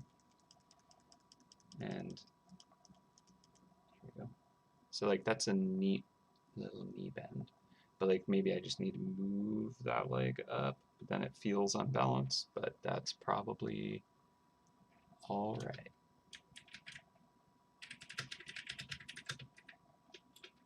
Or increase the size of the leg more. But yeah, it does feel like it's coming out of the sternum, so I do think that does need adjustment. Let's go forward again.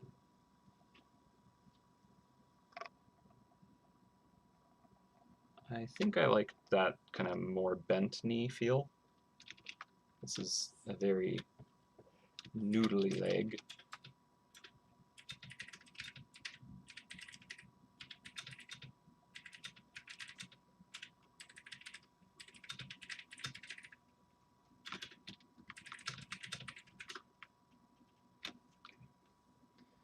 Let's duplicate this, just so I have it to fall back on now. All right, and let's try moving the whole leg instead. Oop. Just deselected it.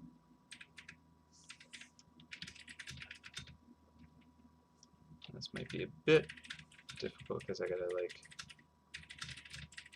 take the sweatband with it, and then hide the. Oop. Interesting. Okay. Cut this out. Paste it behind. There we go. Just gonna have to turn off this sweatband for now. So I mean, I could try increasing the size too.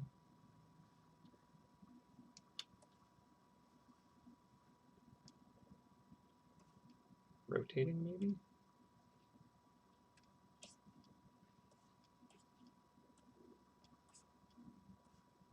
Yeah, it's like not coming off the ground now. You know, looks like he's going to be dragging his toe.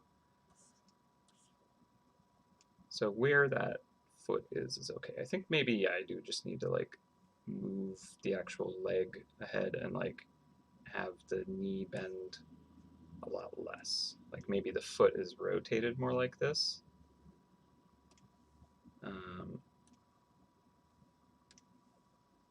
Right? But then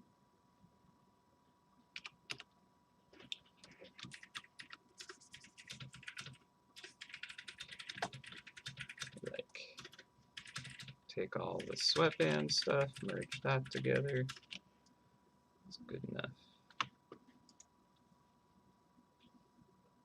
Merge selected layers. Now I grab this and I rotate it and move it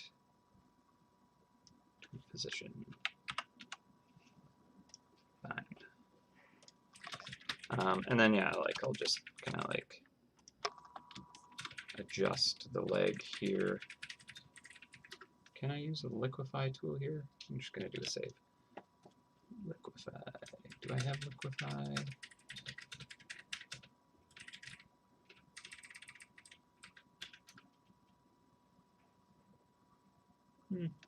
There might be, but I don't know how reliable that tool is here.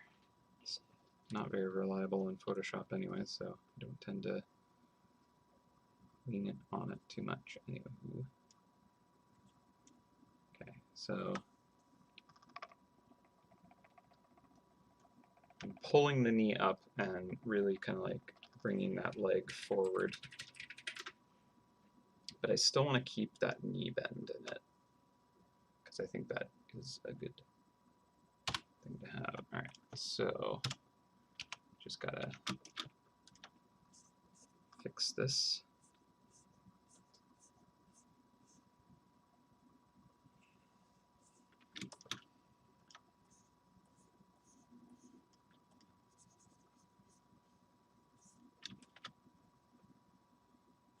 bringing some of that thickness back to the leg, because when I stretched it, I kind of squished it down.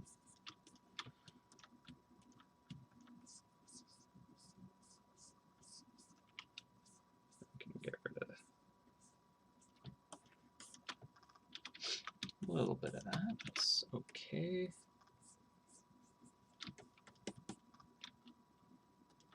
And probably soften the thigh here, but like have the inner leg here go flatter.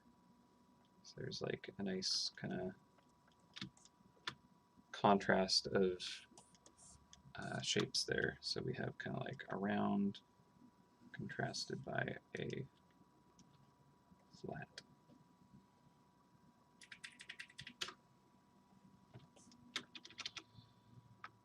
So that feels like the leg is at least coming more directly from where you might expect, which is kind of important. All right, so I'm going to grab this kind of lighter blue and just kind of catch that edge there, catch that edge there, and grab our stubble brush and just stubble away a little bit.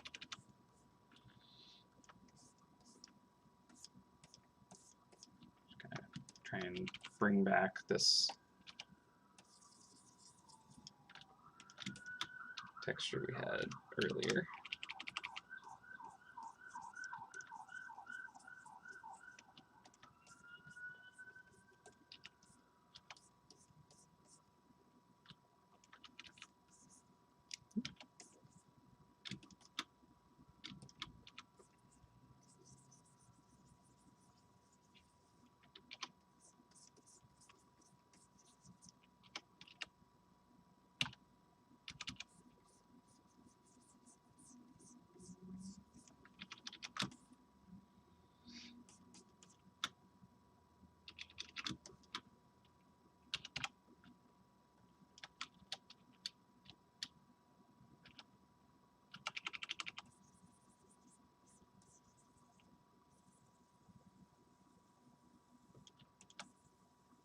All right, yeah, I just wanted to try to obscure some of the detail here.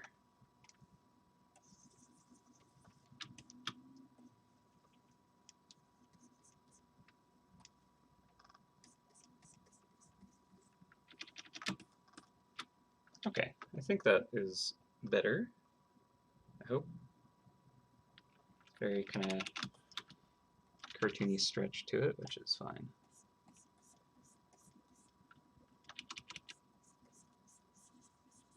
It does definitely look less like it's a tail, I hope. I mean, maybe I'm wrong, maybe it does look more like a tail now. Maybe I have just a little bit of an overlap here then.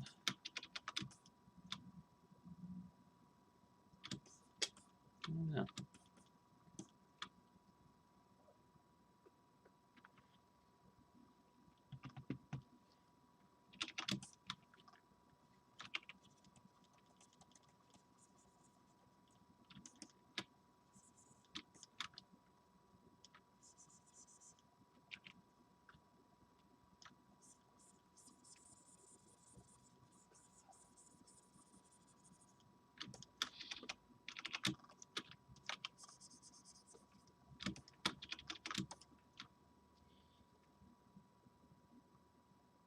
Okay, feeling better about that. I think that we need to do the sweat drops. So let's get that real quick.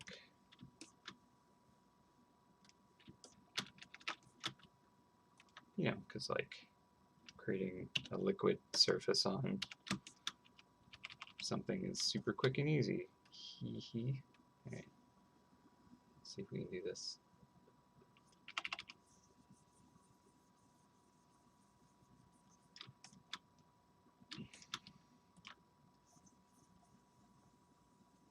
So one way to consider it is a liquid is kind of filling in texture, like when you have kind of like a really rough but kind of like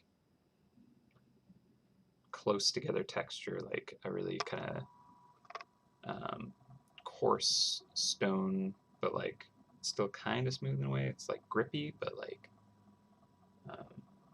or like a sponge, how it's kind of got tons of tiny little pores or whatever.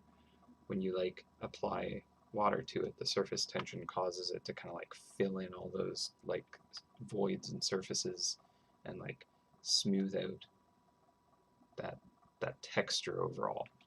So the way the light kind of interacts with it, kind of like is a smoother surface, so it kind of creates that, you know, reflective surface, and then because it's reflecting, it like darkens how much light gets in there. I mean, there's like so many different things to kind of apply to it, but those are just kind of some quick little thoughts on like all these like crunchy little textures might kind of just get muted away.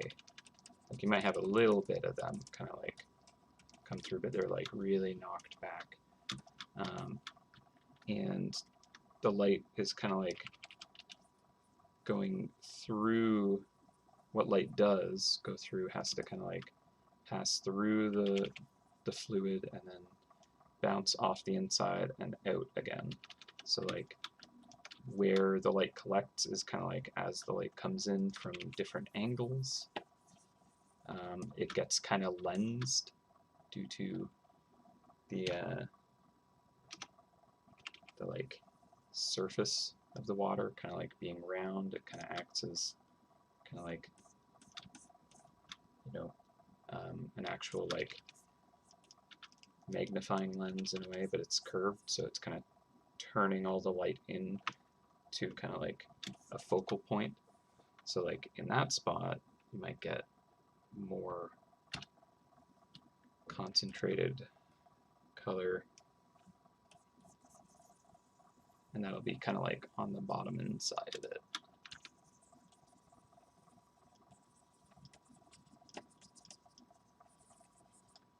Maybe it'll even like start to oversaturate right there or something like that. And then it's a nice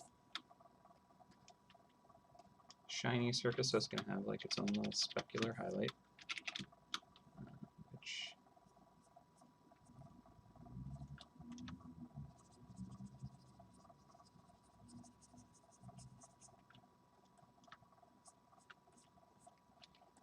might be like that. It's going to like reflect the environment around it, right? So if it's bright enough, it's going to knock out kind of all the other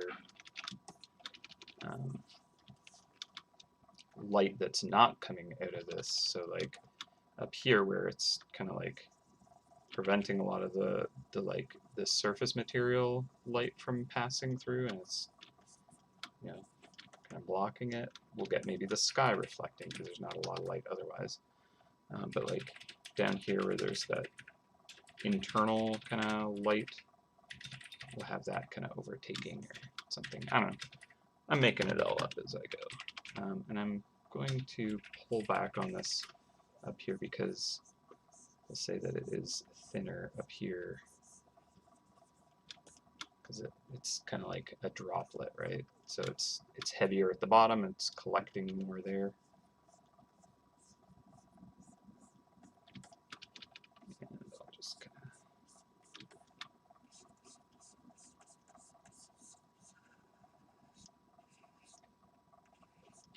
define that shape a little bit more there.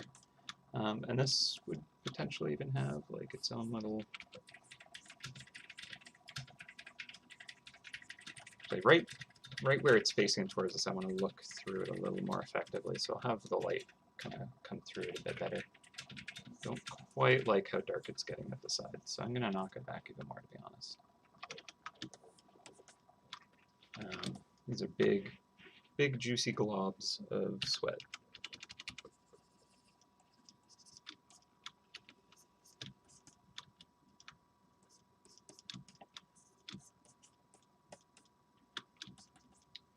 And there might even be some shading that happens because of this.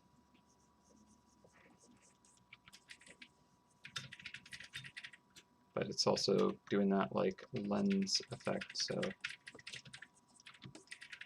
I might focus the light right under it.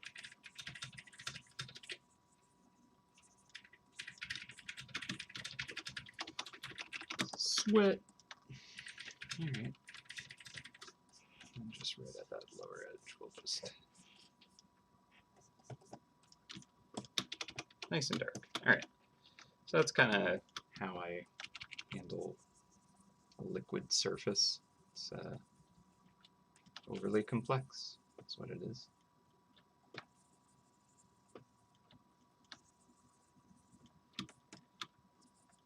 It's hard to kind of like have it just fade off too. I feel like it should. So maybe something more like that.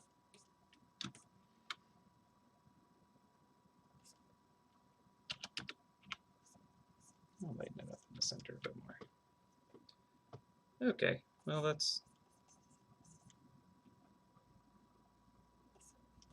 Maybe I'll just have it like be a very kind of solid drip.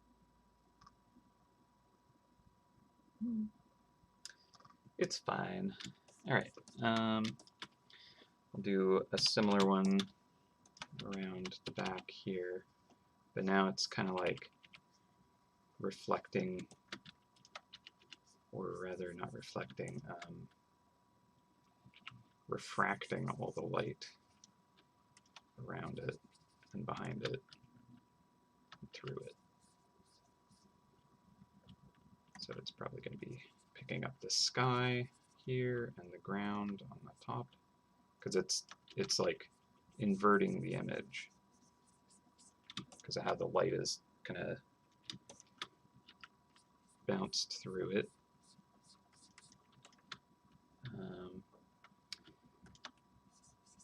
Let's get that purple there, and maybe the blue of the shoe here or something. Doesn't necessarily make the most sense, but hey presto. All right.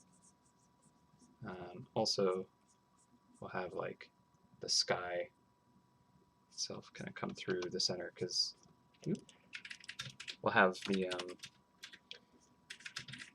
you know, where we're like looking directly at the droplet, we're kind of like able to see directly through it. The light just kind of passes straight through, but then at the edges it kind of curves around, starts to get warped.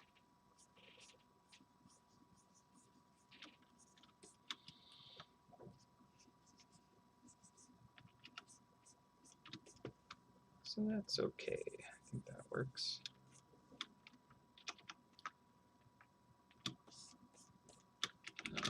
Get a couple more droplets around. Same deal. It's got its surface tension, giving it that nice kind of circular shape.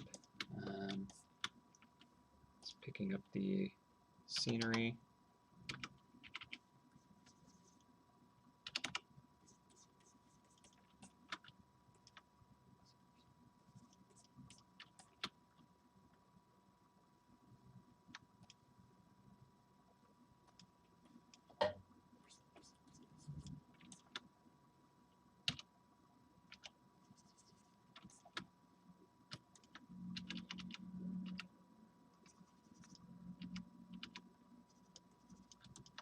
Get that specular highlight on it.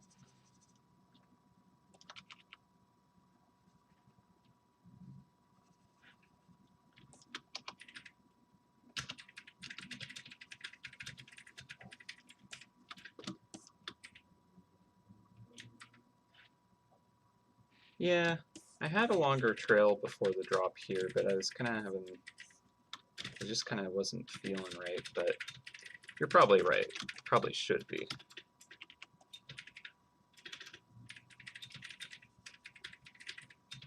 I suppose I could pull up references. I'm trying to kind of create an element where it feels, you know, accurate. That would probably be a good idea. Or are you talking about this droplet here? Because it might, if it's kind of like just being recently kind of detached or falling quickly, it might have a little bit more of a tail, but it actually wouldn't really probably come to a sharp point or anything. I think that the surface tension would cause it to kind of cap off. Usually what would happen is there would be kind of like, if it was stretched out like this, you'd have kind of like the snap of like where it kind of broke off, where it finally kind of like was stretched to the snapping point almost, and then when it does, kind of get that little bit sometimes. I guess it depends on the viscosity and all that, but it's just a thought on it. Yeah, for this, I think maybe I'll just kind of darken that, and then maybe just have this feel a little more reflective.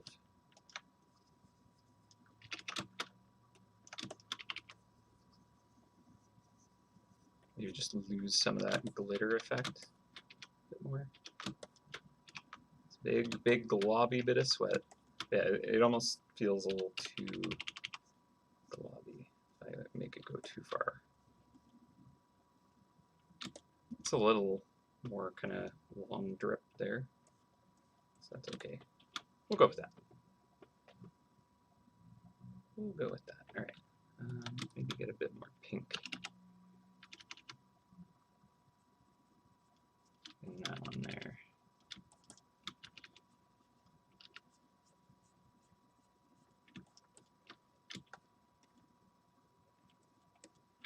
Okay, we'll get a few more of these.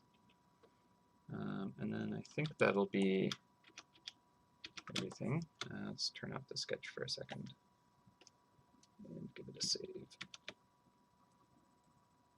Because again, these are, you know, collectible eggs. They're not going to be absolutely massive.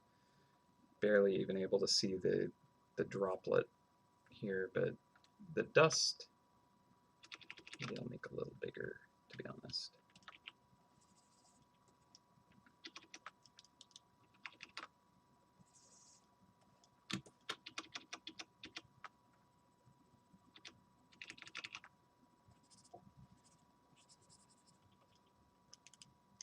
Make it just a little more obvious.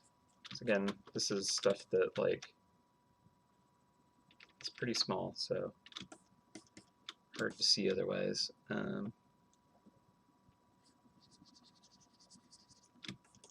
More detail than's necessary? Me? Never. I would never.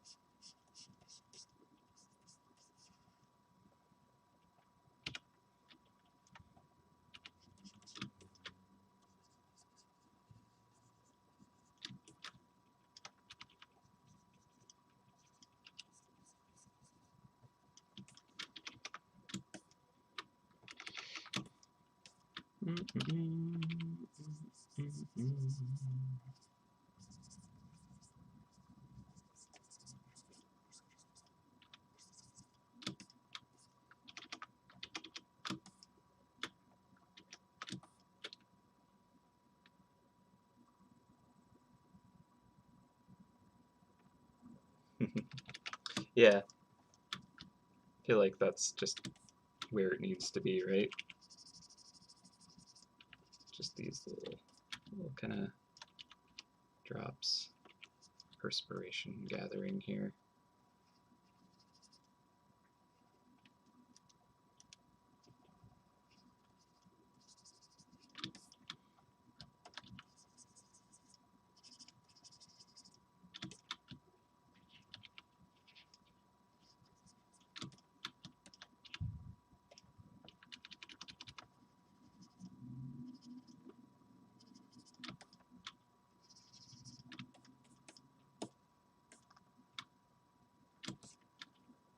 And I think we're getting pretty close.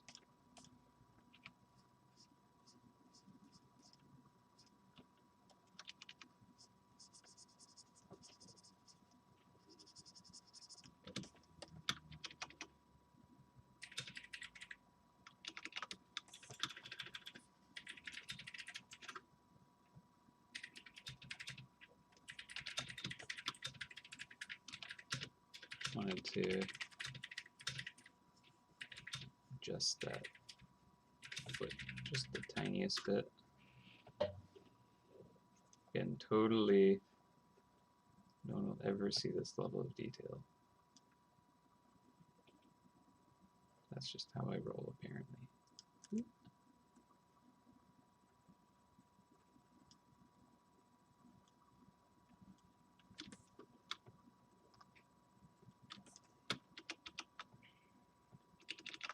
It's like I could also do that to this foot too.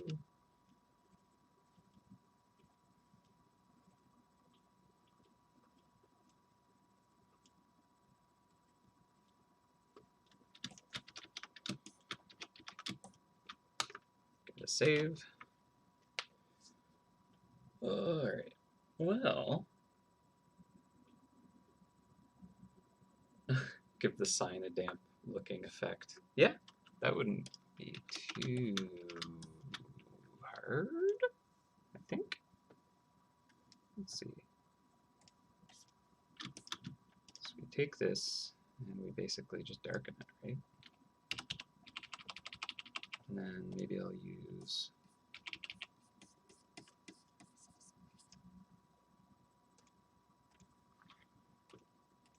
multiply, color burn. I wish I had Photoshop's ability, like you just mouse over it and it like changes it instantly. I feel like color burn might be okay, but maybe multiply might be better. Just like choose more color to it. So for a thin material like paper, it's gonna actually like make it a bit translucent.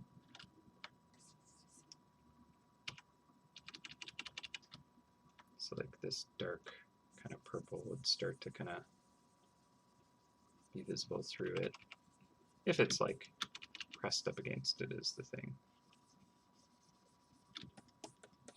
But like it's a bit difficult to kind of like really convey effectively, I worry, because it just looks messy and dirty. I'm not kind of applying it very well. Maybe I just pull this back a lot. And then like, okay, so that feels a little bit better. I think it was just too strong. And then if I add a little bit of highlight just for these parts, that might work.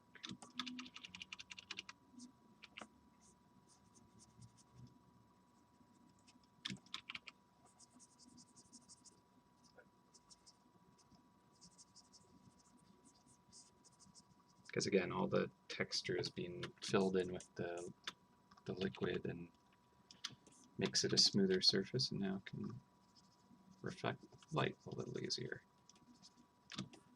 in broader kind of area.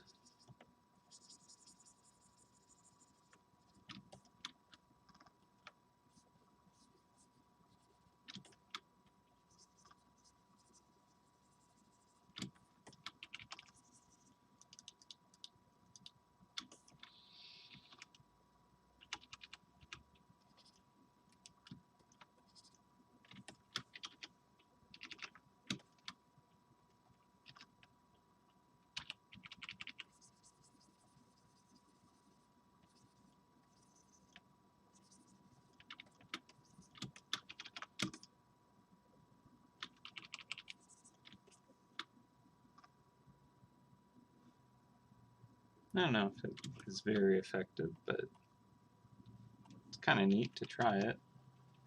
It's difficult.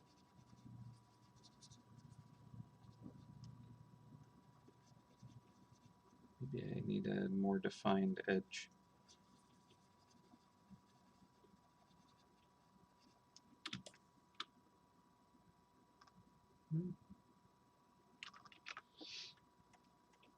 Hard to say.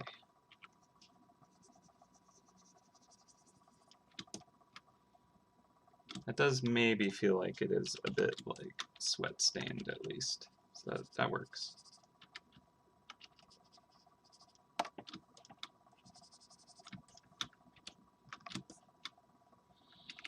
Maybe I'll like give it some droplet look to it.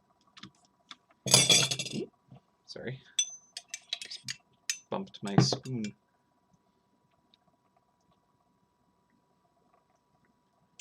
Okay, so it's just got sweat stains at a minimum. A loose face. Yeah, it does have a sweaty armpit vibe, which is fine.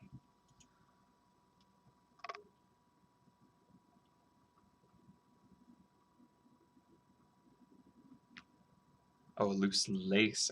I read it as loose face for some reason.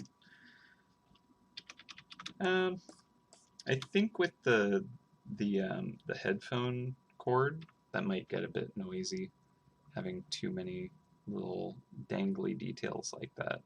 If I didn't have the headphones, I would go for it, but I feel like I would worry there'd be too much of that happening.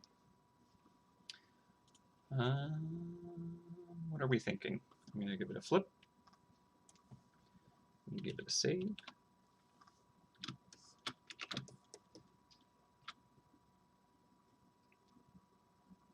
It's got a power stride, that's for sure.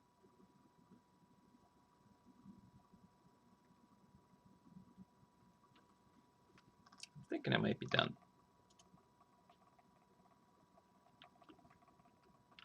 The runny egg.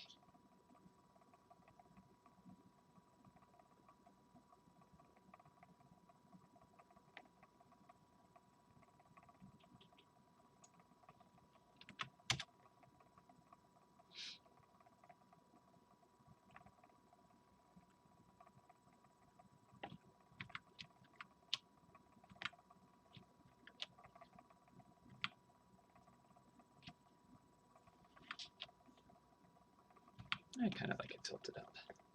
It's more amusing to me.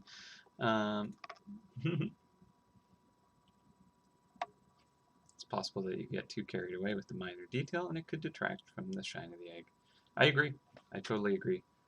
It's very easy to do that if you enjoy rendering as much as I do, where you just kind of like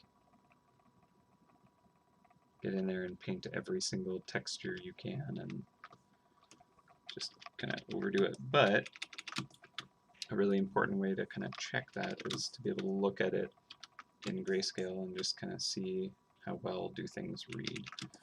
One thing that I'm thinking real quick is what if this leg, I went a little bit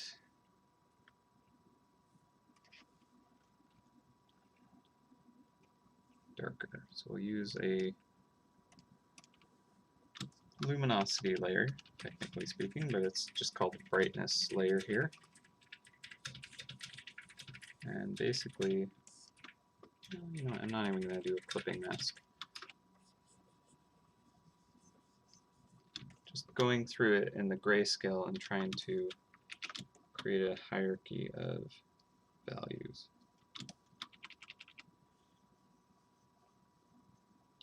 So like the bottom of the Walkman, the Eggman.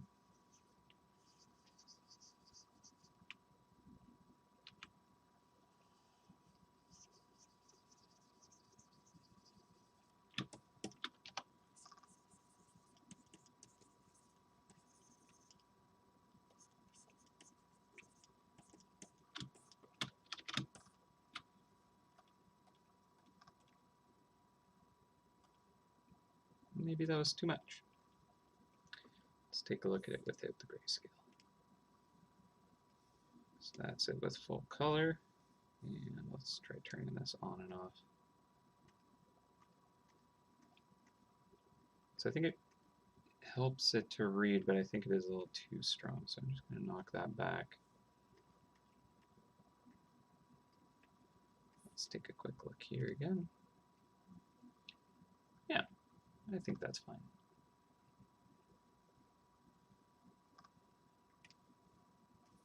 Yeah, that's probably my #1 trick to kind of making sure things aren't too noisy. Just being able to kind of take a look in grayscale, and if it feels readable, it's probably fine. But it's always good to try and play around with it, see what makes it worse, what makes it better. Cool. All right, well, I think it's pretty good now. I gave it a save, and let's take a look at our time lapse. Set this to the full all seconds. And yeah, we struggled for a while to get the pose and like how the feet could work, all kinds of stuff. There was some great ideas and explorations that happened, but definitely just turning the character around made it so much easier to actually like fit what I wanted to in it. Although I wasn't able to like actually capture that right away. took a little bit of work to find the legs, which again really came from going way more cartoony, just noodle legs. Yeah, Dizzy the egg. That's what figured it out.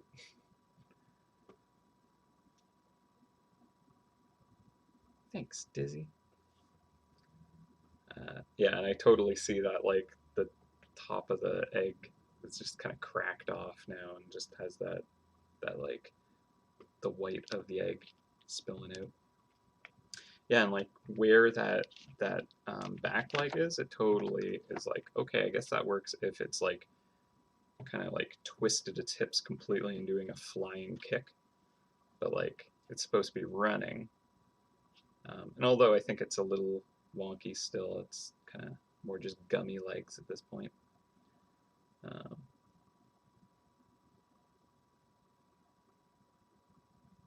Doesn't look terrible, but yeah.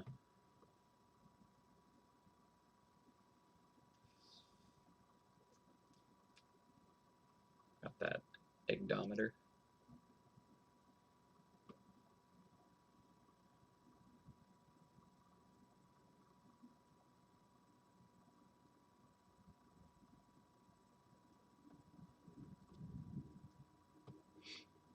Got an Eggman. An Eggman 2000.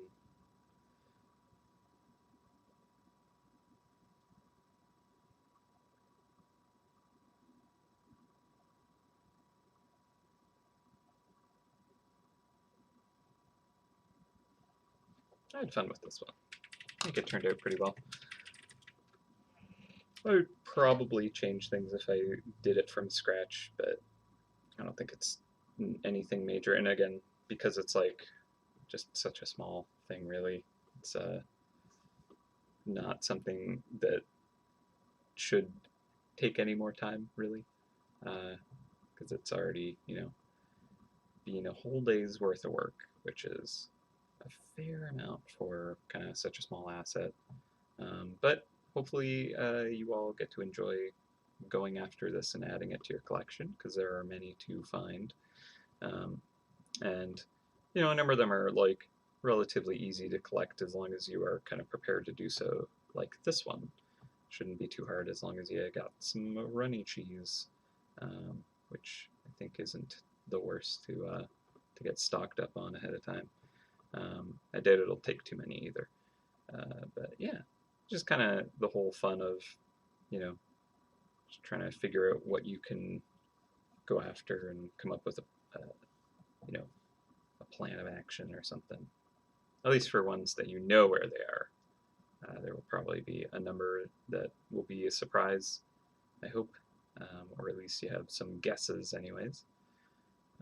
So we'll see. Yeah, I'm sure that Dave might have had a few that he was going to show off or something like that to give hints or something, but I guess you'll just have to wait until next time. I think that, what is it, what day did we say we were going to launch it?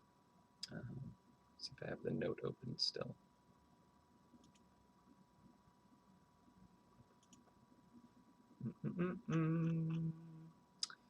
So, birthday comes to an end March 23rd.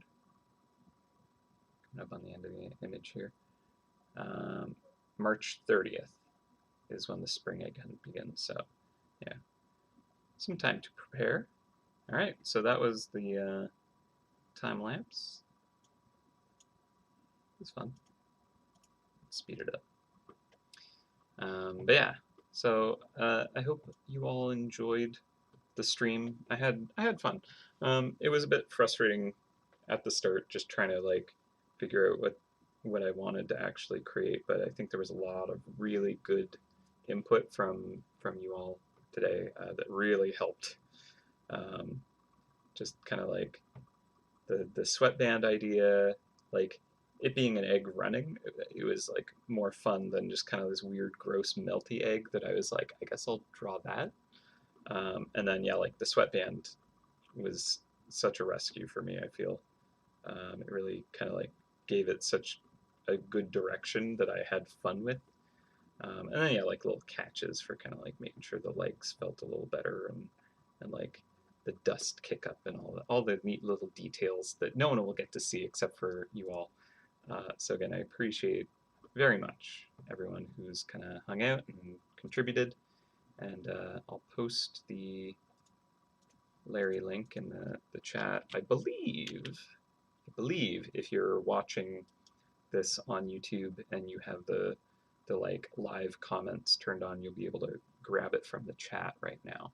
I think so. There you go. Bam! Thanks everybody for hanging out. It was fun, and probably have Dave next week if his internet comes back. Hopefully it does. It sounds really not fun. I don't know what I would do without mine.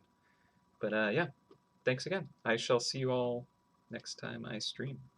Stay safe. Happy hunting. Bye for now.